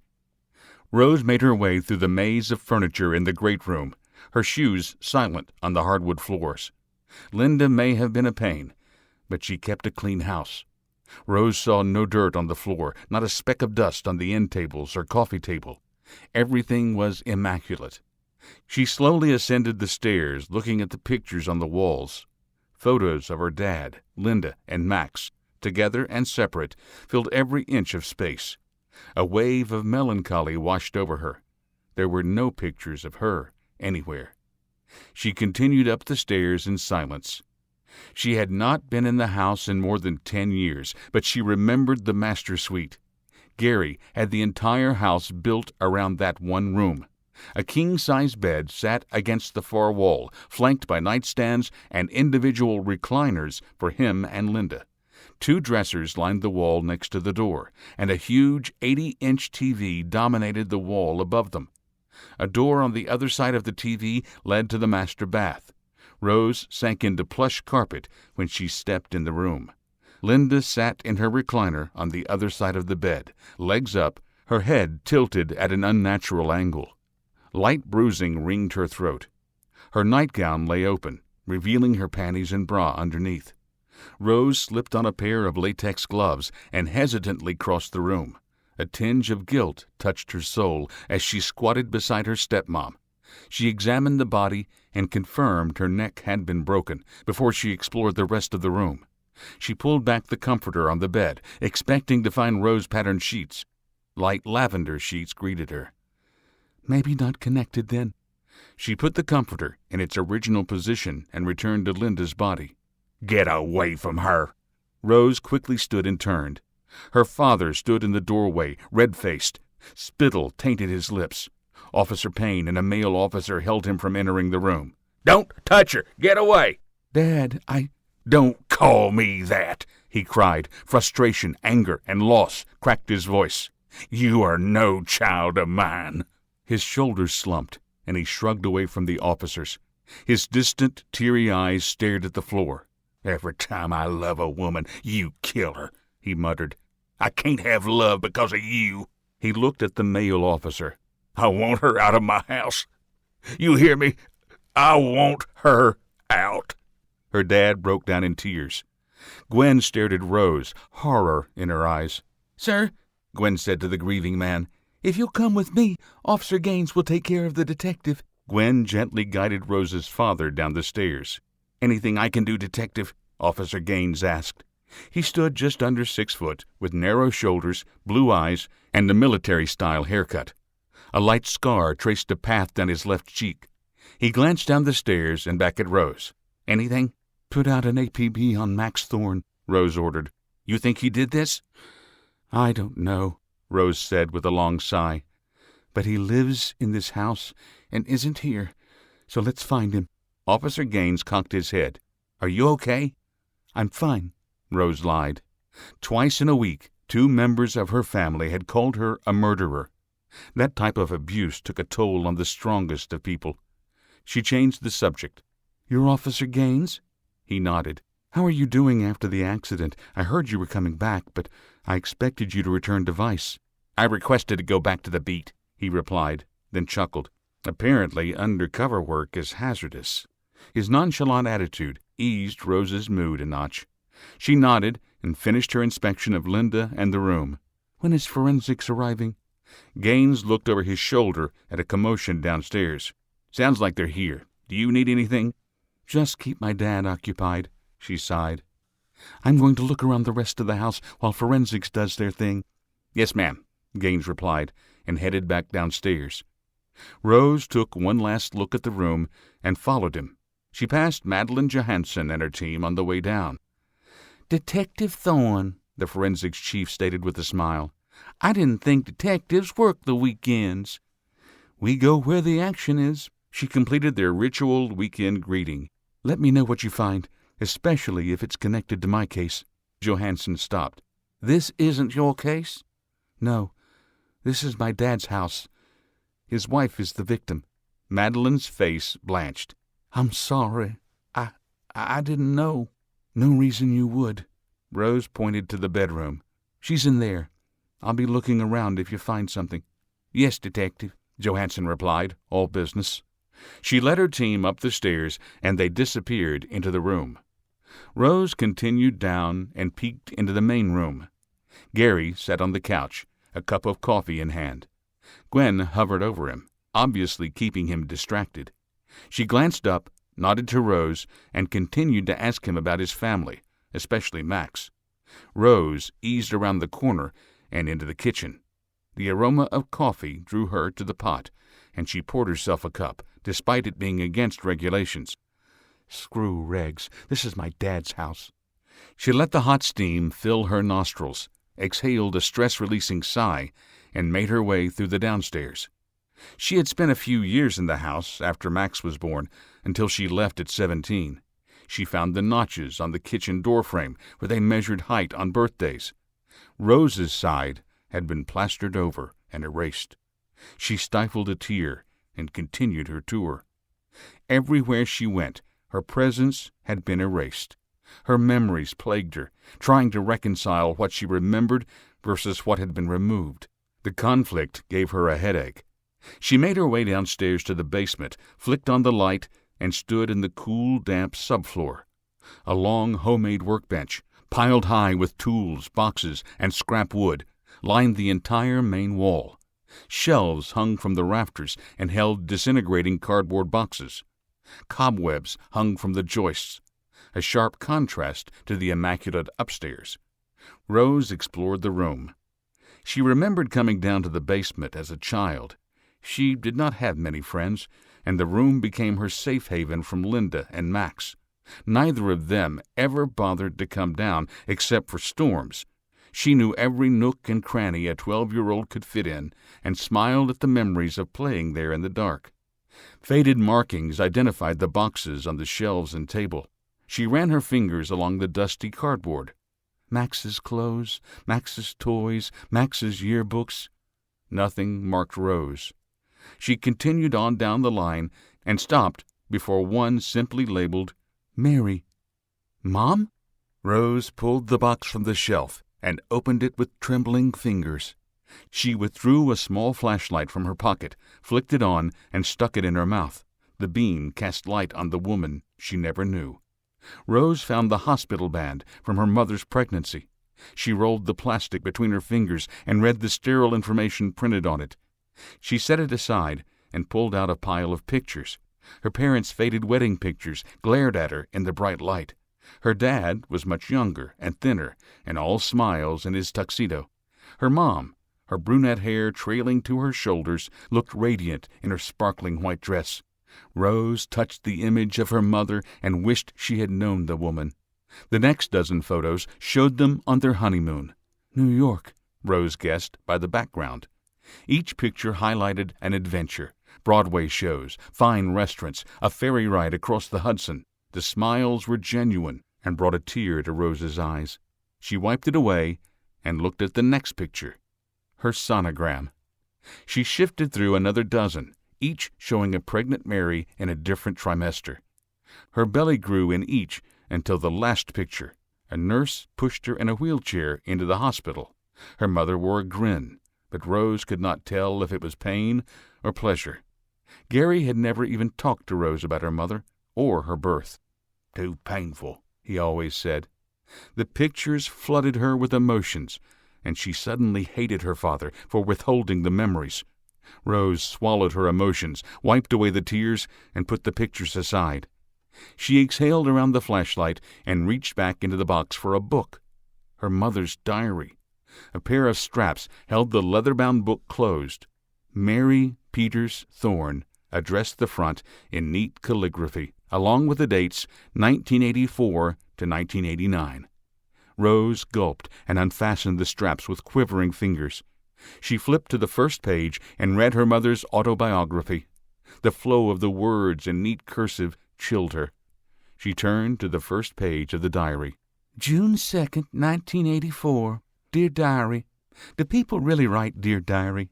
Well, I guess I do. Welcome to my life. I am Mary Peters. I am 18 years old, and today I graduate high school. Rose read the entire entry and pictured her mother sitting at a desk in a frilly, girly room, writing. The long paragraphs detailed a disciplined life of school, work, and church. That thought stymied Rose. Her dad had never been religious and had gone out of his way to ensure she had never asked anything about faith. She flipped through a few pages, saw his name, and stopped. April 18th, 1986. Dear Diary, I met a guy today at the student union, Gary. He bumped into me with a tray full of fruit. I've never seen a man turn that many shades of red before. He apologized and then asked me out. I haven't had a date in months, not since Bruce dumped me for Dorothy. Of course I said yes. School is such a pain. I need a night out. He is an answered prayer. Rose thumbed through the next few pages. Her mom described their courtship and her growing love for him. She continuously talked about praying for him and hoping he would propose. On January 1st, 1987, he did. She flipped another page. The basement door creaked open. "Detective?" Gwen's voice called. Rose wiped the tears from her face and removed the flashlight from her mouth. "Yes. You okay? You've been down there over an hour." Rose glanced at her phone. "Damn. Yeah, I'm fine. Just, lost in thought. It's been a while." "The forensics team is wrapping up," Payne reported. "I think Miss Johansson has a report for you. I'll be right up." Rose quickly replaced the photos in the box and returned the box to the shelf. She tucked the diary in her coat. She had a date with her mother. Chapter 16. Rose woke early on Sunday, fixed a pot of coffee, and curled up on the couch with her mother's diary. She pulled her legs under her, yanked an Afghan off the back of the couch, and settled in for a day of quiet. Madeline Johansson and her team found nothing in the bedroom or on Linda's body. The cause of death had been strangulation, followed by a broken neck. "Overkill," Johansson had said. Rose agreed. The method of death screamed crime of passion, and Rose wrote it off as a random killing, not part of her weird case. The fact that Max had not been found added to the theory. Rose left her dad's after he screamed at her a second time. His anger and grief nearly gave him a heart attack. Gwen called her a few hours later and told her that he was in the hospital, stable, and under observation. Rose thanked her, turned off her phone for the night, and crawled into bed, emotionally drained. The November sleet turned into a steady downpour, and the apartment remained dim. Rose grabbed a booklight off the coffee table and snuggled into the plush couch. She reread her mom's high school graduation, the first day of college, her first college boyfriend, and an in-depth confession of her losing her virginity. "Too much information," she muttered, and moved on. Mary's breakup with Bruce lasted 14 pages. She poured her heart and soul into those pages, and the words and emotions mesmerized Rose. Through the entire ordeal, her mom never lost faith in God. She prayed daily, despite the pain, and often questioned what He had in store for her. The day she met Gary, she confessed, "He is an answered prayer." The line captured Rose's attention. She'd not been raised in faith and had no comprehension of how someone could so fully devote themselves to God. She refilled her cup of coffee, sipped the hot, bitter liquid, and read on. Mary vividly detailed her first date. Rose, familiar with recreating crime scenes from reports, put her mother's words into vision. Mary rushed around her dorm trying to do 3 things at once. She ran into the small bathroom and applied eyeliner. The tea kettle whistled on the hot plate, and she beelined to the kitchenette to pour a cup of tea. She stepped around the 2 beds in the single-room dorm and rummaged through her small wardrobe. "What do I wear?" she cried. "Does he like red? Blue? Martha?" She turned to her roommate, holding up 2 different blouses. "What do you suggest?"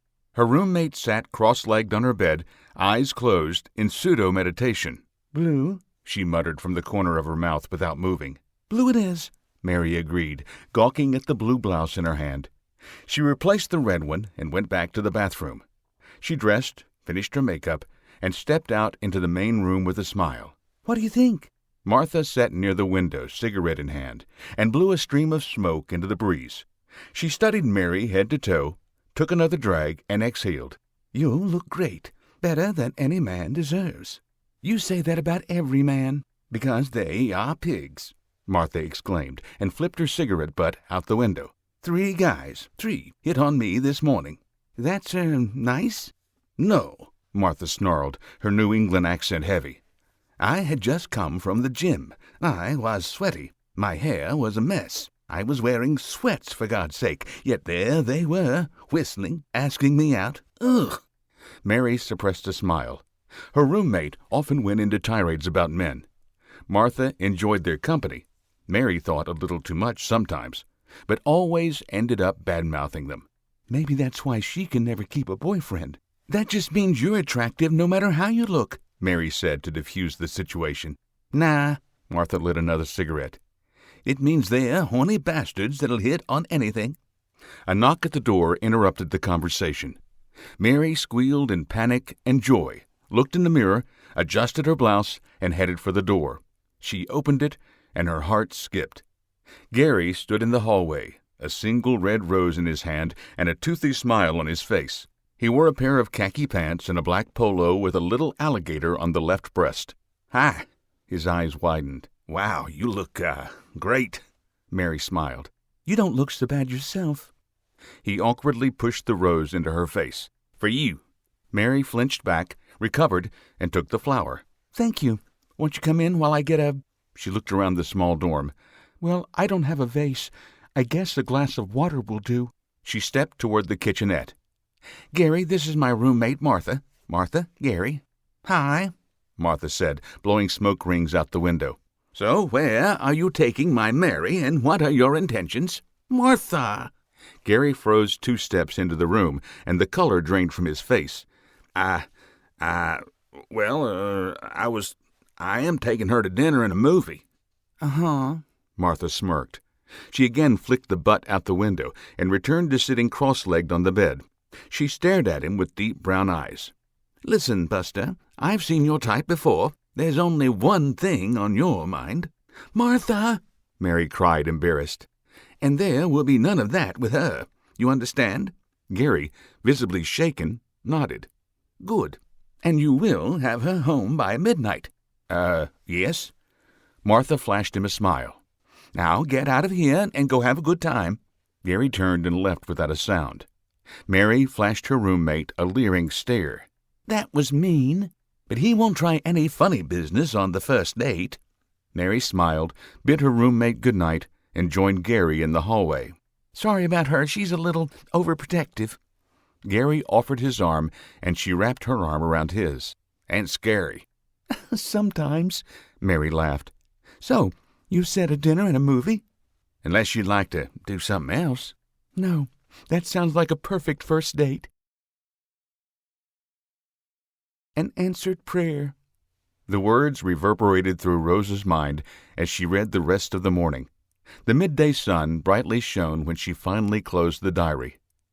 You sure had a way with words, Mom. She tasted the word, Mom.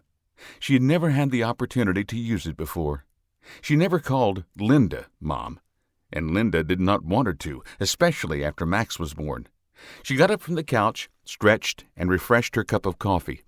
She slid a Danish into the microwave and grabbed her phone. She turned it on and listened to the dings as a dozen messages and texts appeared. She skimmed through them. Most offered condolences for Linda. 2 reported possible sightings of Max, but he still remained at large. 1 was from Brian, asking her to call him, and the last was from Gwen, asking if she needed anything. It rang before she could put it down. The caller ID said, Captain Rory. Thorne. Good morning, Detective, he said, his voice unusually calm and measured. I'm sorry to hear about your stepmother. Thank you. You have several days of bereavement leave if you need it. I'm fine. My father is taking care of the arrangements, and I don't think he wants me around. They're there if you need them. Thank you, sir. He's being nice. What's he up to? Just to let you know, there's no news on your brother, Max, but he is our prime suspect. He took a deep breath. I also wanted to remind you that you cannot work on this case. There it is. I've assigned it to Detective Morrison and told him that you are to be kept in the loop, but nothing else. Is that clear, Detective? Crystal, boss. Don't call me boss, he snarled. Anything else? She asked, pleased she got a rise out of him. Any update on your case? No. I'm still going over what evidence I have. Whoever this guy is, he is good. Never leaves any DNA, no consistent pattern. The only thing we have to go on is the rose pattern sheets. Keep at it. I'll be back in the office tomorrow. When is the funeral? I don't know. Sometime later in the week. Keep me informed. The line went dead.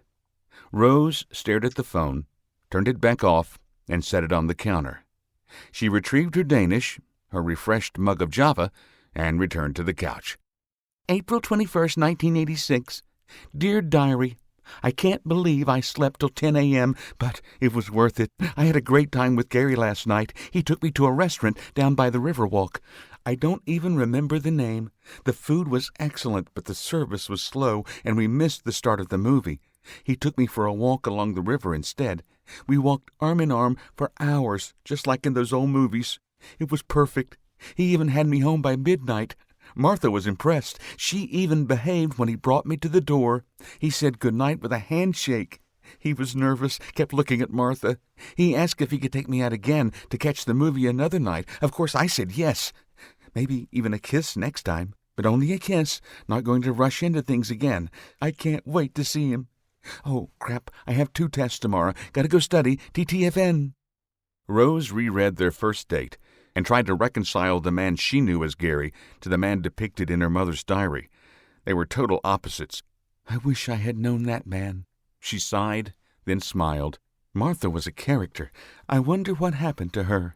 She skimmed through a few pages looking for the woman's name. She found it in an entry dated January 1987, 3 days after Gary proposed. You're getting what? Mary shushed and stared at the red-faced Martha. They stood in line for tickets to a Welcome Back concert hosted by the school. Dozens of people turned to look at the outburst. A biting breeze cut through her heavy jacket and jeans, and her breath fogged with each breath. Married New Year's Eve. Gary asked me to marry him, and you said yes? Mary nodded. Of course I said yes, she nearly screamed. The students in the immediate vicinity clapped and whistled. Knock it off, Martha snarled. She lit a cigarette and blew smoke skyward. It disappeared in the swirling January wind. This isn't what you think it is. What is it? Mary asked, crossing her arms. She had listened to Martha's bad-mouthing Gary for 6 months, prayed her roommate would grow to like him as she grew to love him. She thought Martha might be happy with the news. Disappointment smacked her in the face like the cold wind.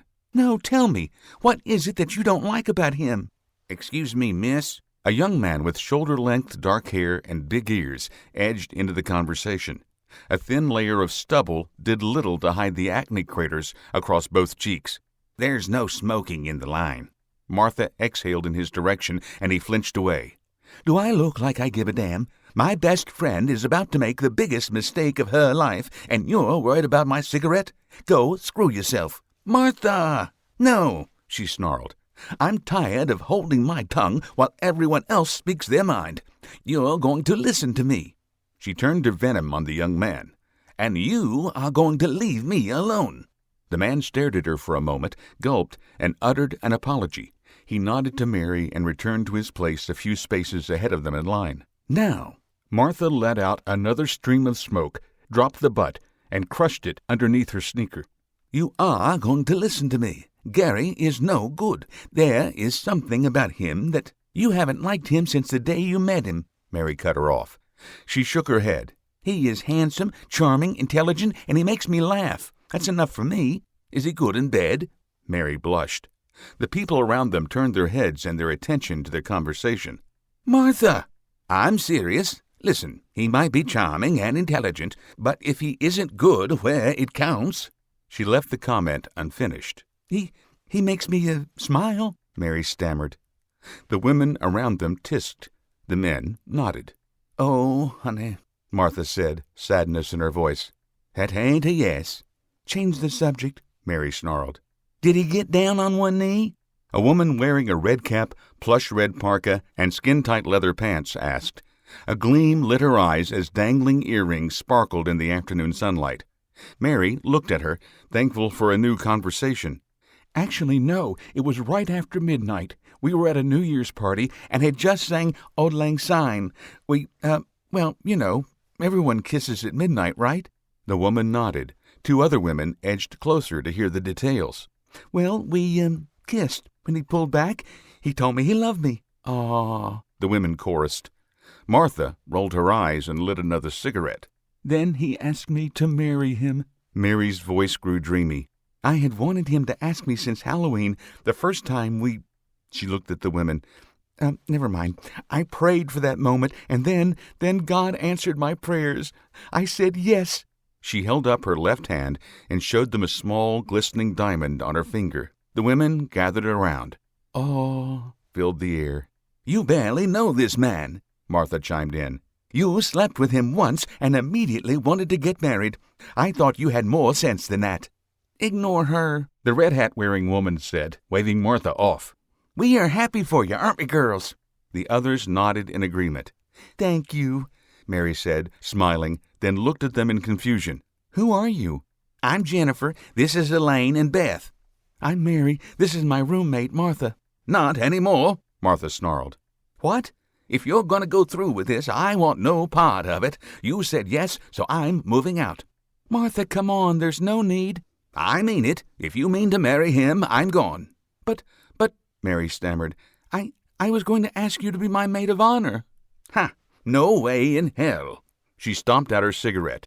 "You know, I don't want to see this concert. Besides, I have to go pack." She looked from Mary to the other women. "Have a great time." Sarcasm dripped from her words. She stormed off, pushing the acne-faced man out of her way. Mary broke down in tears. "Come on, honey," Jennifer said, taking her in her arms. "Good riddance to that bitch." "Yeah," Elaine and Beth said in unison. "But she's my roommate, my friend." "Honey, you may have lost a roommate, but you just gained 3 friends." Jennifer escorted her from the line, the 2 other women in tow. "What you need now is a night of drinking, and we know just the place." I don't know if I should," Mary half-heartedly protested. "I think I need to get back to the dorm and—" "Nope," Elaine said, putting a gloved finger to Mary's lips. "What you need is us." "And," Beth chimed in, "what we need to know is, does your fiancé have any friends?" Rose shook her head and flipped the page.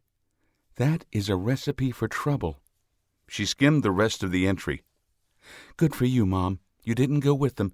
You called Dad, he came and got you, and took you to his apartment off campus." She sipped her cold coffee, blanched, and went to the kitchenette to freshen it. A piping hot cup in her hands, she returned to the couch. "You cleaned out your dorm the next week and never saw Martha again." Rose read and sipped her coffee. She raised an eyebrow. "You moved in with Dad against your parents' wishes. That was unexpected. Damn, I wish I had known you." She closed the diary and looked at the worn leather shell. "Maybe I'm learning about you now." She opened the book to the next entry and continued reading.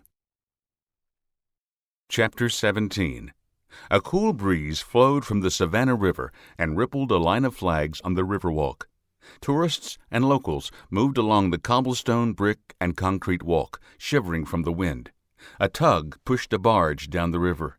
Waves sloshed over the bank and sent a spray into the air. A couple, caught in the mist, grumbled, hugged each other a little tighter, and scurried down the walkway toward a second barge making its way downriver. Rose stood inside an ice cream shop, hands in her pockets, and watched the scene from the heated comfort of the establishment. She took in the couple as they stepped away from the edge of the water as the next vessel sliced through the current. The wind picked up and carried the spray farther inland, dousing the couple again. She lost sight of them when they entered a clothing store a few doors down. A little bell above the door chimed, and Brian entered the ice cream shop. He wore a black suit with a blue tie and a long black trench coat. A brown fedora, camped on his head, cocked at an angle on his right ear. He offered a wry smile and extended his hand. "Hi, Rose." She slipped past his hand and embraced him. "I'm sorry, Brian." "I thought that was my line," he joked, and pulled her in tight. "You were the one that lost family." "No," she smacked him on the back. "I'm sorry I was such a bitch at your retirement. I should have been more supportive." He pushed her away, held her at arm's length, and arched an eyebrow. "Who are you, and what have you done with Rose?" She smiled, almost laughed, and shook her head. "I've been doing a lot of thinking lately, and—" She paused to brush non-existent specks of lint off her dark slacks and navy blouse. "Well, I'm trying to be better, you know." "What brought this on?" Brian led her over to a seat near the big bay window of the shop. They sat, neither of them taking off their coats. "Was it Linda's death?" "Actually, no. I found my mom's diary at Dad's." "Mom? Your mother's diary?" Brian asked. "That's incredible." A young woman left the counter and came over to the table. She wore braces, pigtails, and bright rouge on her cheeks. Rose suppressed a laugh at the Raggedy Ann look-alike. "Excuse me," she said in a high nasally voice, "but the tables are reserved for paying customers." Rose flashed her badge. "We're on a stakeout, but I could use a bottle of water." She glanced at Brian. "What about you, Detective?" Sounds good, he replied without looking at the young woman. He turned his head, and Rose could tell he was stifling a laugh. Oh, the woman stammered. "I'll be right back." She scurried away. Brian wiped suppressed tears from his eyes. You haven't used that one in years. I thought you were turning over a new leaf. Trying to be better? "It's a slow process," she grinned. "So, how's that first case of yours?" On hold for the moment. So much paperwork to leave the force, I haven't had a chance to work on it.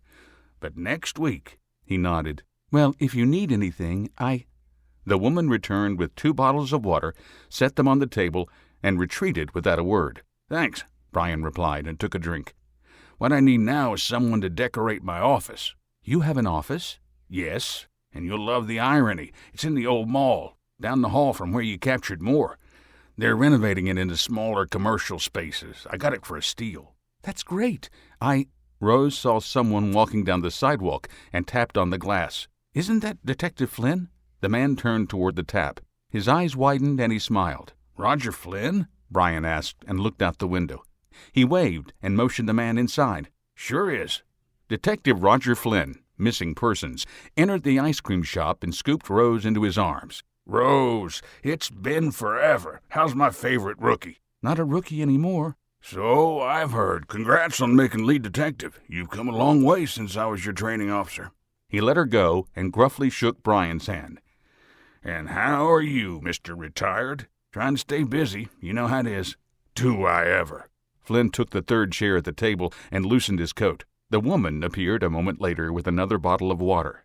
She set it down and disappeared before he could even thank her. What was that? She's just being attentive, Rose joked. Maybe she likes you. You are a horrible liar. I'm an excellent liar, she countered and pointed at the 2 men.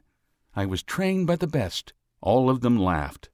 Listen, Flynn said, his tone serious. I heard about your stepmother. If you need anything. She shook her head. I'm good. Just knowing there are people that I can rely on is plenty, she sighed. Of course, a good solid lead would be nice. I know what you mean, Roger said, then leaned forward. I've got a case I just can't get a handle on. His voice had lowered, and he conspiratorially looked around the shop. Missing, 23-year-old female, no clues. No credit card usage, no phone, no witnesses. It's like she vanished from the face of the earth. The only thing I have is... He paused. You don't want to hear this. The funeral's today, isn't it? Yeah, in about an hour, Rose replied. Brian and I were going to go together, safety in numbers. I didn't mean to intrude. You aren't. It's always good to see an old friend, and... She winked. It's also good to get a different perspective on a case. You both taught me that. So what have you got? This is going to sound weird, Flynn smirked. The apartment was left spotless. Nothing out of place. We've seen that before, right? They nodded. Well, the only weird thing I found was a set of bed sheets. Bed sheets? Brian and Rose asked in unison. Rose's pulse quickened, and she glanced at Brian. He sat up straighter, eyebrows raised. Yeah, a set of strange, rose-patterned sheets. You don't say, Brian mused. On the bed? No, still in the package in the nightstand drawer. Are they in evidence? Rose asked, fighting to control the excitement in her voice. No, I wasn't sure what to do with them. I have them in my desk. Why? Rose explained her homicide case, and Flynn whistled. You think this is personal? She nodded. I can see why, but remember, don't get wrapped up in your theories. Let the evidence guide you, she finished with him. Right now, that is nowhere. But if our cases are connected, this might be what we both need. Can you drop by with a copy of what you have? Roger nodded. Sure, I'll do it this afternoon. He glanced at his watch. I gotta go. I've got a CI that swears she's got something juicy. He rolled his eyes and stood. Been there. Brian laughed and rose from his seat. Good seeing you again, Roger. You too, Brian. Enjoy retirement. I'm trying. Flynn turned to Rose and embraced her. I am sorry for your loss. If you need to talk, you got my number. Thanks, Roger. He said his goodbyes, nodded to the woman behind the counter, and disappeared into the cold, sunny day. "Come on," Brian said. "We need to get moving if we're going to make the graveside in time." Rose dropped a 10 on the table and led the way out the door. A crowd of people stood around a freshly dug grave in Bonaventure Cemetery. A light green tent covered the hole and flapped in the steady breeze. A handful of covered seats formed a front row for the immediate family. Gary sat in the first chair, tissue in hand, and stared at the gleaming silver coffin poised to be lowered into the ground. Max was nowhere to be found. Rose stood in the sunshine opposite her father, Brian at her side. Captain Rory, Detective Morrison, a few neighbors, some old friends of Linda's, and Gary's ex-employer, Samuel, formed a rough semicircle around the grave. No one spoke, but Rose caught more than a few furtive glances in her direction. Brian squeezed her shoulder in support.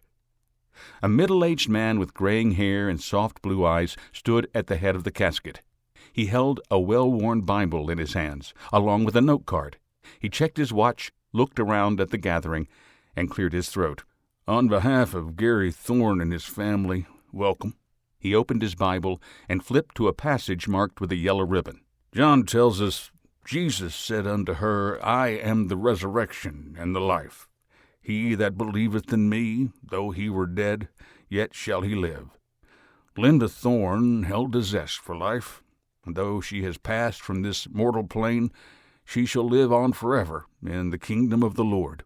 Rose listened to the Reverend talk about her dad and Max, never a word about her. Brian's hand on her shoulder squeezed tighter, and she shrugged it off. The words did not bother her. Linda was not her mother. They had never been close. The loss did not affect her as it did her father. "Let him have his day," she mumbled. Brian squeezed again. "In preparing for this somber event today, I talked with Gary. He loved Linda very much, and that was apparent in our conversation. We talked for over an hour about his life with her and how she was taken away too soon. The conversation reminded me of another verse from John, chapter 14, verses 1 through 6. The preacher flipped to a light blue place mark in his Bible and adjusted his glasses. "Let not your heart be troubled. Ye believe in God, believe also in me." Visions of her mother's diary and her words of faith cascaded through Rose's mind. She had often cited that passage and took solace from the words. Rose intently listened to the preacher's intonation, his emphasis on certain words, and knew her mother highlighted the same words. "Mom believed." "In my Father's house are many mansions. If it were not so, I would have told you. I go to prepare a place for you." "Mom went ahead to prepare a place for me," Rose mused. "And if I go and prepare a place for you, I will come again and receive you unto myself, that where I am, there ye may be also." "Mom will be waiting for me at the gates of heaven." That thought struck at the core of her being, and warmth flooded her body. "I'll meet you one day. Wait for me." Rose tuned out the cemetery, the preacher, and Brian. She thought back on the last couple of diary entries, the hurt her mother wrote at losing her friend and roommate, and the joy of moving in with her soon-to-be husband. She cried for days, the pain of betrayal crippling her. Gary's love sheltered her. The preacher's word broke through as he finished the verse. "Jesus saith unto him, I am the way, the truth, and the life. No man cometh unto the Father but by me." Rose jumped like she had been struck by lightning. Mother put her trust and faith in Jesus and found Gary, my dad. She believed it was divine. Was she right? Brian put his arm around her as those nearby grumbled. "Fell asleep at her own mother's funeral. Stepmother, still disrespectful. Shh, she's a cop, you'll get arrested." Her dad stared at her as the conversation quieted. Pain and tears filled his eyes. He scowled and turned away. "You okay?" Brian whispered in her ear. She nodded and shivered in the cool breeze. Or was it Mom? That thought sent a chill colder than the wind down her spine. "On behalf of the Thorne family, thank you for coming," the preacher concluded. He closed his Bible, put his glasses in his suit pocket, and made his way to Gary. He briefly talked with him, shook his hand, and walked over to Rose. He stuck out his hand, and she shook it. "I am sorry for your loss." "Thank you," Rose replied. "It was a beautiful sermon. Linda would have liked it." The preacher smiled. "I knew Linda. She was a vile, mean woman," he whispered and winked. "But we all deserve a little forgiveness in the end, don't you agree?" Rose returned the smile. "Yes, I do." "Good. Then make an effort to reconcile with your father. I've known Gary for many years. He's a hard man to get to know. But once you break down the barriers, you'll find a gentle and caring man." She nodded. "I'll try. Thank you again." The preacher, Bible tucked in tight against his right side, mingled with the restless crowd and disappeared. "That was, interesting," Brian stated. He searched the crowd, shrugged, and turned back to Rose. "You gonna speak with your dad?" "Yeah. I just don't know what to say." "Do what the Reverend said. Open the dialogue, see where it goes." Rose smirked. "I'm pretty sure he didn't say that." "He inferred it," Brian suggested. He gave her a gentle nudge. "You want me to go with you?" "Just stay close." Brian nodded, and she edged away around the two-man cemetery team, slowly lowering the coffin into the ground. The silver casket disappeared beneath the green, artificial carpet covering the area.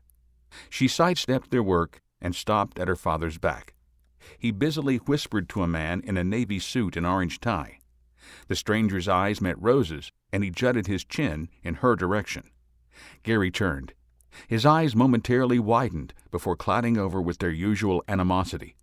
The man with the bright tie walked away without a word. "Nice of you to show up," her father smirked. "Have a nice nap?" "Where's Max?" she asked, ignoring the quip. "I figured you arrested him. Haven't seen him since—" He abruptly stopped, tears in his eyes. "I'm sorry, Dad." "So sorry you fell asleep during the sermon?" "I wasn't asleep. She protested, sighed, and gave up. "Is there anything you need?" "Find a bastard that killed her." "I plan on talking to the detectives on the case. I'll be sure to get reports." "The detectives on— You won't be working it?" His voice rose, and the remaining guests turned their heads their direction. "I can't, Dad." "Why not?" "I already have a case for one," she said, and counted on her fingers. "And two, they never let family members work cases." "Figures. Just like everything else. You take a back seat instead of doing what you should." "What I should? I can't do everything. You can't order me out of your life and then, when it's convenient for you, ask me back in. I've done more than I should for Max, whether you want to accept that or not. I practically killed myself trying to get you to love me. Hell, I'd settle for liking me. Have you ever stopped to think that maybe you might be asking too much?" "Since when is expecting you to do your job asking too much?" "Dad, Don't call me that," he spat. "Linda told me what you said when you found Max at Mary's grave. I won't tolerate that kind of disrespect. You are no daughter of mine." Rose gaped at him. Surprise warmed her cheeks. What did I say?" A thought blasted through her mind. "What did Linda say?" I said. "No, you don't get to put this off on her." Her dad trembled in anger. "I got enough problems without you trying to sully her memory." Everyone turned their attention to them. "I'm not trying—" "Always spending money, now leaving me to pick up the bill." He lowered his voice, talking to himself, then looked at her. "Buying the ugliest sheets I've ever seen and—" "Wait, stop." Rose's blood ran cold. "Dad, stop." He stared at her with hate-filled eyes. "Don't call me that." "What sheets?" Rose asked. She took a step closer, and he flinched away. "What sheets?" "Some flowery sheets," he pouted. "What the hell does it matter?" "What flowers?" Rose asked. She waved Brian over. "Roses." "Rose-patterned sheets?" Her dad suspiciously eyed her. "Yeah? So what?" "I need that package, Dad. Gary." "You can't have 'em," he scoffed. "You can't just take from me the last thing she bought." "Mr. Thorne, if I may." Brian stepped up. "Rose may not be able to work on the case, but I can. Those sheets may be a clue. If you don't mind, I'd like to drop by in a few hours and take a look. Would that be okay?" Gary's eyes flitted between the two of them. "Fine," he said and pointed. "As long as she doesn't come with you." "I'll come alone," Brian assured him. "I'll be home after 4. He turned and left without another word. "That went well," Brian stated. "Yeah, Rose sighed. About how I expected. How am I supposed to reconcile with him if he hates me? The words from her mother's diary echoed in her head. Forgiveness starts at home. She forgave Martha for trying to disrupt her marriage. That thought hardened Rose's resolve. Would you please get the sheets? I'll drop by your new office in a few days and pick 'em up. Not tomorrow? No, she smirked. Captain Rory told me to take a few days. Directed it, actually. No problem. He cocked an eyebrow. Are you sure you're okay? A thin smile creased her lips. Actually, yeah, I am. Remember I told you about my mom's diary? Yeah. It's been over 30 years, but I'm finally getting to know her. And I like what I'm finding. She smiled. See you next week? Until then. They left the cemetery as the two-man team lowered the vault and sealed Linda's coffin in the ground. Chapter 18. Brian whistled while he pushed a broom around the new home of Simpkins Investigations. A pile of trash already lay near the exterior door of the two-room office. Dust bunnies stubbornly filled the corners, and Brian turned the broom to get at them. Cobwebs hung from the ceiling. A haze of dust hovered in the air like a cloud. He finished that section of the exterior office, the receptionist area, and returned to his office, his new inner sanctum. A leather chair sat behind a large metal desk from the 1950s. A computer and phone provided a stark contrast to the nearly 70-year-old furniture. A stack of photos, Diane, the kids, and police mementos lay next to the phone. Hard to believe this used to be a cell phone store. Their loss is my gain. Brian paused to get a drink from a bottle of water on the desk. He drained it and tossed the empty toward a wastebasket in the corner. He missed, laughed, and attacked the cobwebs and dust bunnies with renewed vigor. The two-room office reminded him of old 1950s film noir private eye movies. He paused, leaned on the broom, and visualized James Cagney or Humphrey Bogart sitting in the chair. His chair. He imagined a well-dressed woman in high heels and ruby-red lipstick, leaning over and telling her tale of woe. The secretary, Girl Friday, also a well-dressed beauty, stood in the doorway, notepad in hand. Brian superimposed his vision over the office. Everything fit perfectly. A smile split his face, and he resumed his chores. His whistling grew shrill, his broom moving in time with his tune. His foot tapped the rhythm. He felt good. A knock at the door disrupted the melody, the mood, and his work. He sighed, crossed through the outer office, and opened the door. Simpkins Oh, hi, Rose. Rose stood in the hallway, a small potted plant in her hand and a smile on her face. You seem in a good mood. I heard the whistling down the hall. Yeah, I guess I am. He motioned past him. Please, come on in. Thank you. She crossed the threshold and entered the outer office, and he noted her eyes soaking up every detail. Nice place. Very private eye. Yeah, he nodded. When I saw it, it drew me in. He lowered his voice to mimic a smooth-talking TV announcer. The office screamed detective, and he had to have it. It works, she said, and again nodded her approval. She turned and pushed the plant in his direction.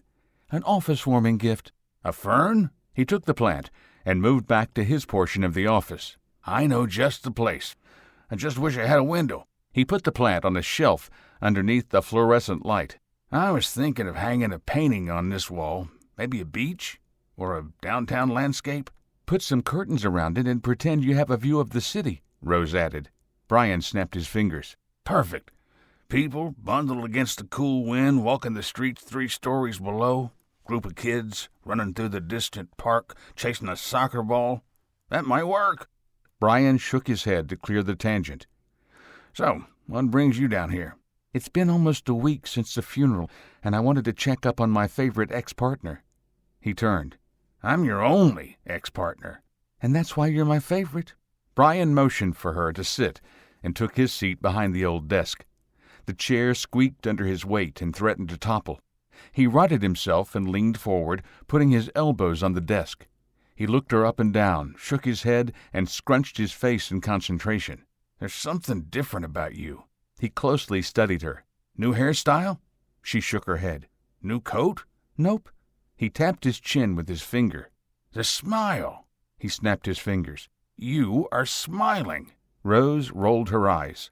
Yes, I'm smiling. I'm in a good mood. A few days off did wonders for me. I'm ready to get back into the swing of things, although I wish I still had you out there with me. "Well, I'm always here if you need me." Thank you. "So, a good mood," Brian mused. "Something must have triggered it. What gives?" My mom. "Your mom? You mean the diary?" She nodded. I've been reading about her courtship with my dad. Every day her love grew for him. He was her everything, and believe it or not, she wrote that he felt the same way. She shook her head. That, Gary, is not the same man who is my father. Her death must have hit him hard. And he took it out on me. "Rose, don't say—" No, it's okay. She cut off his protest. I forgive him. That was the moral of my mom's faith, what she believed in most, forgiveness. I'm starting to really connect with her. "Through a book?" It's her diary, her innermost thoughts, secrets, and desires. She nodded. Yeah, I'm starting to feel like I'm getting to know my mother. 30 years too late, but it beats nothing. "That is the most pragmatic thing I've ever heard you say." I've told you not to use words you don't understand, she joked. Pragmatic? Really? "Hey, I may be a Marine, but I know words." Well, thank you. "You're welcome. Oh, the real reason you dropped by." He reached into the bottom drawer of the ancient desk and produced a package of rose-patterned sheets. "I already dusted for prints and asked Officer Payne to run them.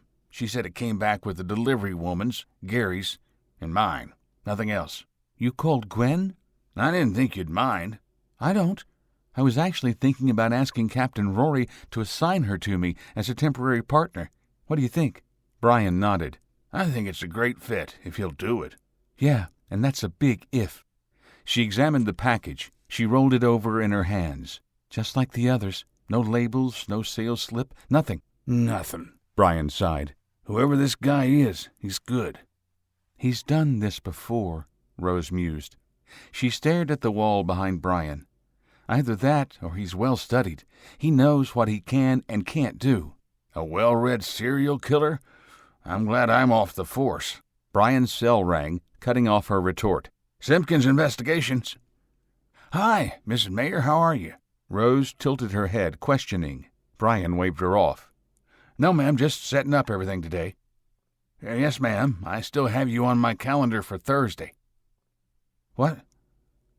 "No, ma'am, I don't have my fax set up yet." He rolled his eyes. Rose suppressed a giggle. "Yes, ma'am, I do have an email. It's detective@simpkinsinvestigations.com. Yes, ma'am." Right now?" He glanced at Rose. "Yes, I can look at it now, not a problem." Rose stood to leave. He held up a finger to stop her. "I'll look it over, and then I'll see you Thursday." "Yes, ma'am, you too. Bye." He clicked off the cell, tossed it onto the metal desk, and stood. The mayor is calling you? I thought you retired. "It's my first case," Brian said. "Didn't I tell you?" You mentioned a case. You didn't say anything about the mayor.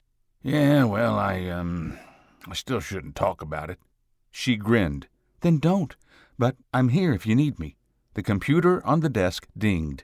And that is my cue. She patted the bundle of sheets. I'll let you know if I find out anything. And thank you. "For?" Always looking out for me. "That," he laughed, "will never change." Rose nodded, opened her mouth to say something, closed it, and nodded again. She turned and left without a word, the sheets curled underneath her left arm. Brian sat back down and brought up his email. The message opened with a folder from Mayor Barker. He clicked on it, and a wave of information filled his screen. "Emily Barker, age 23. Clerk for Judge Ellis and student at UGA. Missing since—" He whistled. "Talk about a cold case." He shook his head. "Things rarely work out well when they've been gone this long." Brian spent the rest of the morning going through the file, his headache and dread growing. Chapter 19. Bright sunshine shone through the windows of Rose's apartment. Dust motes floated through the light.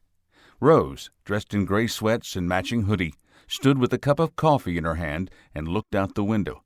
Savannah, PD, in reflective black streamed down the left arm and left leg of the jogging outfit. She glanced at the clock, 10:48 a.m. She finished the coffee, rinsed the cup, and moved to a small replica of the murder board in the precinct. She had never brought work home before, but she'd never solved a case without Brian at her side. So many changes, she sighed. A timeline of the victims ranged across the bottom of the 4-foot dry erase board from left to right. Tape held small photos of each person above their date of death in the timeline. On the left side listed all of the clues and forensics evidence. The only real clue there was Rose patterned sheets. The possible suspects filled the right-hand side. It was empty. What do these people have in common? She spent the next hour trying to connect the victims to each other. She found no connection between the 4 victims. She studied a forensics report of social media activity. She was not surprised at a robust online presence from Amanda Cleet and Heather Johnson. One was a tour rep and the other a college student. Rose would have been more surprised if they did not have multiple pages and websites. Madeline Johansson's team found no connection to the other victims. Priscilla and Linda had a few family pictures, but no connection to the others. The only connection Rose found with any of them was Heather and Linda, but Brian's words haunted her. "You know the rule. Don't take it personally." "How can I not?" she asked aloud, tapping a red marker against her chin. "But there is no connection to the first 2. She rubbed her temples against the stabbing pain of a migraine. She dropped the marker and crossed the apartment to a small liquor cabinet just outside her bedroom door. She popped the top on a bottle of bourbon and poured a double. She raised the glass to her lips and stopped. Her mother's diary lay on top of the cabinet where she left it the night before. Rose slowly set the glass down and picked up her mother's book. She thumbed through the pages she had already read and let the images and memories distract her from the case. She finally opened it to her bookmark, a small newspaper clipping of Brian's retirement, and read the next entry, wedding dress shopping. Rose forgot about the bourbon, returned to her couch, and sat with her legs curled underneath. She pulled a small fleece blanket off the back of the 3-seater and snuggled beneath it. Warm and comfortable, she read about her mom's search for the perfect wedding dress with her childhood friend, Elizabeth. She thumbed back a couple of pages and reread their reconnecting. April 18th, 1987. Dear Diary, I got a big surprise today. Elizabeth Ambrose called. Haven't seen her since junior high, and she called me out of the blue. Said she saw my engagement in the newspaper. We talked for nearly 3 hours. She got married right out of high school, already has 2 kids, and 3rd on the way. She loves it. Talking to her really restored my faith in Mary and Gary. I asked her to go dress shopping with me next week, and she said yes. I can't wait to see her. I'm sure I can find a dress if she tags along. She always has a good eye with fashion. I know it's early, but if we hit it off in person like we did on the phone, I may ask her to be my maid of honor. I really hate that Martha left the way she did. I heard she even dropped out of school. Poor thing. I hope she gets her life back on track. I'll pray for her." So, Mom reconnected with an old friend and prayed for her lost one, Rose mumbled and shook her head. An incredible woman. She read on and found nearly a dozen entries on the same topic, sex. Gary, now that they were engaged, wanted to explore the physical side of the relationship. Mary, guilty about the one night they did make love, wanted to wait till their wedding night. "Thou shalt not commit adultery," Mary told him. "It's not adultery," Gary refuted. "We're engaged. We're living together. The only thing we don't have is a piece of paper saying you're married." The two argued, and her mom wrote about it every day for nearly 2 weeks. Her dad finally acquiesced, but asked her to move the date to June instead of August. She agreed, and the next month flew by. Rose turned the page. June 6, 1987. Dear Diary, I'm getting married today. The doorbell rang. Rose looked up from the diary and stared at the door. Go away. It rang again. Rose checked the time, 5:19 p.m. She had been reading for hours. The realization of the time made her stomach growl. A two-rap knock. Rose? William, she muttered and smirked. She tossed the blanket aside, set the diary on the end table next to the couch, and quietly padded over to the door. She opened it a foot and peered out. "Hi. Now is not a good time." William stood in the hallway, dressed in a dark three-piece suit with a red tie and matching red kerchief sticking from the left breast pocket. A dark brown coat covered the suit. He carried a briefcase in one hand and a single rose in the other. He tried to peek around her and examine the apartment. She moved with him, blocking his view. "What's going on in there?" he asked, a hint of mischief in his voice. "You don't have another man in there, do you?" "No, I'm alone, and I'm going to stay that way tonight." "Rose." William's voice turned deep and sensual. "I just came by to see you. I've got a couple of hours before I have to get home and thought I'd spend them with you." She looked at the man. A 2-day growth of stubble covered his face. Haunting brown eyes held a mixture of longing and pleading. They bore into her soul. She had lost herself in those eyes dozens of times. "Not tonight," she said. "Why?" He tried to peer around her again. She continued to block him. "You've never told me no before." "First time for everything," she replied. "Honey, No." Her mother's words cascaded through her mind. Her arguments with Gary about sex before marriage, her steadfast faith, her conviction about adultery. That thought froze in Rose's mind. "She was engaged and wouldn't do it. William is a married man. What would she think of me?" "Rose?" "It's over, William," Rose said without a second thought. "You're a married man." "You've known that all along," he smirked. "Why change now?" "Because I've changed. I am changing." She shook her head and resisted turning to look at the book. Her mother's resolve washed over her. "There is so much going on in my life right now, I don't need to complicate it by sleeping with a married man. You are a good friend, and I appreciate that. You've done a lot for me and my family. Thank you. But the rest, it's over." "What do you mean, it's over?" "I mean that you're a friend, but you will never again share my bed." A cascade of joy washed over her as the words echoed in the hallway. "Rose, I want you. I love you." "No, you don't. You love that I give you something your wife doesn't. Well, that ends today." Hurt filled his eyes. "You think this is only about you?" A tinge of anger touched his voice. "That you get to say when? I've put my livelihood on the line for you. I've gone to bat for your screwed-up family, and this is how you repay me?" Shock sent goosebumps along her arms.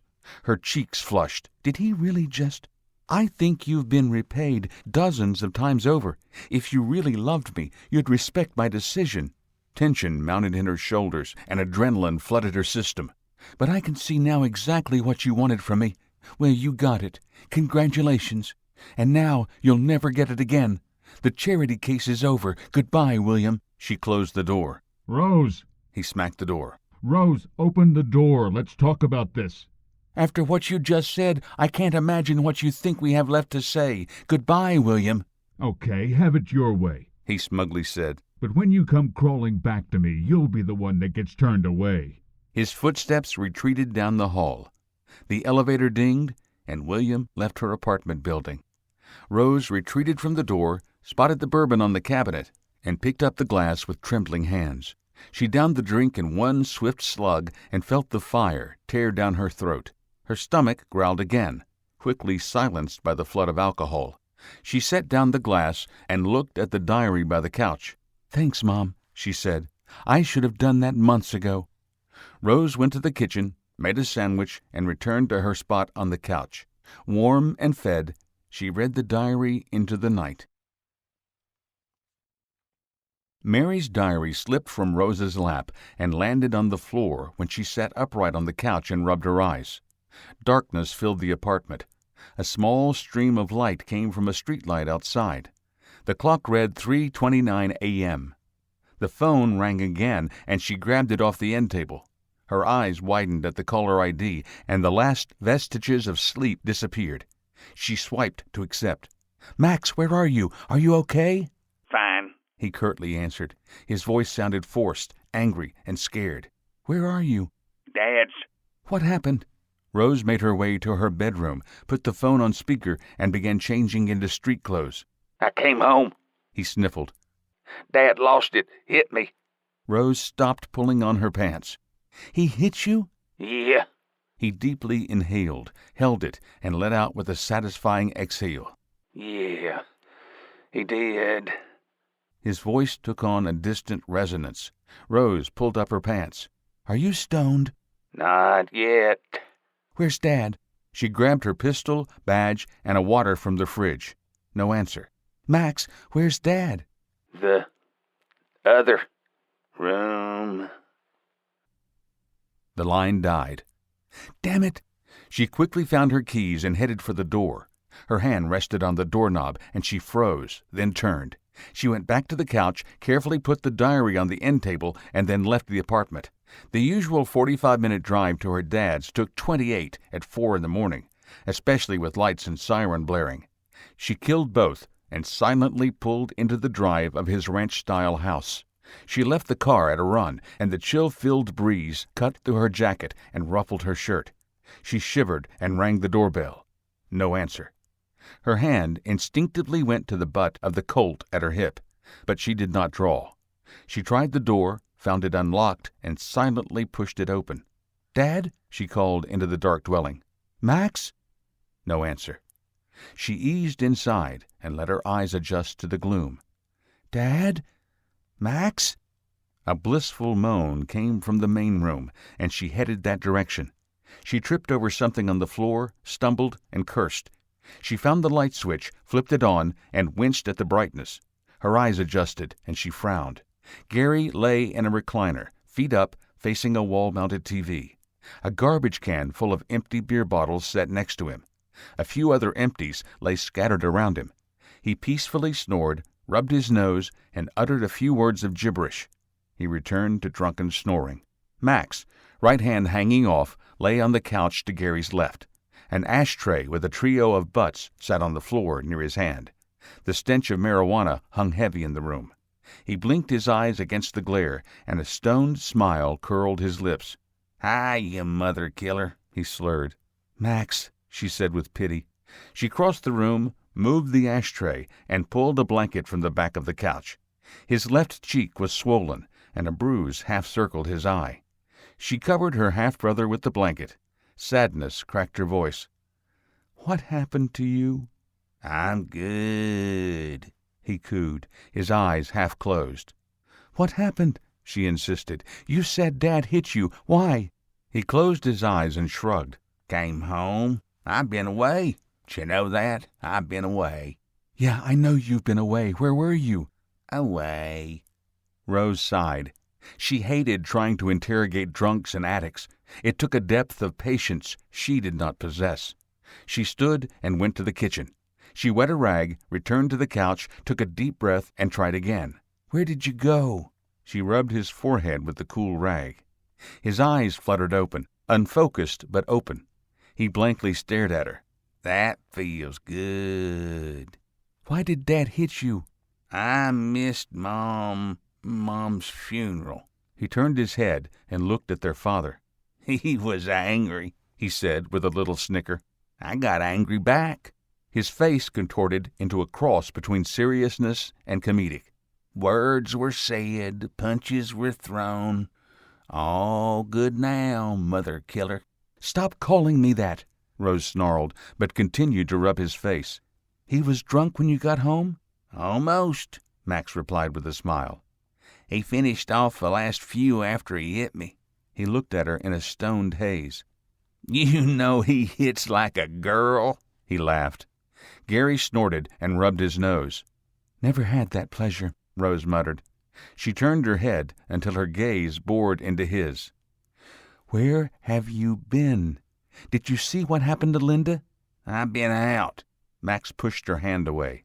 His eyes glazed over, and his voice sounded distant. "I found her. I found Mom in her chair. Dead. Did you know she was dead?" "Yes, Max." "Her neck?" He shivered. From the memory or the drugs, Rose did not know. "She broke her neck. Did you see?"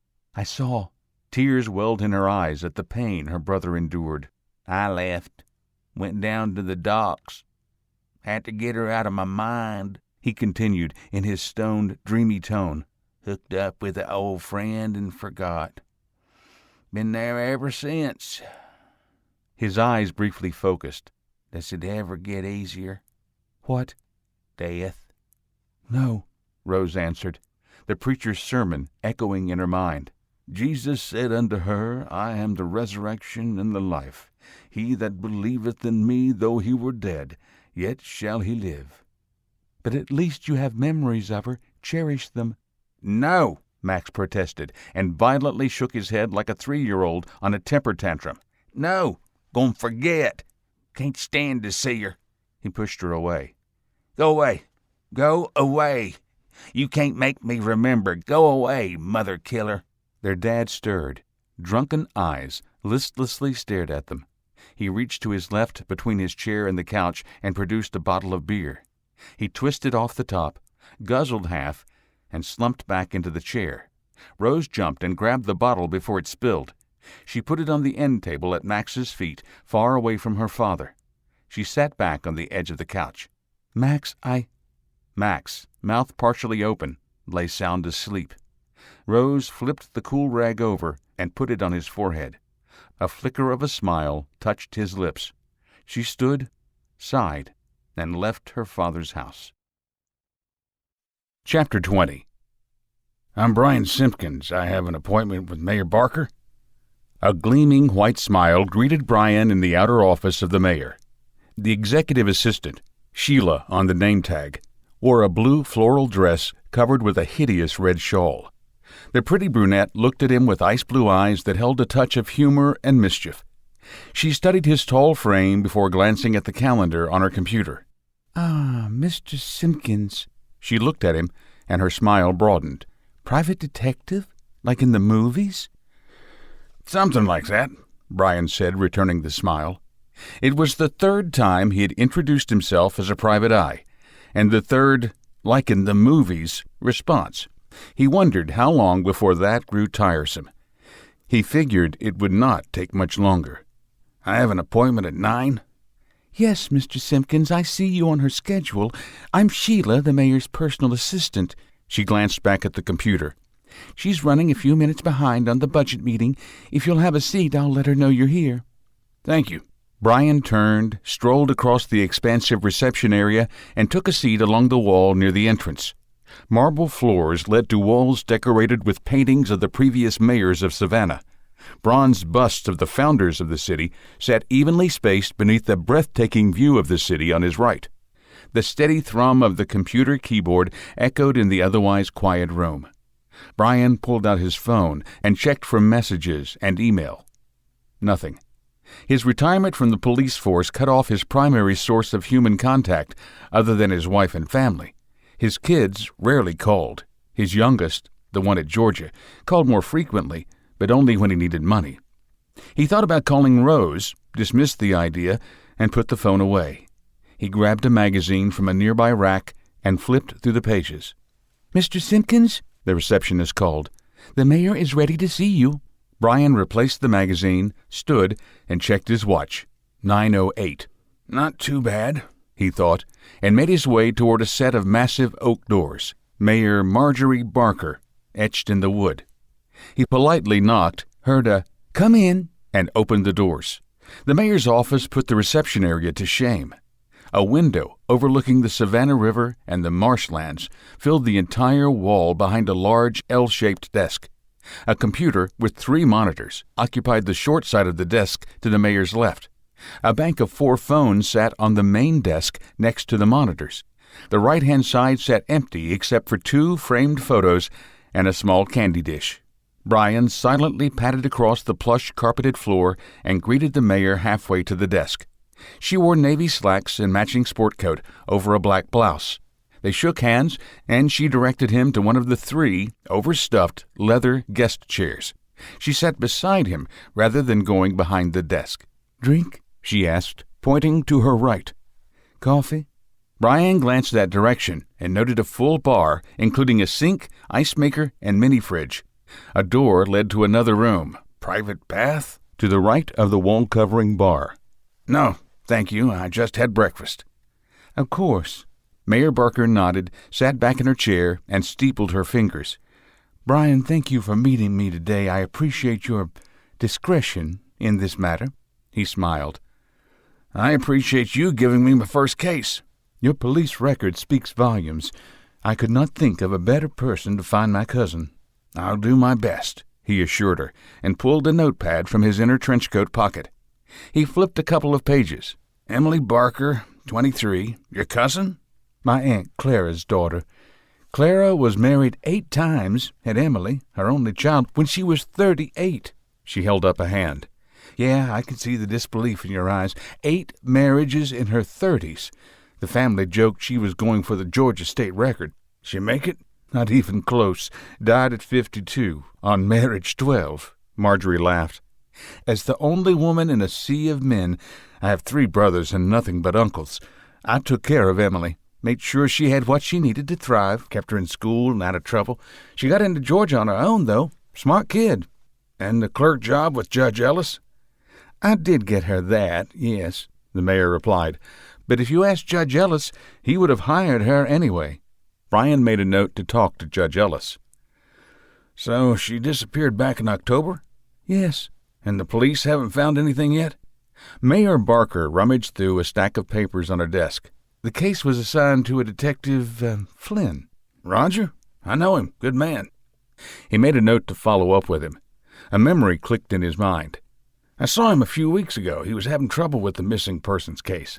The connection of the mayor's cousin and rose-patterned sheets sent a chill down Brian's spine. I hope it's not this girl. He tried to hide it, but involuntarily shivered. You okay? Yes, ma'am, Brian lied. Just remembered how cold it was that day. I'll follow up with Roger to see where he is on the case. Maybe work together. He is nowhere, she said, a tinge of disgust in her tone. I know he is a good detective. I keep track of everyone. That's why I hired you. But he has gotten nowhere in 3 months. She leaned forward. Brian, she said in a much lower voice, I know the statistics. Being gone this long, there is very little chance she'll be all right. She sniffed away a tear. But I need to know for sure. Understand? I need to know. Brian nodded. Yes, ma'am, I understand. I'll do my best, that's a promise. I know, she said, sitting back. Now, what else do you need to know? Where did she like to go? What'd she like to do? Hobbies? Friends? She had a few friends. They're all still in Athens, I believe. She loved macchiatos and said the best in town was a little coffee shop down on Liberty Street. Brian made a note. And she loved to read. The mayor tapped her chin. There's a bookstore not far from the coffee shop. She spent some time there as well. Her apartment is downtown? Yes, on Liberty. How could she afford something like that on a clerk's salary? Did she have a friend who... You can stop that line of thinking. I paid for her apartment. You? She offered a mischievous grin. I was 23 once and in college. I know what a young woman needs, or at least what I needed at that age. Privacy is top of the list, a place of her own. I figured if I paid for it, I'd at least know where she was at night. Her face scrunched. Does that make sense? Perfect sense. She rummaged through a desk drawer, found a key, and handed it to Brian. This is a spare key to her apartment. Detective Flynn already went through it, but I would feel better if another set of eyes took a look. Brian nodded. I agree. I'll head over there after lunch. They both stood, and Mayor Barker extended her hand over the desk. Thank you, Brian. I haven't done anything yet. He shook her hand. Yes, you have. You've given me peace of mind. Brian smiled, nodded, and left. He drove less than 10 blocks to Liberty Street and parked. He made a beeline for the coffee shop, stopped short, and on a hunch entered a cell phone store next door. The clerk denied him access to her account until he flashed his private eye license. He knew it was not the ID, but the way he flipped it open, like a cop, that convinced the clerk to acquiesce. Brian discovered she had bought a new phone less than a week before her disappearance, wrote down the number, and asked for a call log. Detective, the clerk said, shaking his head, I could already lose my job for showing you this. You'll need a warrant to get the rest. Brian nodded. That I can get, he lied. and I'll be sure to let the mayor know of your cooperation." "The, mayor?" The young man gulped. His pimple-laced face and stringy hair made him look 14 instead of 20-something. "Look at the primary account holder," Brian suggested, tapping the computer. The clerk glanced at the screen and blanched. "The mayor?" "Yep. Why don't you pull up the call logs for the new number?" "It'll take a few hours," the clerk said, his voice hesitant. He pointed behind Brian to a crowd of customers. I can't just drop everything and work, "A few hours is fine," Brian assured him. "Tell you what, I'll make it easy. Email the printout, okay?" He handed over a business card. Detective, written in big, bold letters across the top. Yes, sir." Brian left the store, entered the coffee shop, and ordered a drink. He chatted with the young baristas, showed Emily's picture, and received a chorus of, "Haven't seen her in weeks." He sighed, paid for the drink, and headed outside. Brian stepped out of the coffee shop and pulled his tan trench coat tighter. A cup of coffee in his gloved right hand, he cinched the matching fedora, another effort to resemble a private eye, further onto his head. The breeze tugged at the hat, and he resigned himself for a continual struggle until his next destination.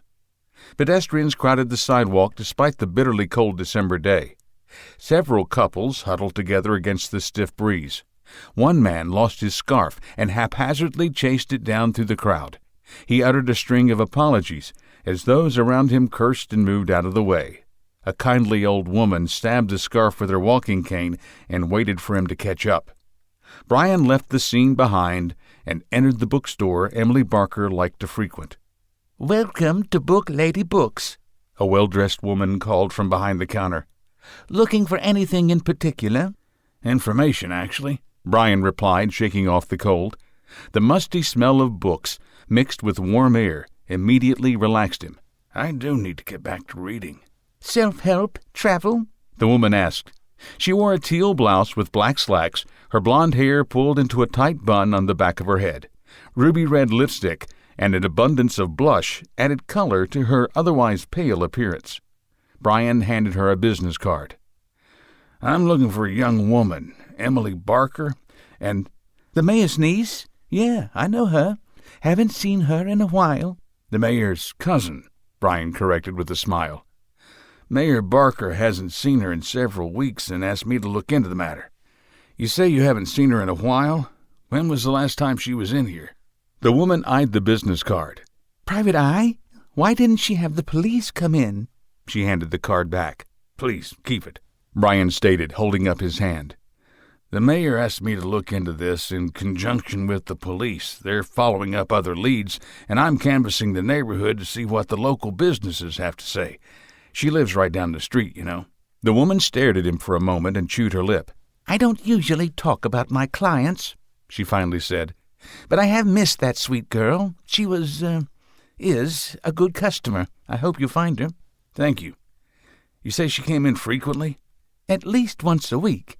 The girl has a voracious appetite for literature. She reads everything, the classics, mysteries, detective stories.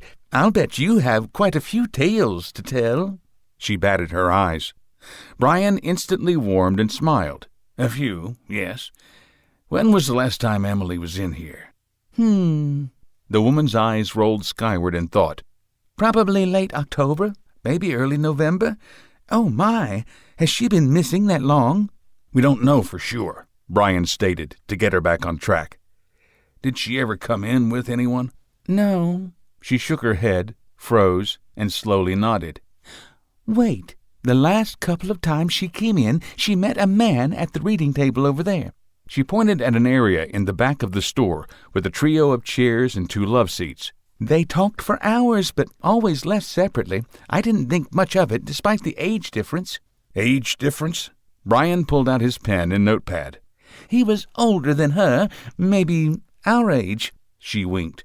"At first I thought it might be her father, but he seemed to be a little too friendly, if you know what I mean." "How friendly?" "He wanted to be much friendlier than she did. I saw her push his advances away twice on the last day she was in here." Her eyes bulged. "Could he have taken her?" "Let's not get ahead of ourselves," Brian said. "It could be a coincidence." "There are no coincidences," he heard Rose's voice taunt him. He fought the excitement of finding a possible clue. He exhaled and smiled. "Do you remember what he looked like? Did he ever say his name?" "No," she shook her head. "He always came in and went straight to the back. Never said a word until he got back there." "Can you describe him?" "Tall, mid-50s, maybe 60. Not sure about the hair. He always wore a Savannah Bananas baseball hat." "If I asked a sketch artist to drop by, could you work with him?" The woman stepped back, scratched her head, and grimaced. I don't know. It's been almost 2 months." "It's important." She appeared deep in thought. "Sure, I can do that for Emily." "Thank you," Brian said. "I'll contact my counterpart in the police department and have them send one over as soon as they can. And your name is?" Julie Armbruster." "Thank you, Julie. Now, is there anything else you can remember?" "No, Yes, the man was never happy." "Never happy?" "He never smiled. He always acted like he was fighting the world. But he never took it out on Emily. He was always kind to her. A little handsy, but kind." Brian made a final note in his pad and smiled. "Thank you, Julie. You've been very helpful." "I hope you find her, Detective." "So do I." Brian left the bookstore and headed toward Emily's apartment. He fought the cold breeze for the 6-block walk. The pedestrian traffic thinned after 3 blocks, and the trees rustled in the stiff breeze. He bent forward into the wind and trudged ahead alone. His lungs burned from the cold air. The red brick apartment building beckoned, and he ran up the stairs. The warm lobby hit him like a blast from a furnace. Wall-to-wall beige carpet, rich wooden tables, and well-worn leather furniture filled the lobby. He thought it looked more like a hotel than an apartment. He shook off the cold while he waited for the elevator. Emily's apartment was on the 3rd floor. He stepped inside and found a well-kept home, complete with a kitchenette, 2 bedrooms with individual baths, and a main room featuring a couch, 2 chairs, and a coffee table. Beige carpet, a little lighter than the lobby, covered the floor and matched the drab walls. Family pictures, most of them with the mayor, adorned the walls. Brian took off his coat, draped it over the back of the couch, and systematically searched the apartment room by room. He found a day planner in her bedroom with a full calendar up until late October. He checked her medicine cabinet, but found nothing but aspirin, some antibacterial cream, and a birth control compact. He sighed at the dead end and returned to the main room. He pulled out his phone and called Rose. "What's up?" she asked without a greeting. "Following up on my case," he replied. "I need a favor." "Shoot." "Can you get in touch with Roger Flynn? I'm working his case from another angle and wanted to compare notes. I don't have his number." "The missing girl?" "Yeah, I'm at her apartment now. Did Roger ever get you the file? Is it connected to your case?" He craned his neck to hold the phone in place, bent down, and rifled through a pile of papers underneath the coffee table. "I don't know," Rose said. "I reviewed his file. The only connection is the sheets, and it really is circumstantial. She could be the only person in Savannah that actually bought the damn things." She blew out a long breath. "I don't know. Sorry. You wanted Roger's number?" "Yeah," Brian said. "Where are you, by the way? Sounds busy." "Heading over to my dad's." She gave Brian a rundown of the last encounter. "I'm taking Max to rehab. It's either that or he goes back to jail for violating his parole." "Didn't you do that before?" He stood with a groan and scanned the apartment again. "Yeah, but I gotta do something. Okay, back to your case. You wanted Roger's number?" "Yes. A woman at the bookstore down on Liberty said Emily met a man there a few times. I'd like to get a sketch artist down there and—" The door rattled. He turned. "See if we can get a—" The door opened, and 2 men in masks charged in. Brian dropped the phone, blocked a right jab, and hit the first man, wearing a black mask, in the face. His nose crunched. He screamed and stepped back. The other, in a red ski mask, took his place with a flying front kick. Brian ducked and hit him in the stomach. "Brian! Brian!" Rose's voice reverberated from the phone. The first man, his black ski mask stained red from his bloody nose, charged. He tackled Brian, and they flipped over one of the 2 chairs. Black Mask landed on top and pummeled Brian's face. The man in the red mask regained his breath and leapt over the coffee table to join the beating. Brian bopped Black Mask's ears and knife-handed the exposed throat. The man gurgled, and Brian pushed him into the path of his partner. They tripped and landed in a pile beside him. Brian, answer me, damn it! Rose's voice yelled. Brian stood and kicked Black Mask in the face. He stayed down. Brian turned to Red Mask in time to take another rush. Red Mask slammed him into the wall. The breath left Brian, and he saw stars. He swung a left-right combo, both easily blocked by Red Mask. The assailant did not block Brian's knee to the groin. Red Mask fell to the ground and moaned in pain. Black Mask took his place and hit Brian with a savage left-right-left combo to his abdomen. Brian doubled over, but managed to block a knee to the face. The Marine in him took over. A battle cry filled the apartment. Brian charged, picked Black Mask up, and ran across the apartment. He slammed him into the wall near the bedroom door. Plaster and drywall splintered. Brian pivoted and slung the man toward his partner. Both ended in a pile on the floor. Brian! Rose screamed through the phone. He reached for his 9mm Glock. His body erupted in electric fire. His vision blurred, and he fell to his knees. A man stood in the doorway, a taser in his hand. He squeezed the trigger again, and Brian fell into darkness. Chapter 21. Brian! Rose hit the siren, spun the car around, and headed back downtown. She dropped the phone into her lap and grabbed her police mic from the dash. "Dispatch, this is 19 Adam 4. Panic seeped into her voice, and she barely missed sidewiping a tow truck. "I need the address for an Emily Barker somewhere on Liberty Street. I need it now." Roger, Adam 4. The man's voice came back calm, with a hint of worry. Do you require backup? "Contact Detective Flynn. Have him meet me there ASAP." Roger, Adam 4. Here's the address. The man relayed the address, and Rose punched the accelerator. She arrived 8 minutes later amid squealing tires and roiling smoke. She left her car parked half on the sidewalk and half on the street, pulled her Colt, and sped up the 3 flights of stairs to her destination. Rose, back to the wall and Colt pointed toward the floor, sucked in a breath and willed her racing heart to slow. Several doors along the corridor opened and curious faces peeked out. She saw widened eyes immediately followed by slamming doors. Sirens wailed in the distance. Nothing moved in the apartment. The door set ajar. Rose raised her Colt, steeled herself for what she may find, and breached. She pushed the door open with her foot, the big pistol tracking through the apartment as the door swung wide. She scanned right to left, her weapon and eyes moving in unison. She took 2 steps to her left and cleared the small kitchenette. Another step, and she froze. Brian lay on the floor next to a shattered coffee table. The sirens stopped outside, replaced by shouts. Footfalls grew louder. "Brian," she hissed, her eyes on the one door and room she had not cleared. "Rose," he mumbled. He tried to push off the floor, failed, and slumped back. "They're gone," he managed through bloody lips. Footsteps bounded down the hallway. "Savannah PD, we are coming in." 3 officers entered, saw Rose, and raised their weapons. "Freeze!" "I'm Detective Thorne. Homicide." Rose held her weapon pointed toward the unsearched door. "Get an ambulance. We have a hurt man here." She pointed at Brian with her left. "Do not move," one of the officers ordered. More boots echoed down the corridor, and Gwen Payne appeared in the doorway. "Stand down. That's Detective Thorne," she ordered. Her concerned eyes turned to Rose. "You okay?" "Fine. Brian's hurt. Get an ambulance." Gwen disappeared back into the hallway. "This is 16 Baker 8. I need an ambulance at—" "You two," Rose said, pointing at 2 of the officers. "Clear the rest of this apartment." She did not wait for their acknowledgement. She went to Brian's side.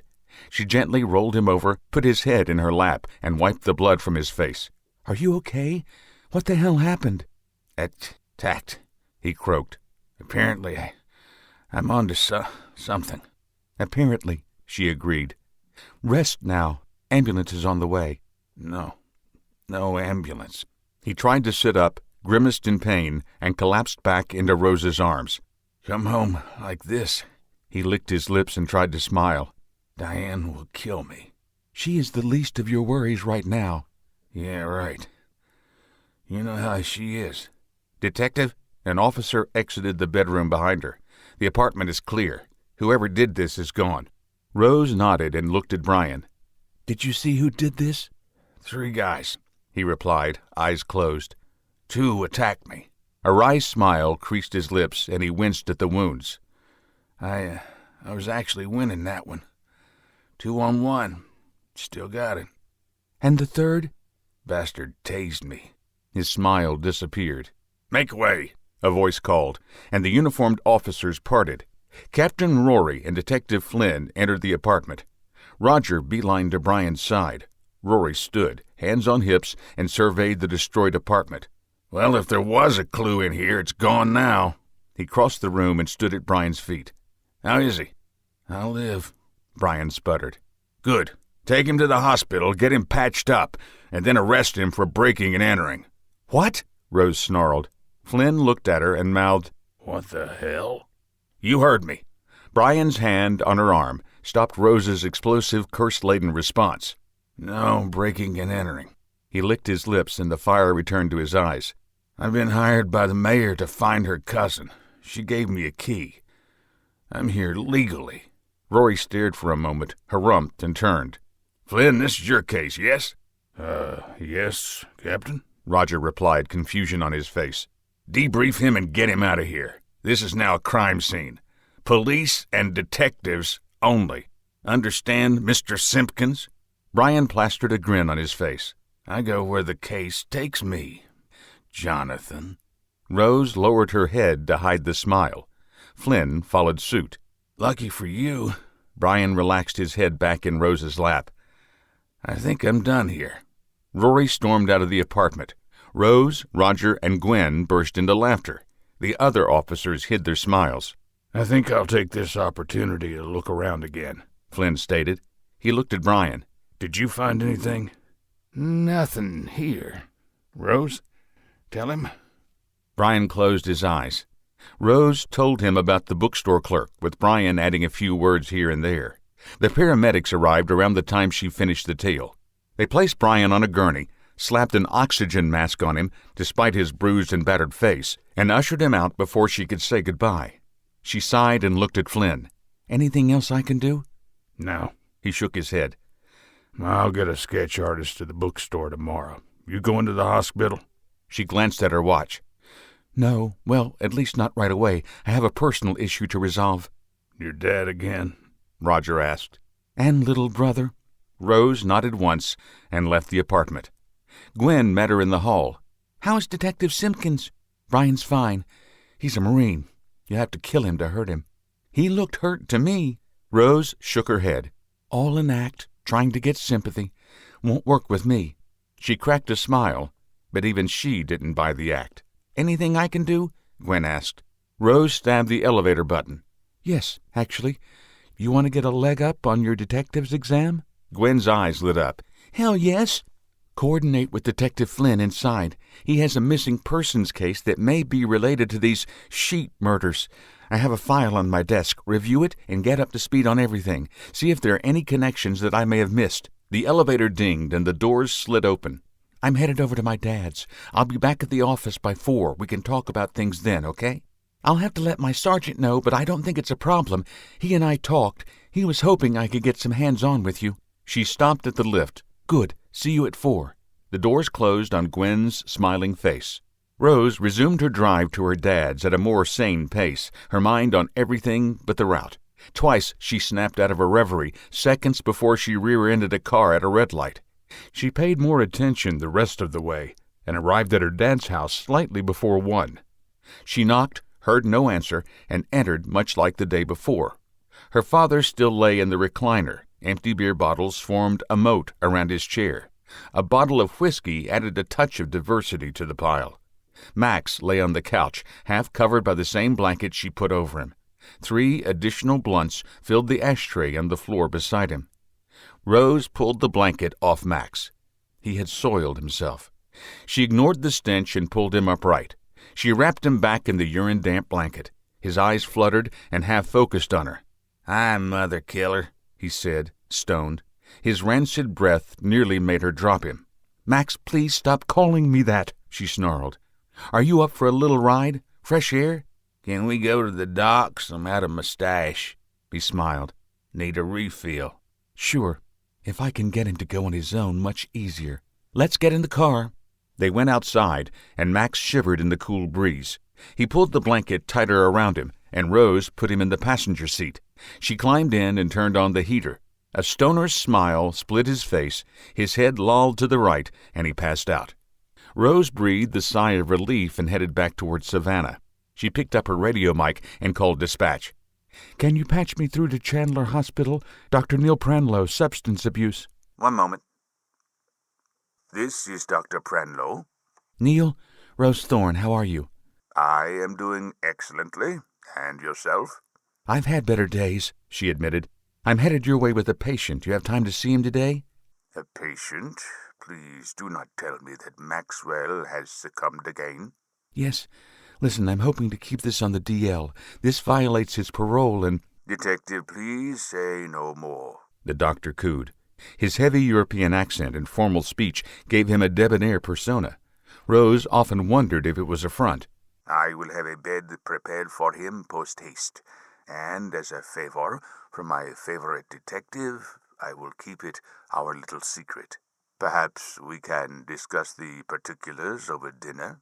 "Maybe," Rose replied. "I hate leading him on, but I can't tonight. Rain check?" Of course. Who are you talking to? Max groggily asked. Max, is that you, dear boy? Doc? He asked, wide-eyed and instantly awake. He turned anger-filled eyes to Rose. I'm not going back there. "Easy, Max. If I don't do this, you'll go back to jail. I'm not going back." Max lunged at Rose. She ducked the advance and swerved across the lane into oncoming traffic.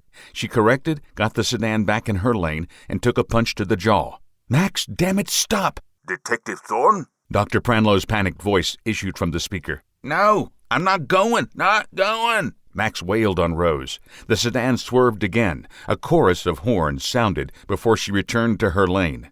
She gripped the wheel with her left and tried to parry his attack with her right. The car pinballed down the highway, zigzagging between lanes. She held up a hand to block the barrage of punches and took her foot off the gas. Max grabbed the wheel and spun. The sedan slid sideways and careened into a delivery van. The vehicle fishtailed, crossed the median, and entered oncoming traffic. Horns blared, headlights grew bright, tires squealed.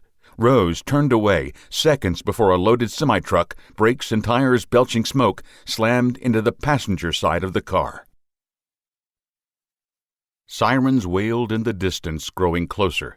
Shouts and screams filled the air. Something warm trickled down Rose's forehead.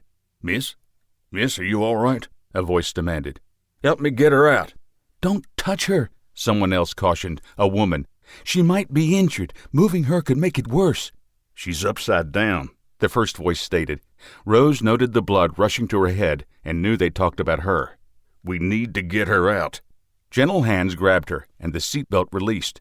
She slid out of the car, and multiple hands carried her away. They laid her down on the cold asphalt and placed a cloth on her head. "What about the man?" No answer.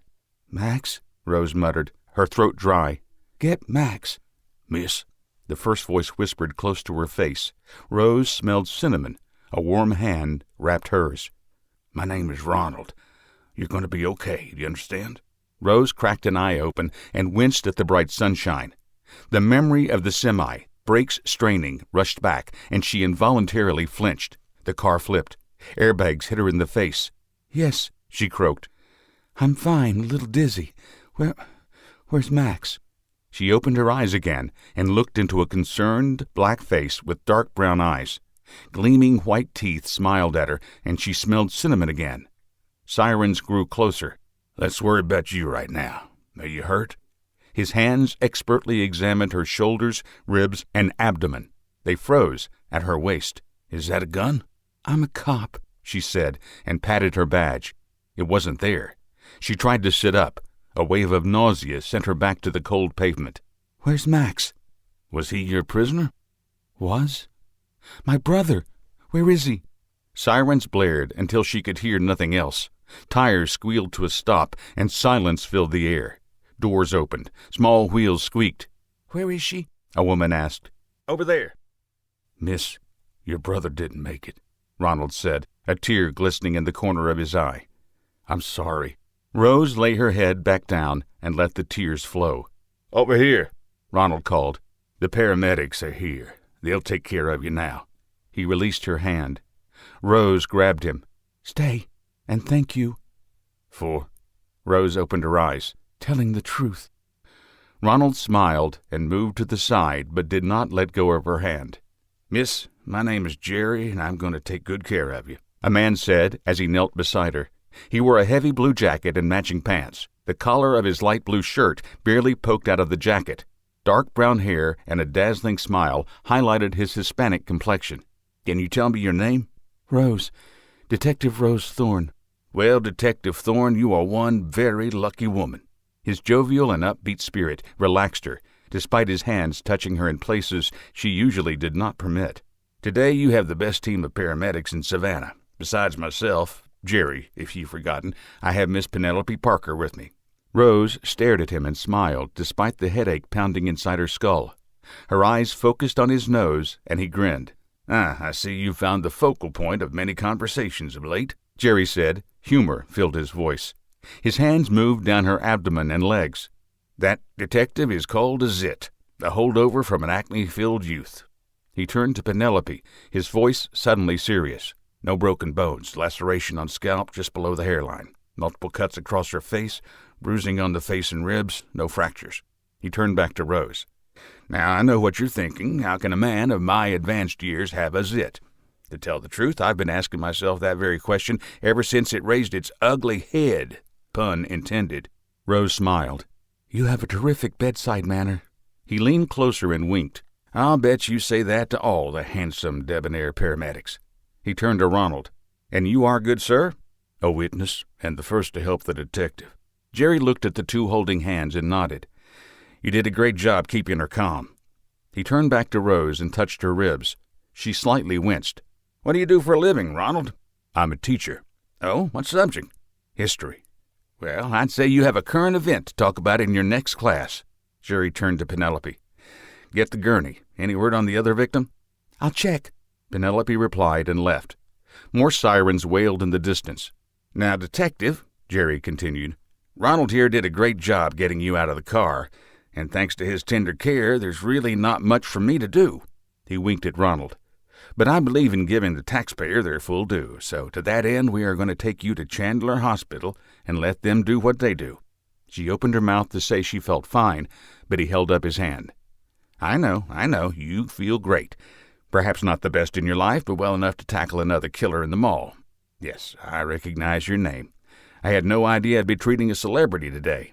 He winked again. "And yes, Professor Ronald here did everything perfect and you're fit as a fiddle. But sadly, I must insist." He smiled again.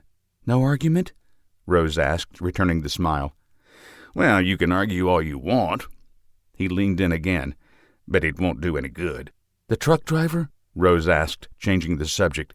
"He okay?" "Don't worry about him," Jerry cooed. "But yes, he is just fine.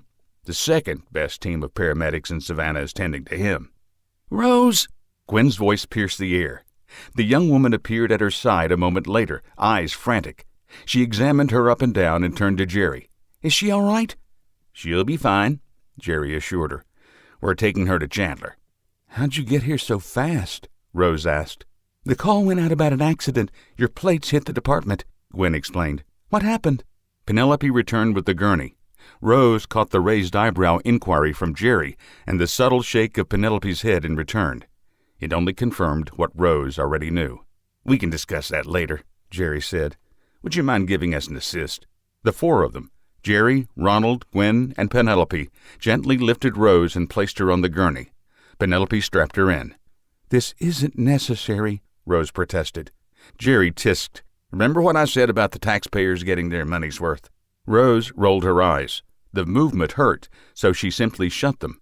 "What happened?" Gwen asked again. Ronald's admission of Max's death flooded back, and tears flowed down her cheeks. "Max grabbed the wheel." "What? Why?" "Didn't want to go to rehab." "Where is he? He all right?" "The man in the car, Max, didn't make it," Penelope said. "I'm sorry." "Oh, Rose." Gwen held her hand. "Detective Thorne!" a voice bellowed. "Who is this guy?" Ronald asked. Rose slowly opened her teary eyes and saw Captain Rory angrily pushing his way through the crowd, the paramedics, and officers on the scene. He smoothed his hair back against the breeze and shouldered his way to stand beside the gurney. "What the hell happened?" Gwen filled him in as Penelope covered Rose with a blanket. She shut her eyes again, grateful that someone else dealt with her boss. "You had a known felon in the car with you?" Rory demanded. Rose reopened her eyes. "My brother. I was taking him to Chandler to get help." "Is that related to solving your case?" he huffed. "Or have you forgotten we have a serial killer on the loose?" "Excuse me, sir," Jerry interjected, his jovial manner gone. "Why don't you take this up at the hospital?" Ronald's grip tightened on Rose's hand. "Why don't you mind your own business?" Rory snarled. "Right now she is my business," Jerry countered. He stood to his full height, about a half a foot shorter than Rory. "You can take this up with her at the hospital after the doctors have checked her out." He paused and looked the man up and down. "Who are you, anyway?" "I'm her captain." "Huh. Funny. My first inclination is to ask if the patient is okay, not berate them for helping a family member. But hey, you do you." He faced his partner. "Let's go, Penelope." Rory stopped the gurney. "This isn't over. You are suspended until a full investigation is conducted on this—" He glanced at the overturned car behind him. "Accident." "Go to hell," Rose spat. "Do what you want. I'm going to the hospital with my new friends Jerry, Penelope, and Ronald." "I'll have your badge for this."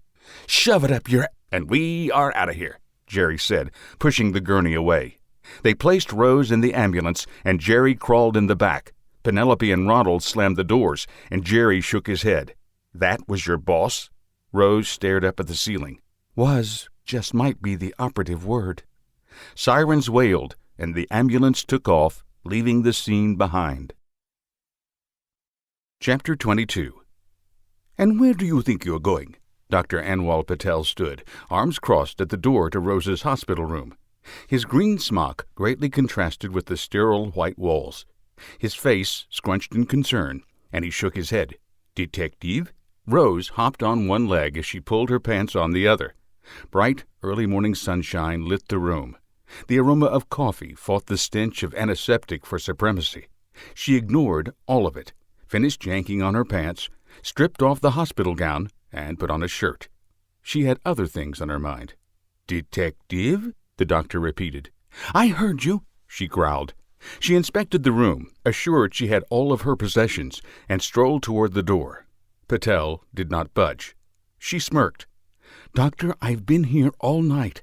I haven't had a minute's rest because every time I close my eyes, a nurse comes in to check something. You've run your tests. I'm fine. You said so yourself. So I'm leaving. I've got things to do." "I was told to keep you here for 2 days for observation." Rose arched an eyebrow. "Told by who?" "Captain Rory." Rose laughed. "The same guy that suspended me last night and threatened to take my badge?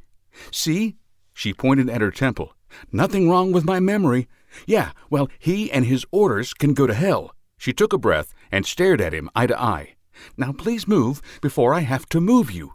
"I do not recommend that you leave at this time," he formally stated, a hint of resignation hidden underneath. "Duly noted, Doc," she smiled.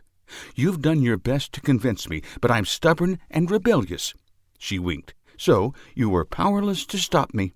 Patel stepped aside, and Rose strolled down the hall and out of the hospital. The cold wind refreshed her tired soul, the fresh air a welcome respite from the sterile hospital. She headed for the parking lot and stopped in mid-stride.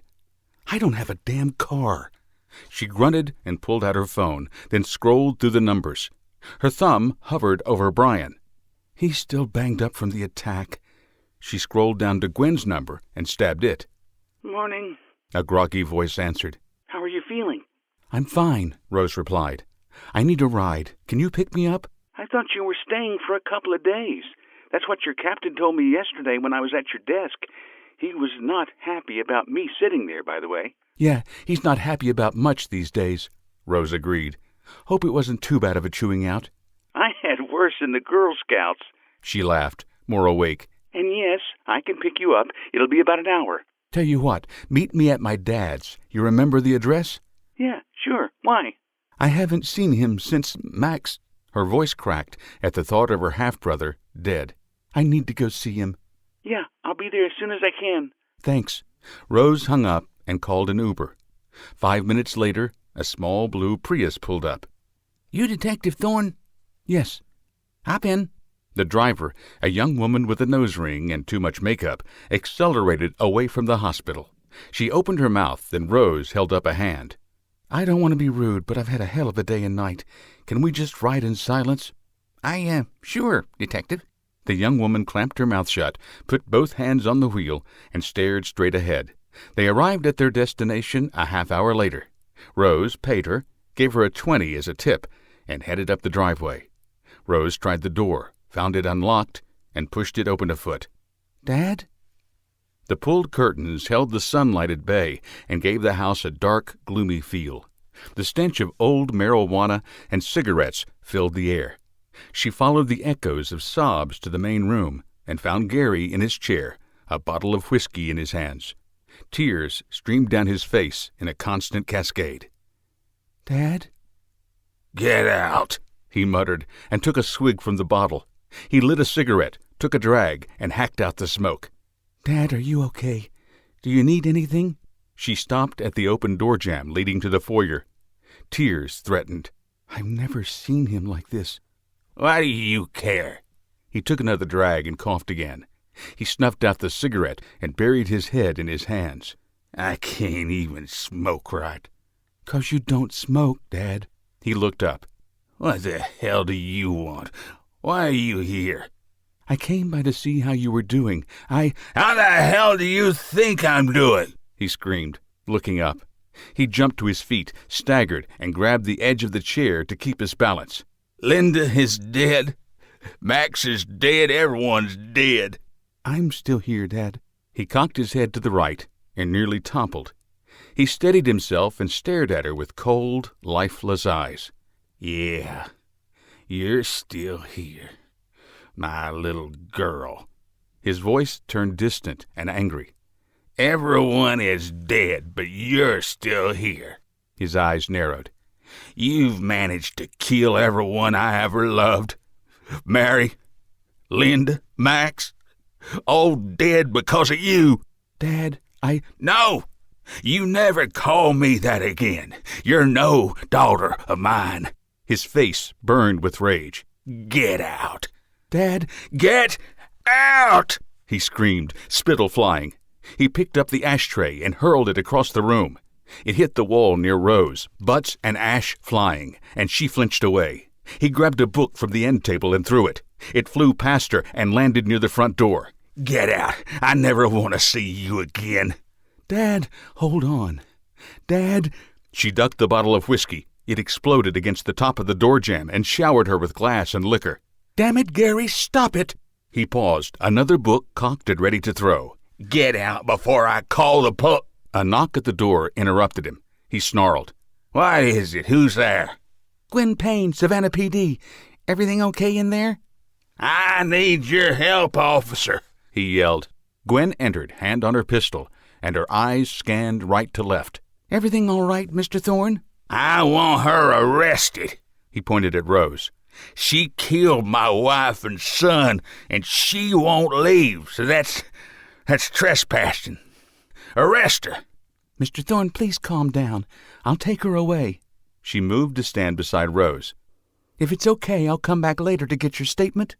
Just get her the hell out of here, he spat. His bloodshot eyes focused on Rose. Don't ever come back, you hear me? Never. I never want to see you again. Get out. Come on, Rose. Gwen tugged her arm. Rose stood, stunned at the outburst and the hatred from her father. Dread and defeat covered her like a shroud. The weight of the world fell on her shoulders.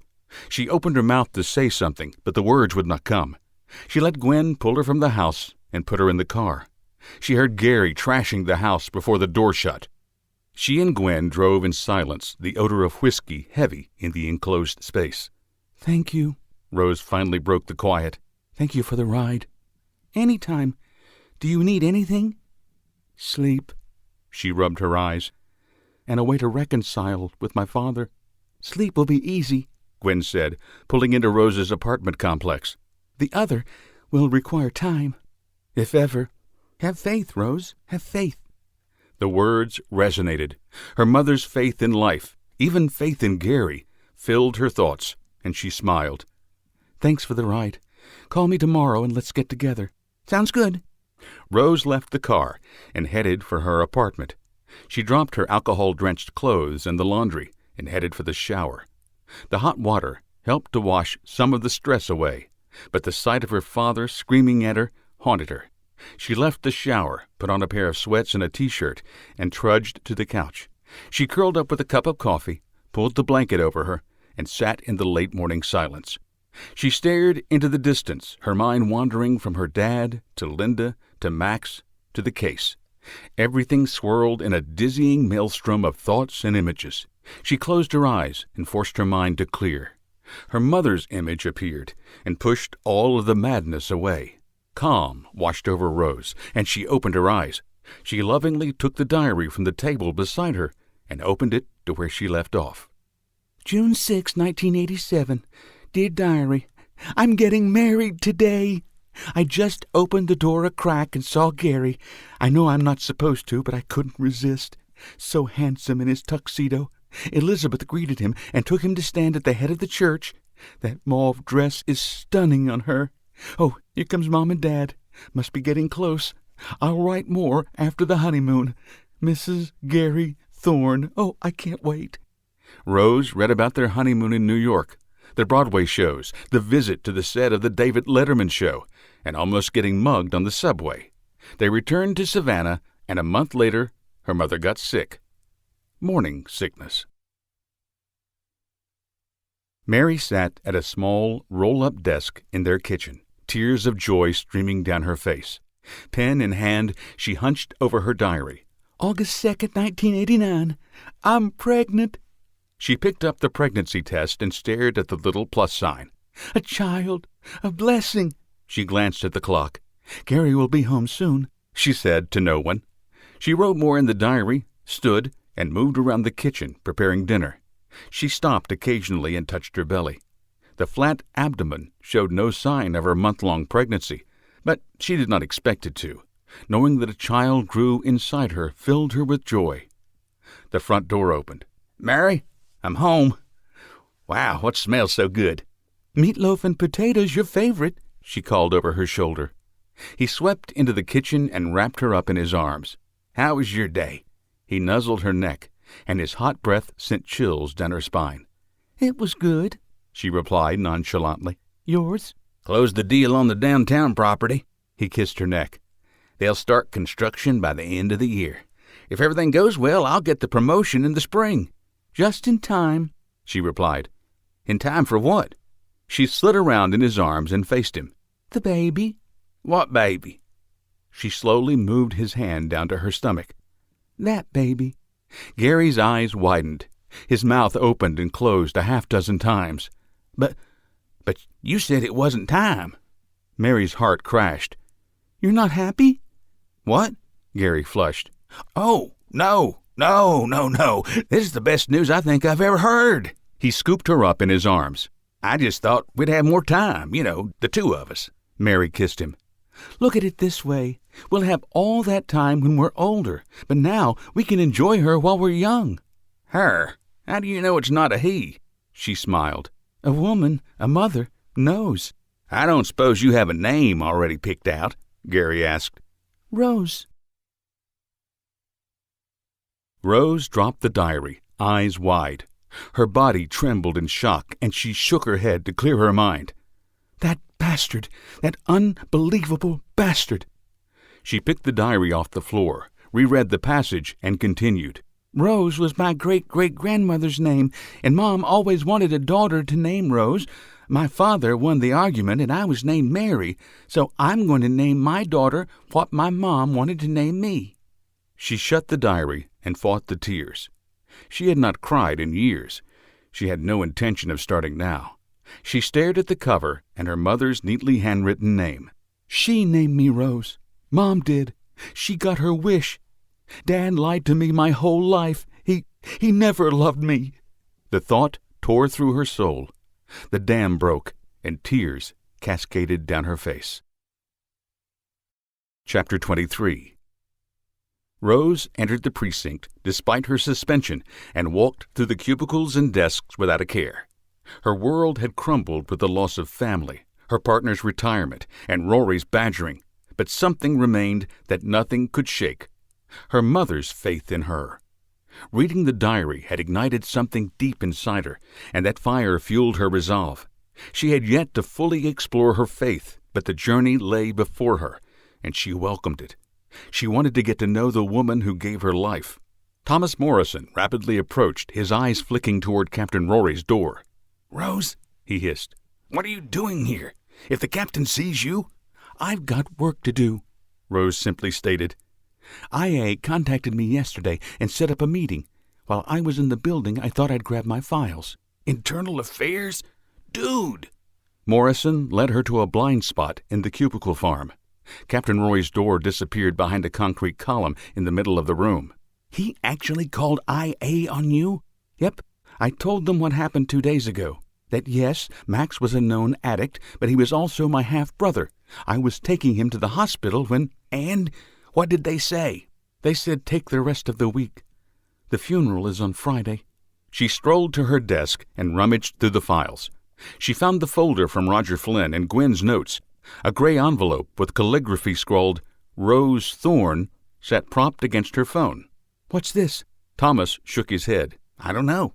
Rose opened the envelope, read it, and laughed. "What?" She handed it over. Morrison read it, arched an eyebrow, and whistled. He glanced at Rory's door. "This is going to send him ballistic. Are you going?" "It's an invitation from the mayor. How can I refuse?" She took the piece of paper and put it back in the envelope. "But that is Friday morning. That gives me today and tomorrow to go over my case, and Roger's." "Roger? Roger Flynn? Missing persons?" "Yes. He has a case that may be entangled with mine." She held up the envelope. "Hence the invitation." "And the mayor is involved?" "Her cousin is missing," Rose explained, "and Roger found a set of rose-patterned sheets in her apartment. Might be nothing, but—" "Damn, Dudette. What have you gotten yourself into?" Morrison shook his head. "Anything I can do?" "Don't you have your case?" "Just finished. I'm waiting for him," he pointed to Rory's office, "to assign me the next one. Honestly, I half expect him to give me yours." She stared at the closed door. Rory sat in his enclosed office, animatedly talking on the phone. He slammed the phone down and pounded his desk. "You may want to get out of here," Thomas said. Rose shrugged. "He's already suspended me and threatened to take my badge. What else can he do?" "Take your badge?" "True." Rose glanced at her watch. "I need to go anyway. I'm meeting Brian for lunch in a half hour." "How is he, anyway?" Morrison escorted her to the rear stairwell away from Rory. "Diane has been hovering over him since he went home from the hospital yesterday. He called late last night and said he had to get away. That reminds me, how is Mrs. Watkins?" "Dude, she's great. Introduced me to her kids last week, just in time for Christmas. I think I spent my entire paycheck on gifts for them this weekend." Rose laughed and pushed the suicide bar for the stairwell. Her voice echoed in the dim, dank space. "Welcome to parenthood. Are you ready?" "Guess I'll find out." Concern etched his face. "Be careful, Dudette, and let me know if you need anything." "Thanks, Thomas." She descended the stairs and let the door bang closed. She exited in the lobby, made her way through a line of people waiting to file reports, and left the precinct. The bright sun did little to fight off the bitter December cold as she walked to her car. She drove to a diner, their favorite hangout downtown, found a corner booth, and waited. Brian arrived 5 minutes later. He bore a shiner around his left eye and a pair of steri-strips on his chin. He smiled through cracked lips and slid into the opposite side of the booth. "You look like hell," she greeted. "You should see the other three," he joked. "Good to see you. Sorry to hear about Max." "Thanks. And for the record, I would love to find those 3 that did that to you." "That would be a fight for the ages." Brian laughed, then turned serious. "I heard you got suspended." "Old news." Rose waved him off. "Met with IA this morning. It'll all blow over soon enough." She sighed. "Honestly, I just want to get back to the case. All these distractions." He touched his chin. "Yeah, distractions." A blonde waitress with dingy teeth and too much makeup brought them coffee and took their order. She left, and Brian leaned forward. Anything new on the case? Unfortunately, yes. Rose slid over the folder from Flynn. I think Roger's missing person is the first victim. Oh? Brian took the file and thumbed through it. His face paled. The timeline. She disappeared and... What's wrong? The missing person is Emily Barker. Yes. This is my case, Brian admitted, staring at her. She's the mayor's cousin? She gaped back in disbelief. Brian nodded. Damn, the last name. I should have put that together. She shook her head. I am definitely off my game. This is not good. Too many distractions, Brian repeated. The blonde brought their lunch and left without a word. I guess we're working the same case after all, Rose said, around a mouthful of club sandwich. You should call Roger, Brian said. He'll need to know that this is probably now a homicide. Still haven't found the body. I may have a lead on that, he said, cramming a trio of fries in his mouth. He chewed while he pulled a wad of papers from the inside pocket of his sport coat. These are the call logs from Emily's phone the week she disappeared. Rose shook her head. She flipped through the file and pointed at the paper. Roger said he ran those logs and found nothing. She picked up a new phone. These are the calls from that one. A burner? Rose exhaled. Not good. What was she into?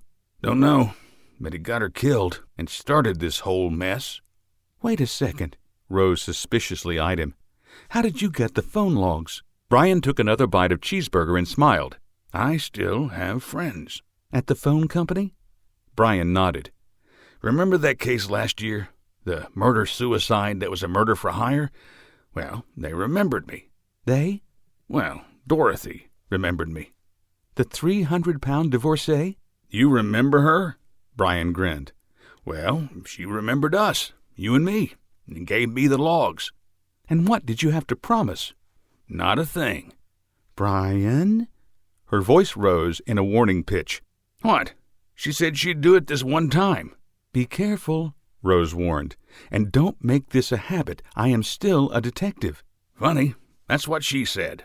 Don't make this a habit. I get the feeling she just might want me to make it a habit. I thought you said you didn't want to get shot at? Rose pushed her empty plate away and took a sip of her coffee. If Diane finds out you're flirting with older women, she'll shoot you. Yeah, I did train her, didn't I? He shook his head. And you're a fine one to talk. How is William, anyway? Rose sat back and crossed her arms. I wouldn't know. I haven't seen him in a couple of weeks. Oh? Brian pushed his plate away and mirrored her body language. Something happened? Yeah, I threw him out. Told him to go back to his wife. Brian perked up. What rubbed that on? Rose spent the next 30 minutes telling him about the diary and her mother's faith. She ended the confession in tears, with the revelation of the origin of her name. I've never seen you cry, Brian said with concern. In everything we've ever seen and done, I've never seen you cry. The diary has really changed you. Is that a good thing? Rose earnestly asked. I mean, I'm a homicide detective. There's a certain level of detachment that I have to have. I can't get emotional every time I see it. Stop, Brian interjected, holding up his hand. Yes, you have to be detached. And yes, this is a good thing. But now you've opened up your life to something other than death. That is definitely a good thing. Diane has always been my rock, my support. She was raised that way. I wasn't. I rely on her faith for the both of us. Now you can rely on your mom's while yours grows. Always the big brother. Always. Brian reached over and patted her hand. So, what's your next move? A partnership, if you don't mind. I welcome it. Good. You look into the phone logs and get some rest. Diane will kill us both if you don't recover. Brian chuckled. I think she might at that. What are you going to do? Well, Rose pulled the gray envelope from her coat pocket. Apparently, I'm going back on TV. What? He asked. She slid the envelope across the table. Brian opened it and read the letter. You're going back on Savannah AM with the mayor? At her invitation. Does Rory know? Rose shook her head. Oh, I would love to be a fly on the wall when he finds out. He laughed. What are you going to say? I have no idea. Mayor Barker obviously has something in mind. Maybe she's going to plead to the public for information. She shrugged. I'll just play along and see where it leads." Brian reread the letter. "This is Friday morning. "Yes, Max's funeral is that afternoon." I know. You'll be there?" "Nothing, and I mean nothing, would keep me away." Chapter 24. "Oh, my God," the anorexic blonde said. She shook her head, eyes wide, her mouth agape. "I can't cover this up." Her partner, the thin redhead with freckles, protested. She hovered over Rose, makeup tray in hand, and shook her head. "This is horrid." Rose sat in the makeup chair for Savannah A.M., surrounded by the team of makeup artists she encountered a couple of months earlier. A cloth covered her blue sport jacket. A bandage covered the cut on her forehead. A purple bruise circled her right eye. Multiple abrasions crisscrossed her face. She watched the two women circle her, shaking their heads. She suppressed a smile. The thin blonde, wearing much less perfume than Rose remembered, cocked her head to the left. I can't deal with this." "Leave it," Rose suggested, and watched their eyes bulge. I'm a cop. It's part of the job." Red blanched and looked like she might vomit. The blonde stopped her circling and stared. "It's not part of my job to cover up your injuries." "Actually," Rose smiled, "it is. How are we doing back here?" Pamela Barker strolled into the green room area, clipboard in hand and headset on her head. She wore her brunette hair up, her bangs gone. The new look highlighted her oval face and gave her a more professional look. Her smiling dimples disappeared. "Why isn't she ready?" "Have you seen this?" Red asked, pointing at Rose. "It'll take an hour to hide all this." "You have 3 minutes," Pamela offered, "and you don't have to cover anything. Detective Thorne sustained these injuries protecting the city. You should highlight them for the world to see." "Gross!" Red cried.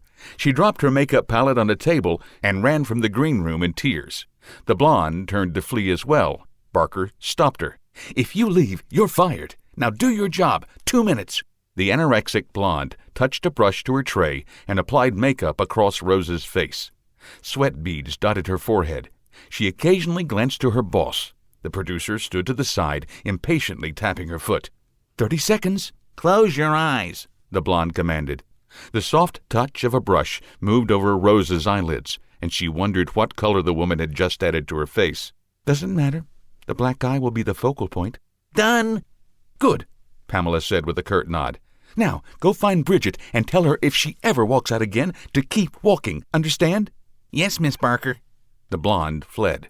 Rose removed the cloth from her chest, stood, and straightened her blue jacket. She missed the weight of her pistol at her side, part of her suspension. Captain Rory made sure he collected the sidearm at the hospital. She thought of carrying her backup, but the lightweight 9mm was not the same as her Colt. "Ready?" Miss Barker asked. "Not really," Rose forced a smile. "I don't like interviews." "You did fine last time," Pamela assured her. Rose snorted. "If you recall, I pissed off the host last time."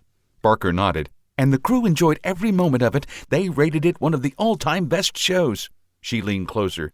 "There's a pool going around to see if you can do it again." She smiled. Rose grinned.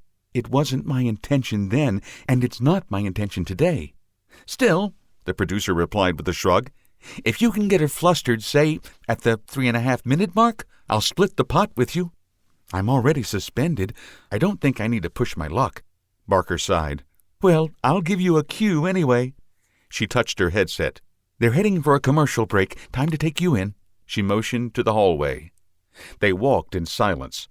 Dusty roads took them to commercial, and the studio exploded in voices and footsteps. Rose entered the studio and noted no change from her interview 2 months earlier. The glass table still dominated the center with a handful of chairs arranged in a semicircle around it. Savannah Gale and David Rhodes sat on the far side of the table, and Mayor Barker sat to their right. The mayor stood and greeted Rose as she stepped on the raised platform stage. "Detective, it's good to see you again." She cocked her head left and right, looking at Rose. "I heard about the accident. Are you all right?" "I'm fine, thank you." "Detective," Savannah greeted with a fake smile. "Welcome back. It's nice to have you on the show again." Rose took her seat beside the mayor. Thank you, Savannah. It's nice to be back, although I admit the invitation was unexpected. It was the mayor's idea, Dusty chimed in, his white teeth gleaming in the studio lights. She thought a little publicity might help your case. 30 seconds, someone called from the periphery. The controlled chaos picked up around them. Rose turned to Mayor Barker. That might not be the best idea. I don't want to give the killer any— 10 seconds. Mayor Barker patted Rose's arm. We won't divulge anything. Savannah shushed the conversation, politely smiled, and turned her attention to the cameras. 3, 2, 1. The lights brightened, and Savannah smiled like a Cheshire cat. Welcome back to Savannah AM. Joining us now is Detective Rose Thorne. Welcome back, Detective. Thank you, Savannah. It's nice to be back. I understand there have been a lot of changes in your life lately. Care to fill us in? Rose tensed and arched an eyebrow. What changes, specifically? The retirement of your partner? She relaxed and genuinely smiled. Oh, Brian. Yes, retired a few weeks ago after a successful career. He's greatly missed around the precinct. That is— And now he has opened his own detective agency, Rose continued, cutting off the hostess. Simpkins Investigations. He has an office in the old Savannah Mall, and I'm proud to say he's already racking up an impressive success rate. She turned to the mayor. I believe you've even used his services. Mayor Barker enthusiastically nodded. Yes, I am very happy with the progress he's made. Truly a class act. Rose turned back to Savannah and smiled. The flustered woman turned beet red. Her mouth opened and closed. And what of your current case? David Rose chimed in, taking the spotlight off his co-host. His deep tan contrasted his bright smile. I understand you have a very interesting case. I, of course, can't go into details. Rose carefully chose her words. She did not like talking about current cases. But yes, I am tracking down a serial murderer. The Rose murders? Savannah asked, a hint of humor in her tone. Excuse me? The Rose murders. The killer leaves a single rose at each crime scene? Rose shook her head. No, she said, even and deadpan. I haven't found a rose at any of the scenes. I believe your information is incorrect. Savannah stammered. Her mouth worked, but no words came forth. Off stage, someone laughed.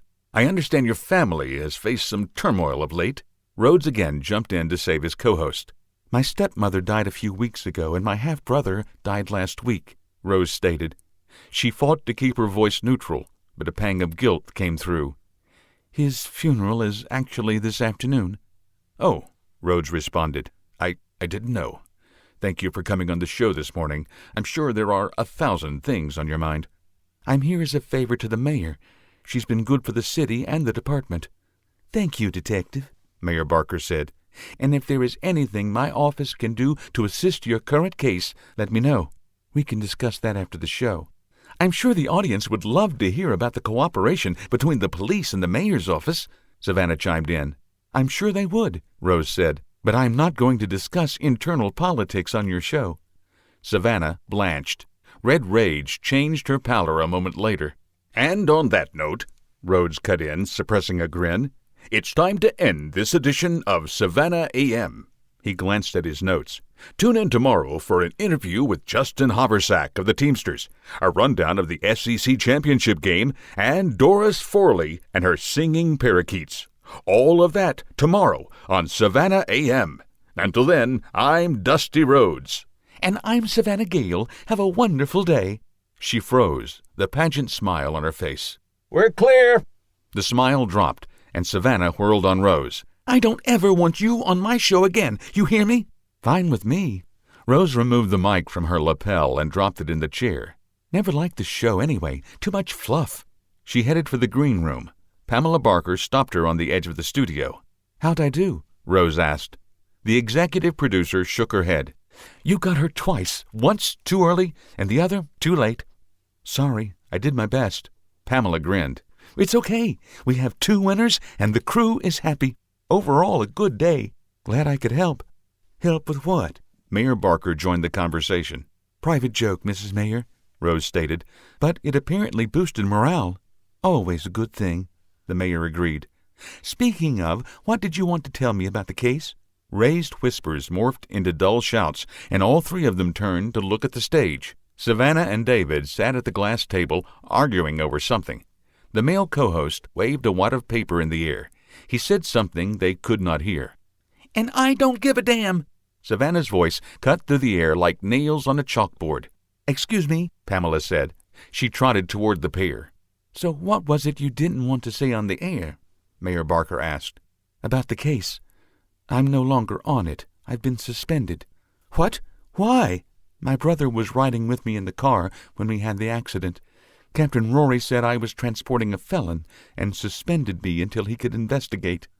"Rory? That piece of—" She caught herself and shook her head. "You know, I never liked him. You're not alone, Mrs. Mayor. Of that I'm sure." She nodded and pulled out her phone. "I'll handle it. Consider yourself back on the case. Find out what happened to my cousin and your stepmom. Yes, I know that the cases you and Brian are working on are connected. He briefed me yesterday, and I know Emily is probably gone." A sad lilt touched her tone. "But I still have hope. I'll do my best to find their killer," Rose promised. "I know. Now, go. You have a funeral to get to, and I have a phone call to make." She punched a button on her phone.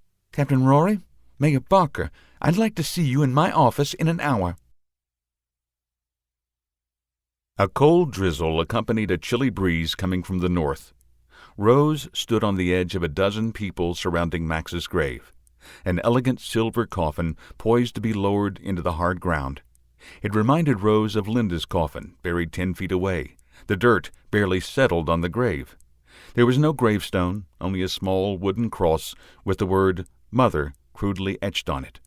Rose did not expect to see a stone on Max's grave either. Gary could not afford it. Brian stood next to her, reminiscent of the scene less than a month earlier. Her dad sat, alone, in a solitary chair by the grave. He dabbed his bloodshot eyes with a cloth and stared at the ground. The crowd consisted of a few older people, friends of Linda's, all dressed in black, and a gaggle of haphazardly dressed and ragged youth, Max's friends. Snippets and murmurs of conversation floated through the air, but Rose paid no attention. She stared at her father and wondered how she could build a bridge with him. The middle-aged preacher that eulogized Linda's funeral strolled to the head of the casket, Bible in hand. His gray hair waved in the breeze, and his soft blue eyes showed his anguish. As before, along with the well-worn Bible, he held a note card. He checked his watch, opened his Bible, and flipped to a passage marked with a yellow ribbon. "John tells us, Jesus said unto him—" Rose tuned him out. It was the same sermon the man performed for Linda. She focused her attention on her father and let her mother's words wash over her. Her mother had loved him, and Rose drew strength from her love and faith. "On behalf of Gary," the preacher concluded, "thank you for coming." Linda's small group of friends rushed to Gary, each offering their condolences and promising to drop by and check on him. Max's friends put their hands in their pockets and meandered away. One tripped over a footstone, cursed, and limped away. The others laughed and followed. Brian and Rose stood alone. The preacher strolled over and offered a smile. "I would say it's good to see you again, Detective, but these types of reunions are never pleasant." Rose shook his hand. "Thank you for coming out again. And yes, I wish we met under better circumstances." "Have you had any luck reconciling with your father? When we were here last, you said you wanted to rekindle that relationship." He glanced over his shoulder. "I think he could use your strength now more than ever." Rose resisted a smirk and opted for the polite approach. "Yes, I did reach out, but it wasn't the right time. Now that Max is gone, I truly doubt he'll want to see me." "You should still try, Detective." "I think I'll give him more time," Rose stated with a sigh.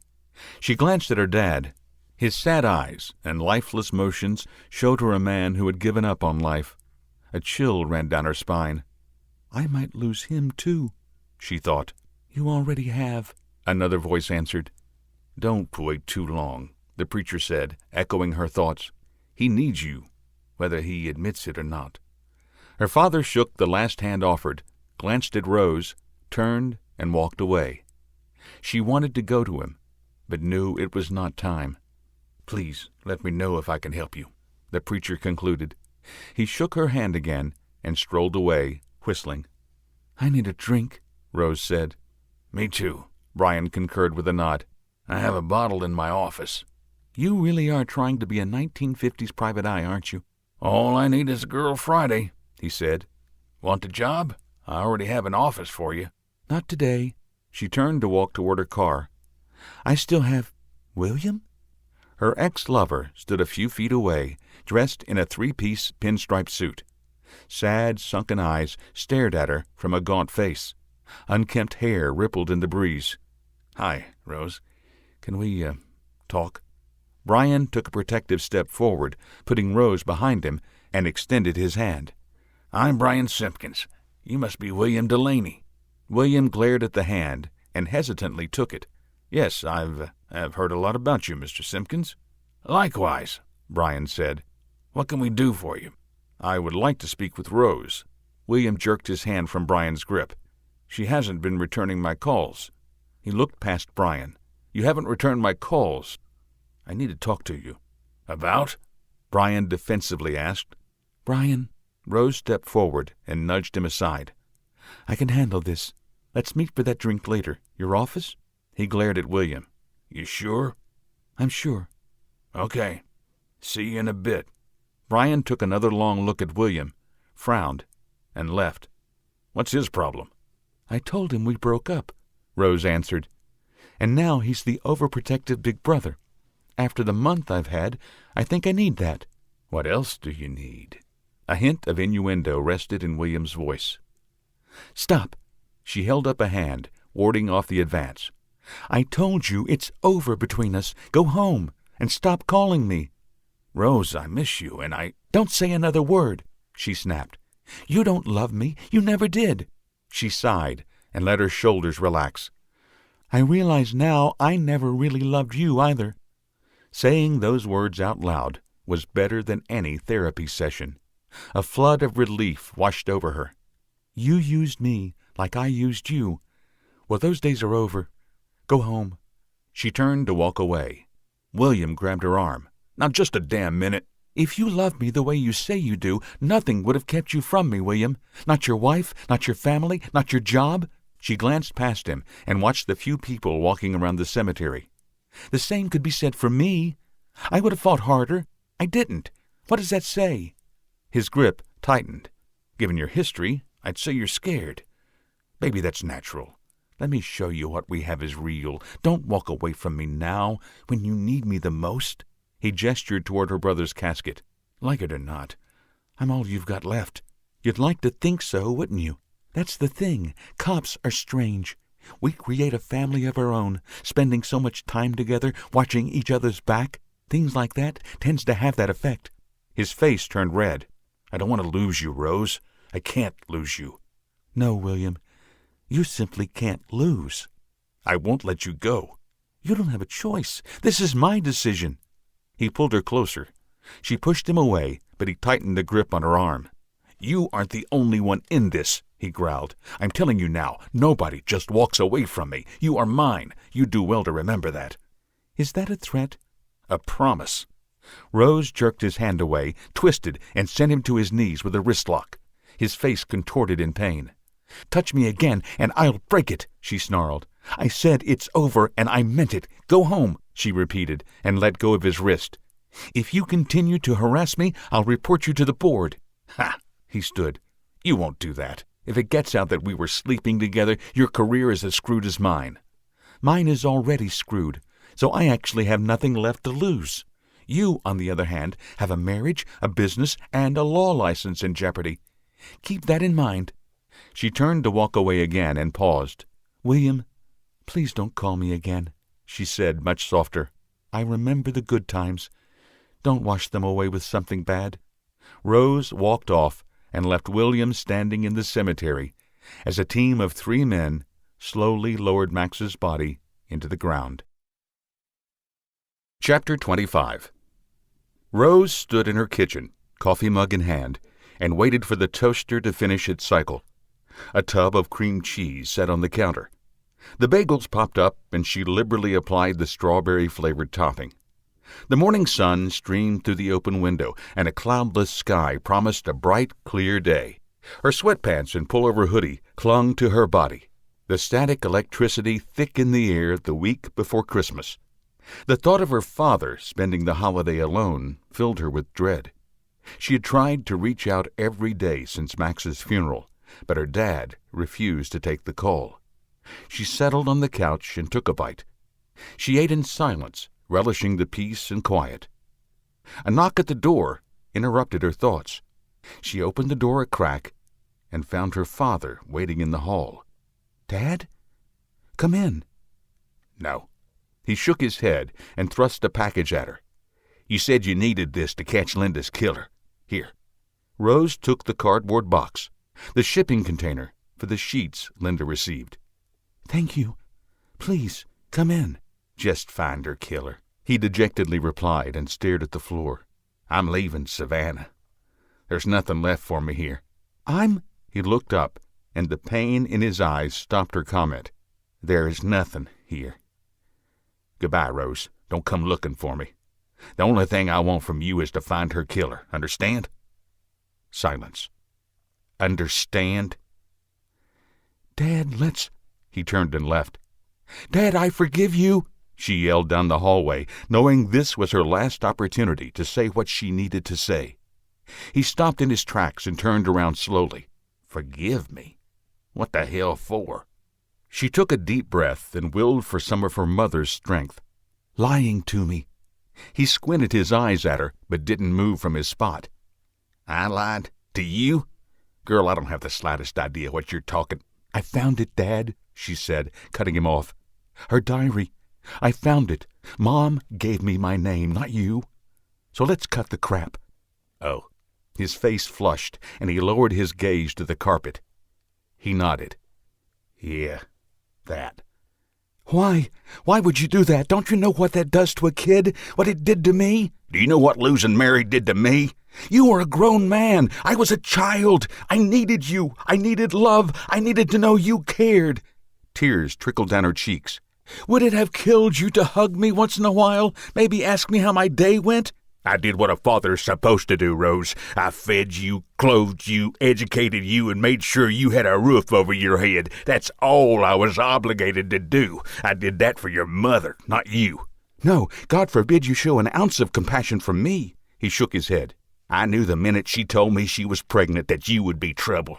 You'd make our lives harder. I knew it." She recalled the entry in her mother's diary the day she told him she was pregnant. "You didn't want more time." Her dad looked up. His eyes steeled on hers. The flaws her mother's best friend and roommate had been so vocal about were now blaring like a siren in Rose's head. Gary may have loved Mary in his own way, but he manipulated her to do whatever he wanted her to do. A woman so devout had given in and slept with a man once before marriage, then steeled her faith and vowed not to do it again. To get his way, he asked to move the wedding up a full 2 months. "You just didn't want kids at all. She was honest, always open and honest with you, but you manipulated and lied to her. Were you ever truthful with her?" He waved his hand, dismissing the subject. "I don't forgive you. You still took them from me, all of them. It's like you just can't let me be happy, like you're some soul-sucking demon." He turned and walked away. Rose watched him stroll down the hallway, get on the elevator, and disappear. Tears streamed down her face as she shut the door. She returned to the couch and let her emotions flow. She shifted, and her foot kicked the cardboard box on the floor. She forced herself to focus and retrieved the package. The return address had been scratched out, but a tag clung to a piece of tape inside. She looked at the tag and smirked. Boutique of Sheets. She discarded the cold coffee and half-eaten bagel, showered, and dressed. She had a solid lead at last, and she vowed to find the killer, for her and her father. She made the drive across town in silence. She missed the banter with Brian. That, coupled with her father's sudden departure, threatened to unleash another waterfall of tears. She shuffled all of those thoughts aside, pushed them down deep, and steeled herself against the nearly toxic environment of the boutique. The wall of perfume and incense nearly pushed her back outside. Rose gritted her teeth, wiped her watery eyes, and trudged forward. African drums replaced the soft melodic music from before.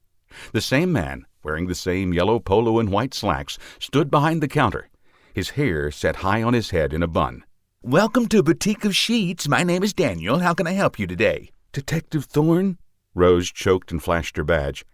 "I came in a few months ago about rose-patterned sheets." "Yes, detective," he replied with a smile. "I remember you. You had that big brute of a man with you."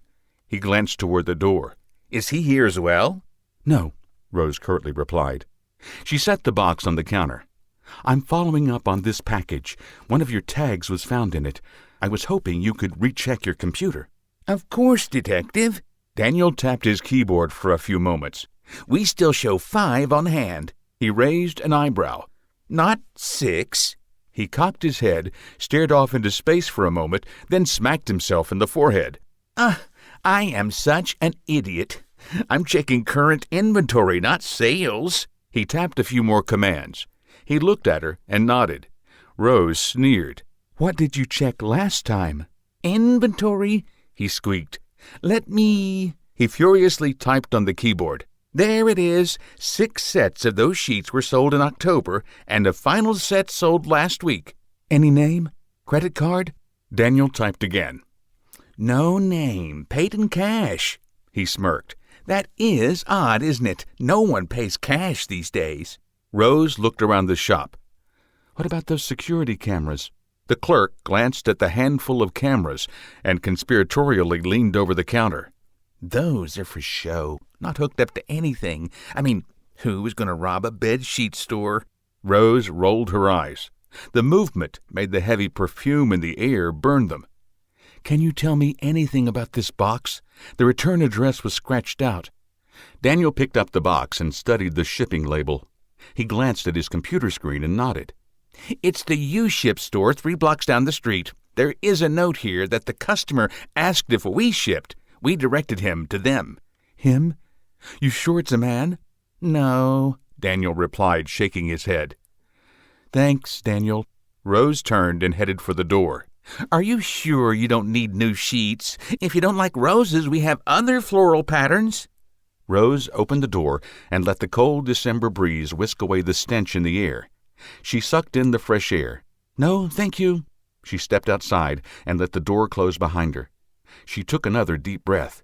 Good God, how does he breathe that all day? She pulled her collar a little higher on her knee-high coat and headed toward the U-Ship 3 blocks away. Brian sat behind the desk in his office. The smell of fresh paint lingered in the air. A small lamp, the only light in the room, lit the right side of his face and spotlighted the phone records scattered across the desk. He studiously moved down each page and highlighted the same number in yellow. He dropped the highlighter, sat back, and rubbed his face. The chair creaked as he reached into his lower desk drawer, retrieved a small bottle of Tennessee moonshine, and poured a 2-finger drink. He downed it in a gulp and poured another while his throat burned. The biting aroma fought the paint fumes for dominance. They combined their resources and threatened a throbbing headache. He replaced the bottle, sipped the second 2 fingers in the glass, and picked up the report again. "You had the phone less than a month," he murmured between sips, "and made 100 calls. But only one number repeats." He stared at the number. What the hell? He grabbed his phone and dialed the number. "Hello," a computerized voice answered. "The voicemail box for this phone has not been set up by the—" Brian hung up and slugged back the last of the drink. He eyed his phone again and dialed a second number. Hello, handsome, A flirtatious female voice answered. calling me again so soon? Careful, people might start talking. "Hi, Dorothy," Brian greeted. He imagined the woman and her bright red hair filling her oversized chair. He heard the smile through the phone. I need another favor." Oh, they are going to start talking, she teased. A bag crinkled, and the chair creaked as she shifted position. A keyboard scratched on a wooden desk. And what can I do for you? Innuendo dripped from her tone.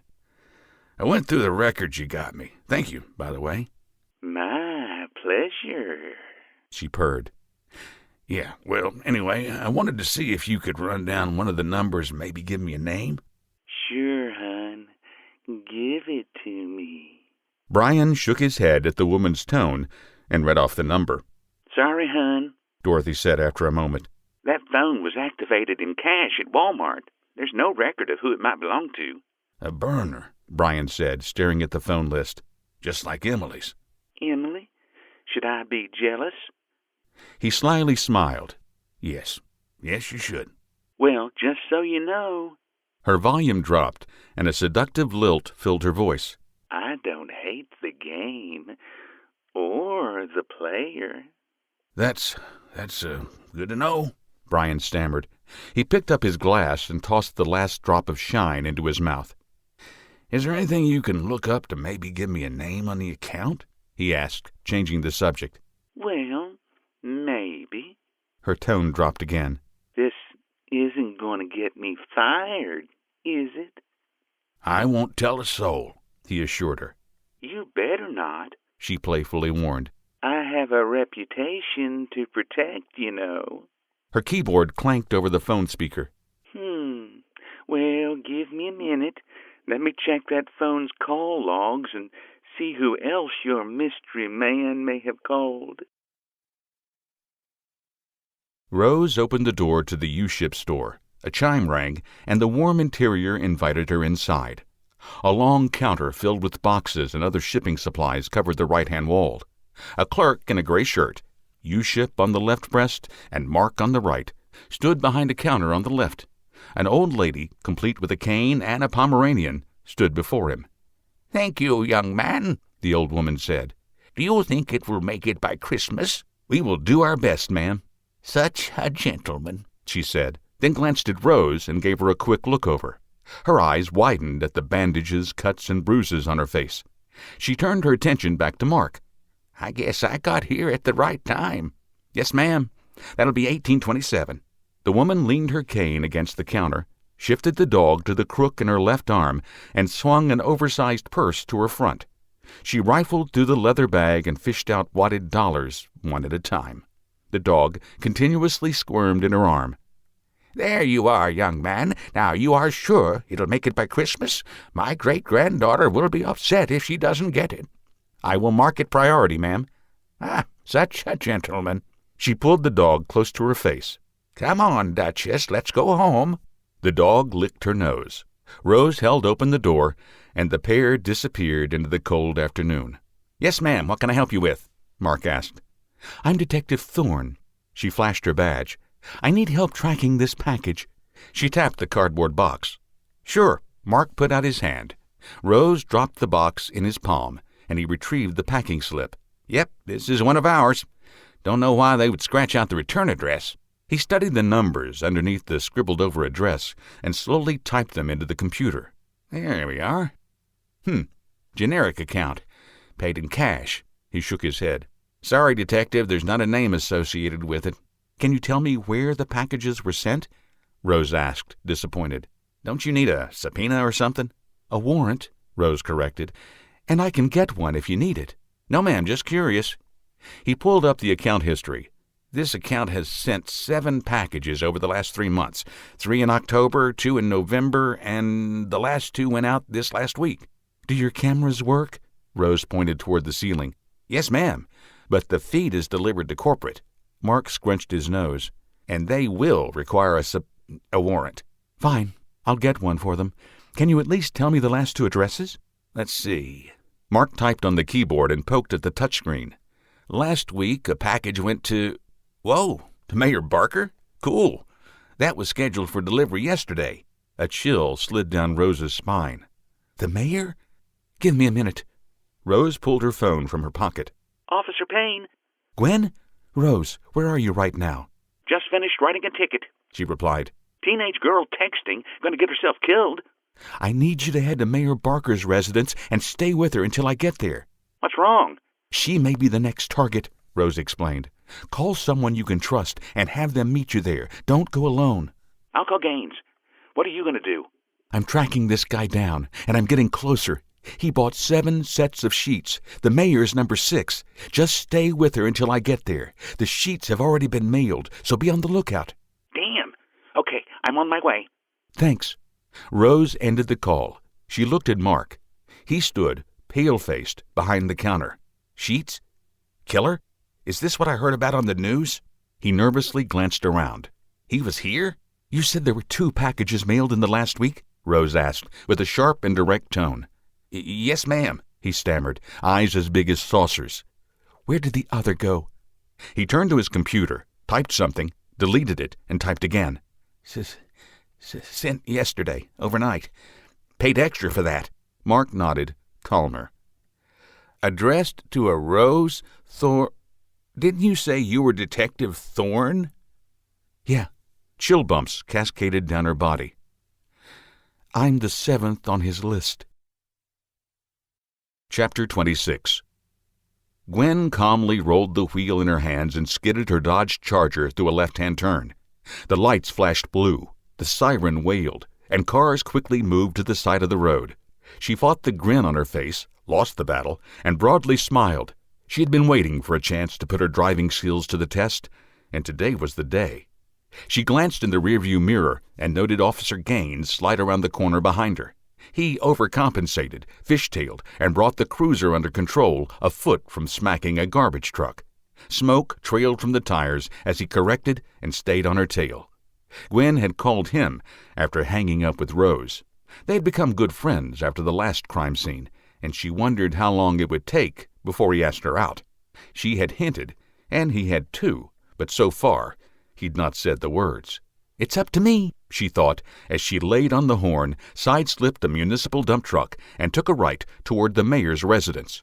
2 miles from her destination, she called the protective detail and told them she was coming in hot. Open the gate and make sure the mayor is secure, she said into her phone. What's going on? The detail commander, Marvin Worthy, asked. Marvin and Gwen went to the academy together and had an off-and-on relationship as rookies before finally splitting a year earlier. Why are you not on the police band? He asked. I'll tell you in a minute. Gwen fishtailed her way up the circular drive to the mayor's house. The 2-story brick Tudor, not quite a mansion, but close, sat a quarter-mile off the road on a secluded lot. 3 black SUVs, the security detail, sat parked in front of a dozen brick steps that led to the house. She slid to a stop, double-parked next to the lead SUV. Conrad pulled up behind her. Marvin hopped down the stairs 2 at a time. A stern, worried look creased the tall, bald black man's face. He wore a black mock turtleneck sweater under a navy sports coat. His right eyebrow arched as he looked Gwen and Conrad up and down. What the hell is going on? Is the mayor secure? Gwen asked, her hand on her holstered weapon. Conrad stepped beside her and mimicked the gesture. Marvin looked past them and studied the grounds. His dark eyes scanned the manicured landscape, and Gwen followed his gaze. Perfectly sculpted grass and shrubbery created an unwavering sea. A stand of meticulously placed trees created a barrier 100 yards from the drive. Yes, she's fine, Marvin said, and his eyes locked on hers. Now what the hell, Gwen? We have a credible threat against the mayor, she replied. They moved up the steps toward the house and paused at the door. Okay, Marvin sneered. So why not call it in? I was told to call someone I could trust. She nodded toward Conrad. Told by who? Gwen held up a finger to shush him and dialed her phone. Detective Thorne? Rose's voice called to the speaker. It's Gwen. I'm here. The mayor's safe. Did they get a package this morning? Gwen looked to Marvin. He wore a perturbed look on his face. Well, did she? Marvin's eyes narrowed. Someone better tell me what the... The door opened and interrupted the venom-laced tirade. Mayor Barker, dressed in a long, fur-lined parka, stepped into the cool December breeze. She dispassionately eyed the situation before turning her attention to her head of security.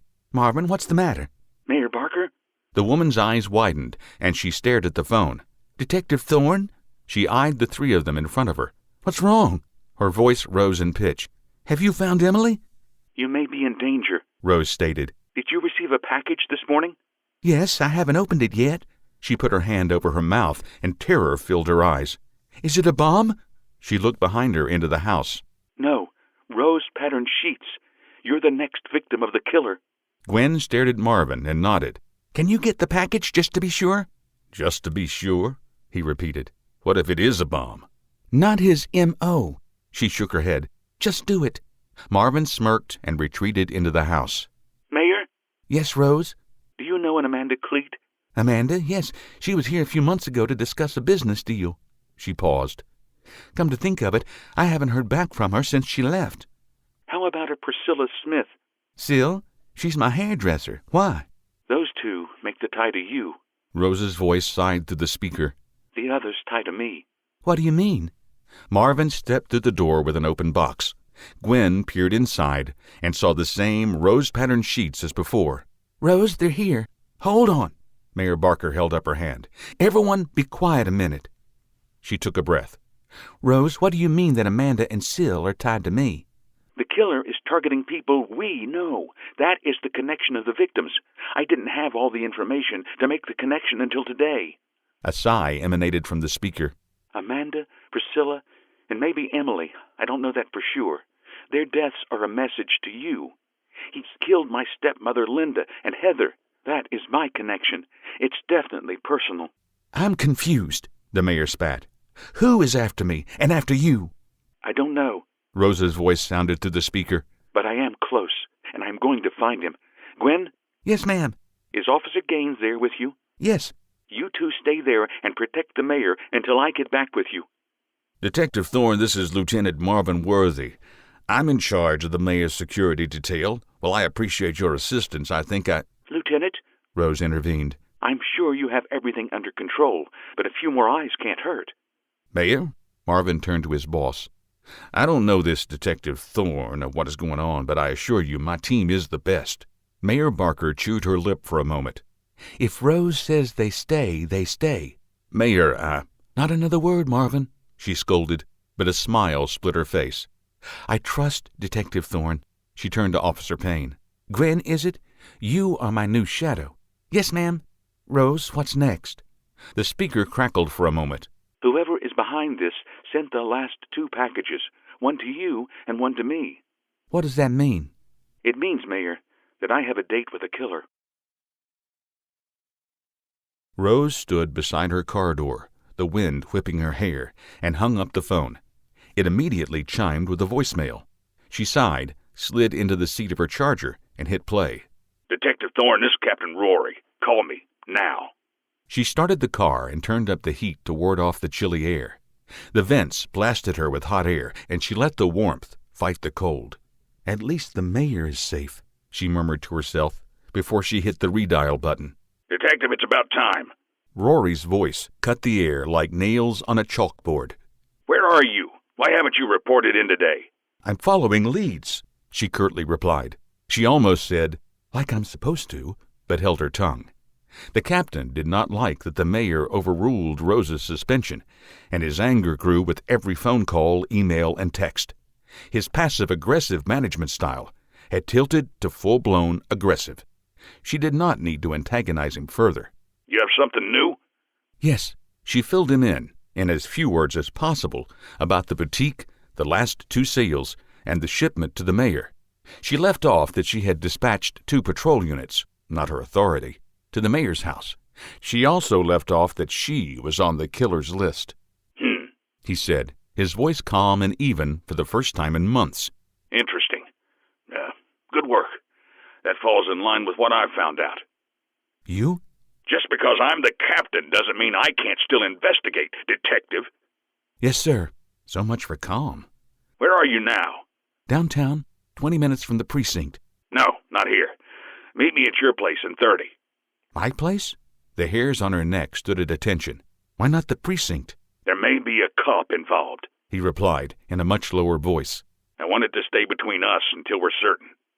Makes sense, but why my place? Something's not right. Yes, sir, 30 minutes. She hung up the phone, pulled out of the parking lot, and immediately called Brian. Simpkins Investigations. You really should get caller ID, she said. I have it.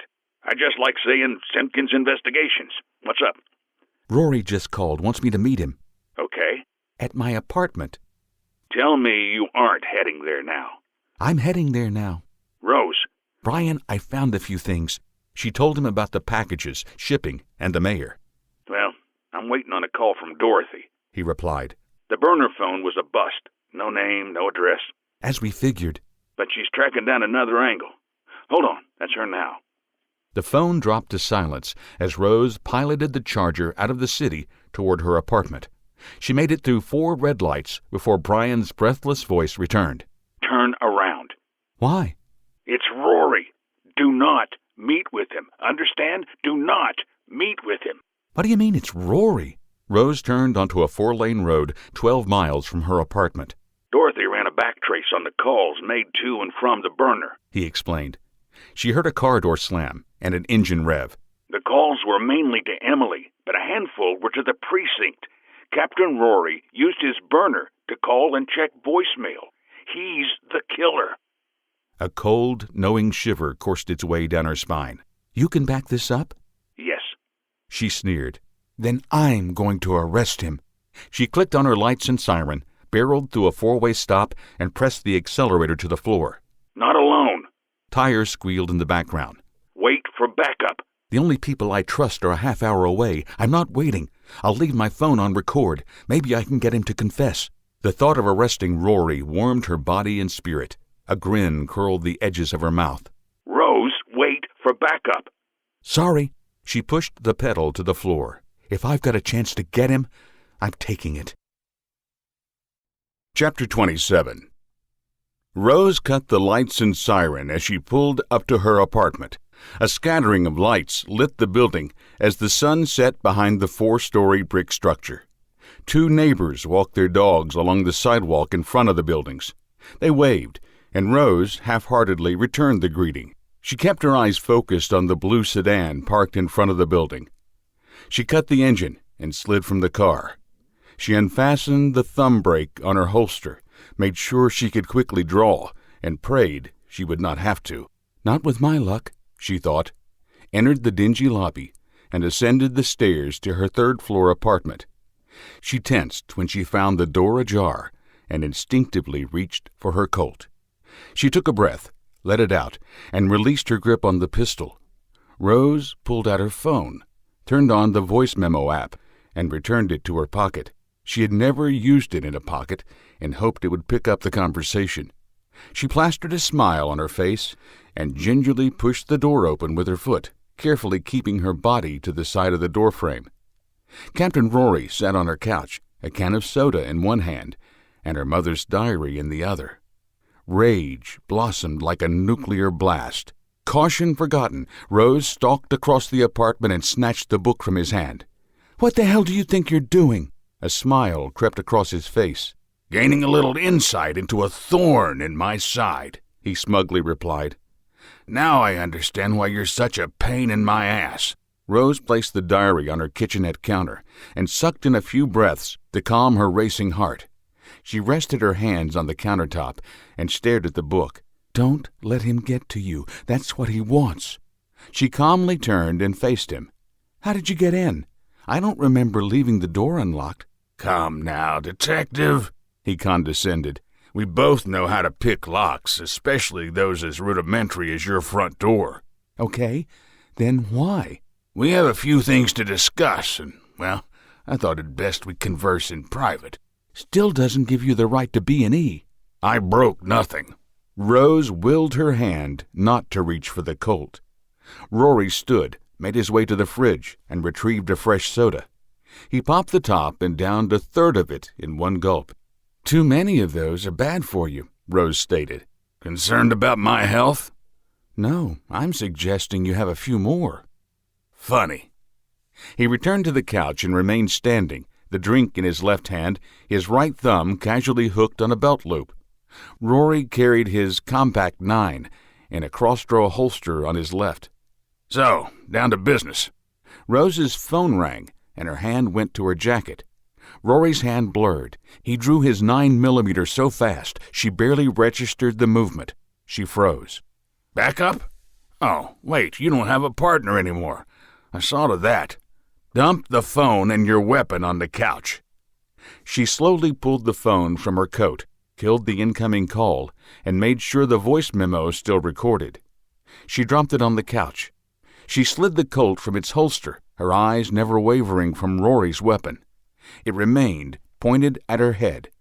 She dropped the .45 on the couch. "Why?" she asked. "Why what?" Why did you kill all of those women? Not man enough to go after a guy?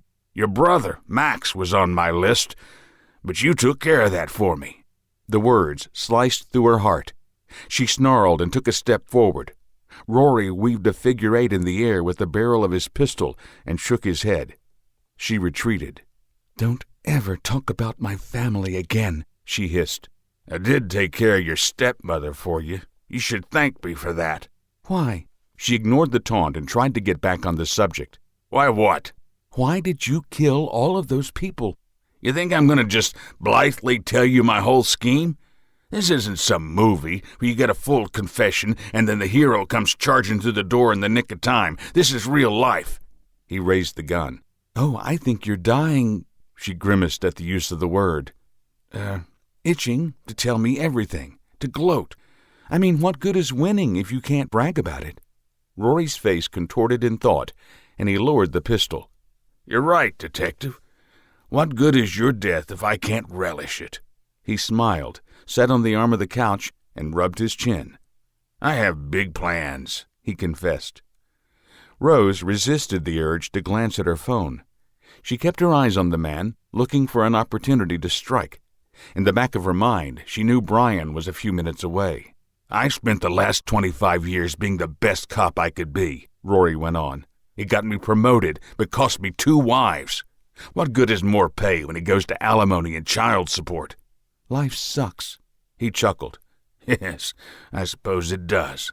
He waved the gun in the air, and Rose flinched.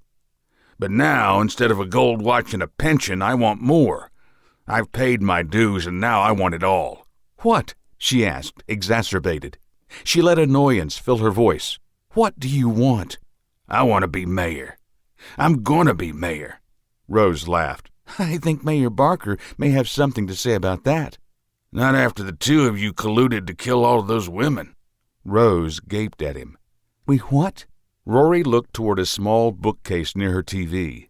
Rose followed his glance and noticed a pair of beige folders neatly tucked behind the books. They were fairly well hidden, but easily found by anyone conducting a search. "What is that?" "The evidence that you and Mayor Barker conspired to kill a handful of people and frame it on me." "Why would we do that?" "Her poll numbers are slipping," Rory stated. "A challenger in the next election has a good shot of unseating her. Say, a wrongfully accused police captain. You, on the other hand, are riding high on a wave of recent high-profile cases. She needed your popularity to bolster hers.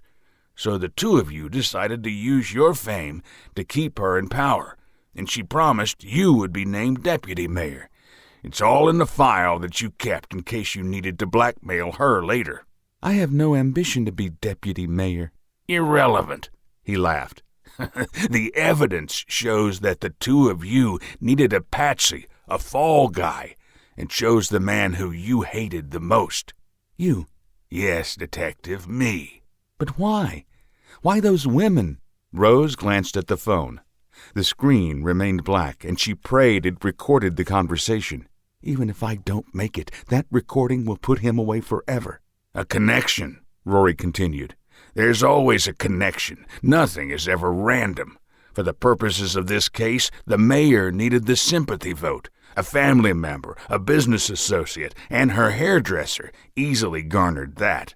As for you, there's nothing more personal than your stepmother and the victim you risked life and limb to save." "And the last 2 packages?" Rose mused. "The ones mailed to us? That was to throw off the trail and pin it on you." "That is why you are such a good detective," Rory said and nodded. "But you didn't see this coming." "Actually, I did," Rose said. Rory cocked an eyebrow and waved his gun for her to continue. "You left a trail, a small one, but a trail nonetheless. I have the evidence that you bought the rose-patterned sheets and shipped them." "You asked me to pick them up for you, don't you remember?" He tapped his breast pocket. "Well, I have an email from your computer to that effect." He smiled. "I see by the scowl that you hadn't noticed that. Perhaps you're not as good as I thought." He raised the 9mm. "Your burner phone," Rose blurted. "The one you used to call Emily." The 9mm wavered for the first time. "What about it?" "You also used it to call your office and check voicemail. I have the call logs." I would have known about any request for phone logs, he mused. You're bluffing. Am I? His eyes darted left and right for a moment, and Rose could tell his mind whirled. She took a half step forward. The conversation had run its course. It was time for action. If I'm going to die here, it'll be with my hands around his throat. She took another half step. His eyes locked on hers, and he brought the 9mm up. Close enough. And yes, I think you're bluffing. Then how do I know about the voicemails? Excellent question. He raised the pistol and aimed it at her head. And one that I'll ponder long after you're gone. It'll be your undoing, Rose said. The best thing you can do is hand me your weapon and put your hands on your head. You are under arrest. Rory laughed, a deep belly laugh that echoed around the apartment. He continued to laugh as he brought his left hand up and steadied the 9mm. His finger tightened on the trigger. Rose lunged. Chapter 28. Brian turned on the 4-lane highway leading to Rose's apartment, stuck behind a semi hauling chickens and a yellow gremlin struggling to reach the speed limit. He cursed, eased to his left, and immediately drifted back to the right as other big rigs barreled down the highway. The setting sun, barely a blip to his left, cast long shadows across the highway. He flashed his headlights and laid on the horn, but neither the semi nor the gremlin could go any faster. He leaned to his left and drifted to check traffic. He jerked the wheel to the right, nearly colliding with a minivan full of kids. The panicked mother braked and flipped him off. Brian glanced again, found an opening, and punched the accelerator. The opening closed when a sports car tore out of a side street, darted between two cars, and came at him head-on. Brian braked and swung back into his lane behind the semi. The sports car driver flashed past without a glance. Brian pulled out his phone and dialed Rose. It rang 6 times before going to voicemail. He cursed and dialed another number. Detective Morrison. Thomas, Brian Simpkins. Rose is in trouble. Hi, dude. When isn't she? Serious trouble. Captain Rory is the killer she's been after. He's at her apartment right now. I need you to roll with everything you've got and... Whoa, Brian. Dude, go back to where Rory is the killer. You heard me right. I got the proof in the front seat of my car. I need you to roll whatever is in the neighborhood of Rose's apartment, and I mean right damn now. Brian leaned over, saw his opening, and gunned it. His 4-year-old sedan rocked past the semi. The driver sounded the air horn, but Brian paid no attention to it. He slipped in front of the truck and left it behind.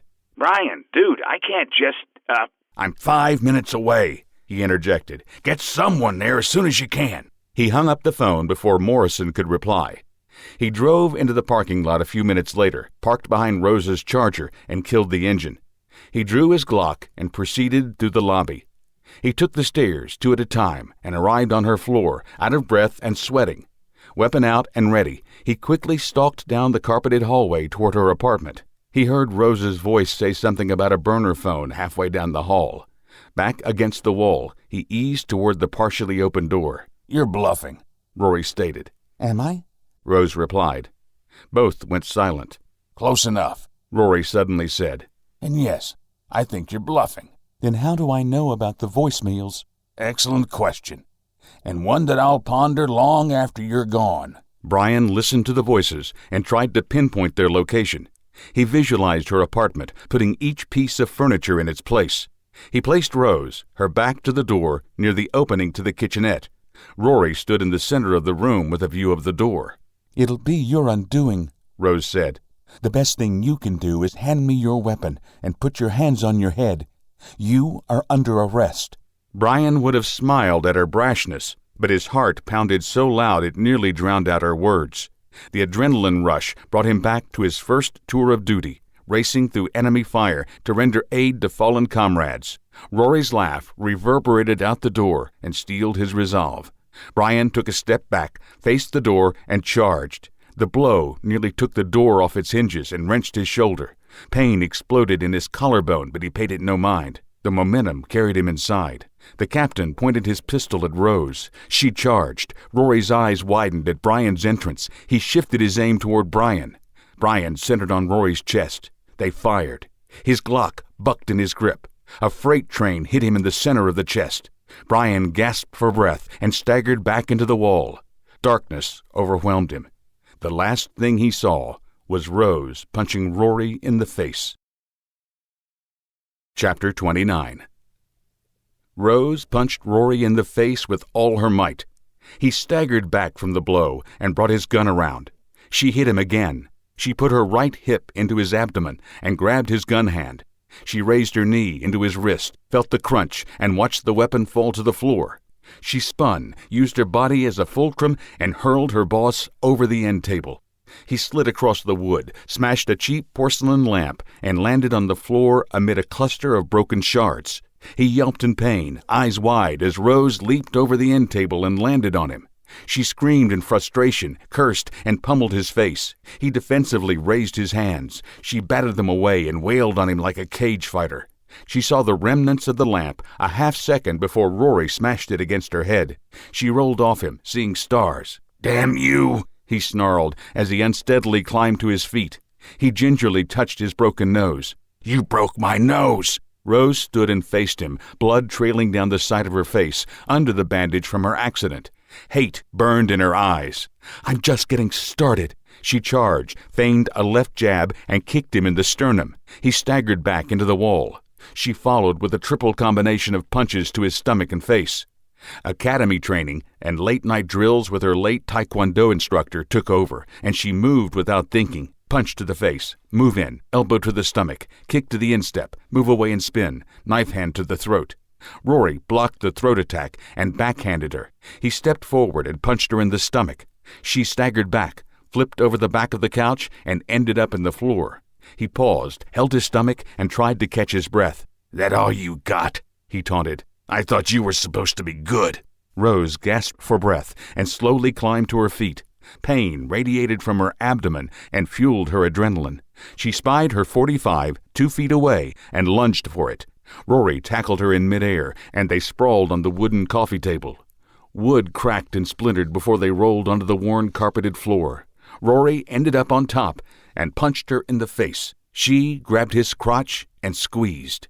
He screamed in pain and scrambled to get away. She held on as long as she could and finally let go with a final squeeze. He backed away until his back hit her window, tears in his eyes.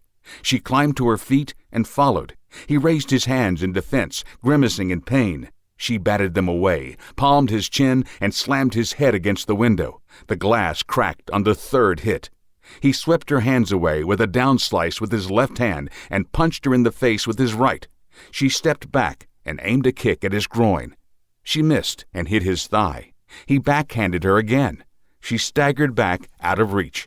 Rory, hands on his knees, sucked in a lungful of air and stepped to the side, putting the couch between them. Rose recognized the move. He was going for his discarded weapon. She glanced at the couch. Her .45 lay on the floor. The barrel protruded from underneath the couch. Rose took a second to survey the apartment. Tables overturned and destroyed. The cheap lamp demolished. The window cracked. Brian lay in the doorway. She froze. "Brian!" "I told you." He sucked in another breath. "This isn't a movie. Your savior didn't quite make it," Rory taunted between pained breaths. Fresh fury coursed through her veins. "Neither will you." She charged, used the soft couch as a springboard, and launched herself toward the target. He moved to his right to avoid the kick she telegraphed. Exactly as she hoped. She twisted, and using her momentum and her body, hit him with every ounce of power she had. Rory crashed to the floor and slid across the carpet. He upended a small table with family pictures, and mementos rained down on him. She crashed into the wall, hard enough to break drywall. She rebounded despite the pain in her right shoulder. She took 2 steps and kicked him in the face. She turned to retrieve her weapon. He swept her legs from under her. She fell, blindly kicked behind her, and felt a connect. He grunted, and she scrambled for her Colt. She rounded the corner of the couch and reached for her .45.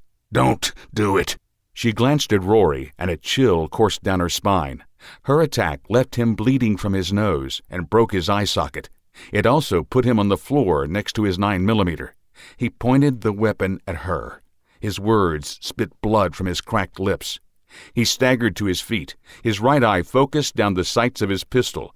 His left stared into space, barely contained in the broken socket. He resembled a nightmare from every horror movie she had ever seen. He leaned against the window with his left hand and left a bloody smear on the glass. "I should have just shot you when you came in," he confessed. He glanced at his reflection in the broken window. "But this will garner even more of the sympathy vote." He managed a crooked, bloody smile. "Say hello to your next mayor." His finger whitened on the trigger. "Drop the weapon!"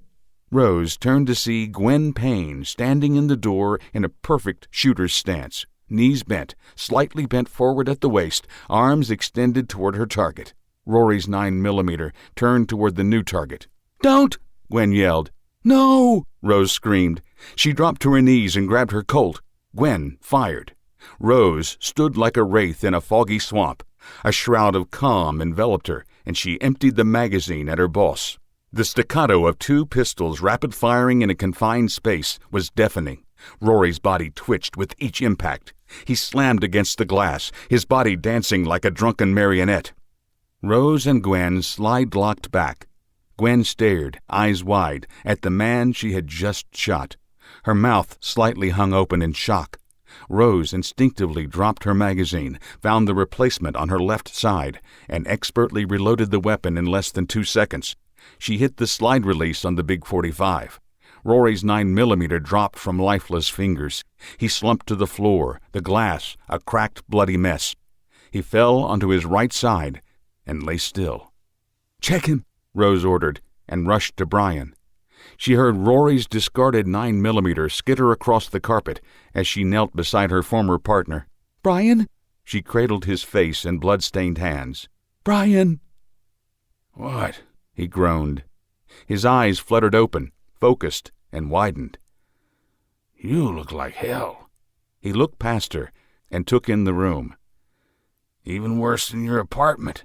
She touched his body for blood, found none, and ripped open his shirt. A thin level 3 vest hugged his chest, a dent and bullet sprawl in the center. "You wore a vest." She pulled him to a sitting position. He put his back against the doorframe and rolled his eyes. "With you around, I probably need 2. Gwen joined them. "Backup is on the way. In an ambulance." "I'm fine," Brian protested. "The ambulance is for her," Gwen stated, with a nod toward Rose. "Yeah, she might need one. What about Rory?" "The coroner," Rose flatly stated. Gwen glanced over her shoulder and shuddered. "What's wrong?" Rose asked. "It was a good shoot." Pain etched the young woman's eyes. It was my... She gulped. "I've never shot anyone before." "Well, for your first, you did great," Brian confided. "Yeah," Rose agreed. She sat on the floor, her back to the doorframe opposite Brian. She let out a long, exaggerated breath. "You arrived in the nick of time. You saved my life." She glanced at each of them. "Both of you saved my life. Thank you." What are partners for?" They replied in unison. Gwen and Brian looked at each other and laughed. The laughter died off, the stress released, and a calm silence settled over them. Sirens wailed in the distance, and a light rain pelted the broken window in the apartment. Brian cleared his throat. "You know, I've been beaten and shot more since I retired than in the last 15 years on the force." Rose raised a skeptical brow. "And?" "I was wondering if I could come back to work. I think it's safer." Chapter 30. Captain Jonathan Rory was pronounced dead at the scene yesterday at 6:23 p.m. His rampage is over. Mayor Barker stood behind a podium emblazoned with the City of Savannah seal. Her tailored navy blue suit clung to her Kirby figure like a second skin. Sadness etched her bloodshot eyes. It had been a tough 24 hours for her. Backup and an ambulance arrived a few minutes after the gunfire ended. Officers swarmed Rose's apartment. None of them stood as uniformed officers entered, followed by Detective Thomas Morrison and a handful of others. The paramedics stormed in and took Rose and a protesting Brian to the hospital. The mayor arrived 2 hours later, after Rose had been patched up by Dr. Patel. Rose confirmed the death of Emily and the reasons behind the killing spree. She even played the voice memo on her phone. The mayor left, saddened and relieved. Those emotions carried over to the press conference. A sea of reporters, photographers, and microphones encircled the podium. She read her prepared statement, many of the highlights taken from Rose's report, filed a few hours earlier. Rose, Brian, and Gwen stood off to the side. Rose wore multiple bandages on her face, and a fresh purple bruise circled her left eye. She wore a light layer of makeup to cover the rest of the cuts and bruises. Brian smirked, a bored look on his face. Gwen nervously scanned the crowd. She had never been the focal point of the media before, and confessed to Rose that she did not like it. "Too many firsts for me this week. I need a little stability in my life," she muttered out of the corner of her mouth. "If you're looking for stability, this isn't the line of work for you." Gwen replied, but said nothing more. "Captain Rory had aspirations for political power," Mayor Barker eloquently said. "His lust for power led him to kill innocents. I believe I speak for all of Savannah when I say that we owe a debt to the officers that ended that bleak future." Brian leaned to Rose. "How does it feel to end a bleak future?"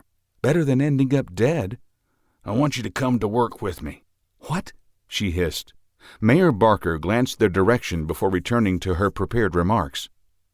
"To erase any doubt to the validity of the claims, I have ordered the release of an audio recording of Captain Rory's confession."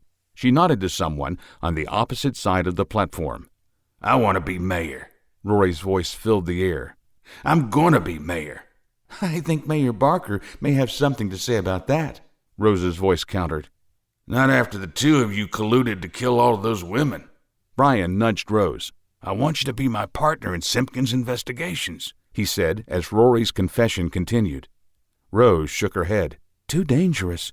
You've been beaten and shot in the last 2 weeks." "So have you," he countered. "Nope, I haven't been shot." Brian rolled his eyes. "I appreciate the offer," she sincerely said, "but I don't have a pension to fall back on in the lean times. Give me 5 years and ask me again." "Fair enough." He leaned over to Gwen. "How would you feel about a new job?" Rose elbowed him, drawing another look from Mayor Barker. The mayor narrowed her eyes and shook her head. Rose politely smiled back. "Don't push it, Brian," she whispered from the corner of her mouth. "If you don't want the job—" "I will shoot you," she reminded him. "Been there, done that." He touched his bruised chest. She stifled a laugh, snorted instead, and drew another ire-filled look from the mayor. "Ladies and gentlemen, that concludes my statement on the matter." The mayor turned her attention to the press. "Now I'll be happy to answer any questions that you may have." Every hand in the room went up. Rose's phone rang. It was Morrison. She excused herself, slipped away from the press conference, and answered. "Thorne." "Having fun yet, Dudette?" "Please tell me you have another case for me," she pleaded. Morrison had been made acting captain that morning, a job Brian would have had if not for forced retirement. Given the circumstances, Rose was happy with the choice. "Nope," he replied, a hint of glee in his voice. "You have a week off, effective immediately. IA is all over this, dude. There will be questions and accusations. You need the rest." "The mayor just broadcast the confession to the media," she reported. "Doesn't that taint the investigation?" "With IA, who knows? Go home, rest, and recuperate. When you get back, I'll assign you a new case and a new partner." "I may just take Brian up on that offer," she muttered. "What?" "Nothing. I'll see you in a week." She clicked off the phone and glanced at the conference. The mayor continued to take questions. Brian and Gwen stood off to the side, ignored by everyone. She caught Brian's eye and waved. He smiled and nodded. She left. A quiet 20-minute drive later brought her to her father's house. She parked, exited, and stood in the cold wind, staring at the home. A "For Sale" sign adorned the front yard. She strolled through the brown, unkempt lawn and knocked on the door. No one answered. She tried the handle and found it locked. Rose looked up and down the street, produced a lockpick set from her coat, and expertly opened the door in less than a minute. The house was empty. Every scrap of furniture had been removed. The walls, recently painted, bared no evidence of the pictures that once decorated them. She searched the entire house, including the basement, and found nothing but a single box marked Mary. The remaining items from her mother. Rose took the box and left the house. She put the box in the trunk and turned to look back at the house one last time. A smirk touched her battered lips. "Bye, Dad. I wish you well." She slid behind the wheel and left her past behind. Chapter 31.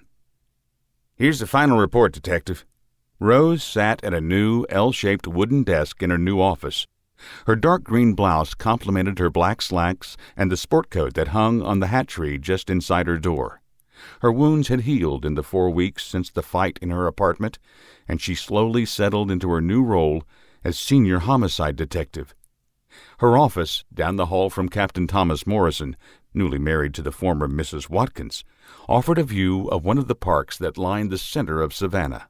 Bright sunlight filled the office with natural light, and she wished she had the blinds she ordered 3 weeks earlier. "Thank you, Officer Gaines," she replied. "Everything closed?" "Yes, ma'am," the former undercover cop replied. "That concludes my stint in homicide. I'm heading back to Vice. Thank you for the opportunity." "You're a hell of a cop," she assured. "No more undercover work, right? I don't want my newest detective left to her own devices." A smile split his face ear to ear. "No, ma'am, just chasing the bad guys. I promised Gwen I'd be home for dinner." "Someone call my name?" Gwen Payne, dressed in a dark blue suit with a light blue blouse, strolled into the office. The mayor fast-tracked her application to detective after her performance on the Rory case and Rose's recommendation.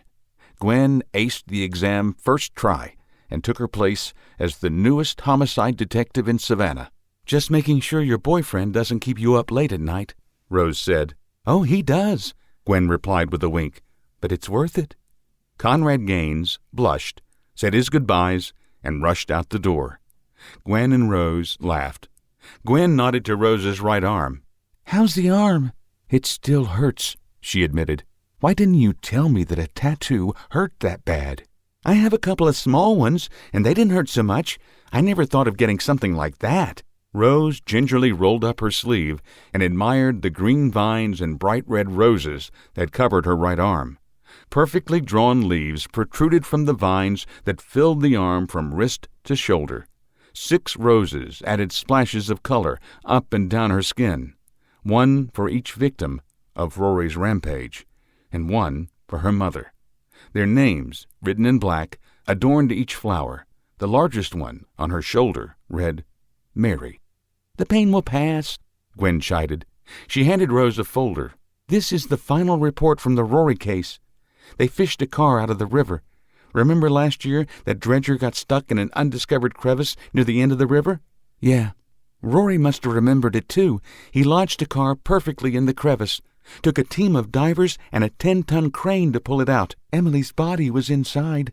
"She was the first victim," Rose stated. "Yes. Apparently Rory paid cash for the car last July and gave it to her as an engagement gift." "Engagement?" "Madeline's computer team tore into every computer and device Rory and Emily had. They found a score of burners. Apparently he proposed about a week before he killed her." "Bastard," Rose spat. A rap at the door interrupted the conversation. Captain Morrison poked his head in.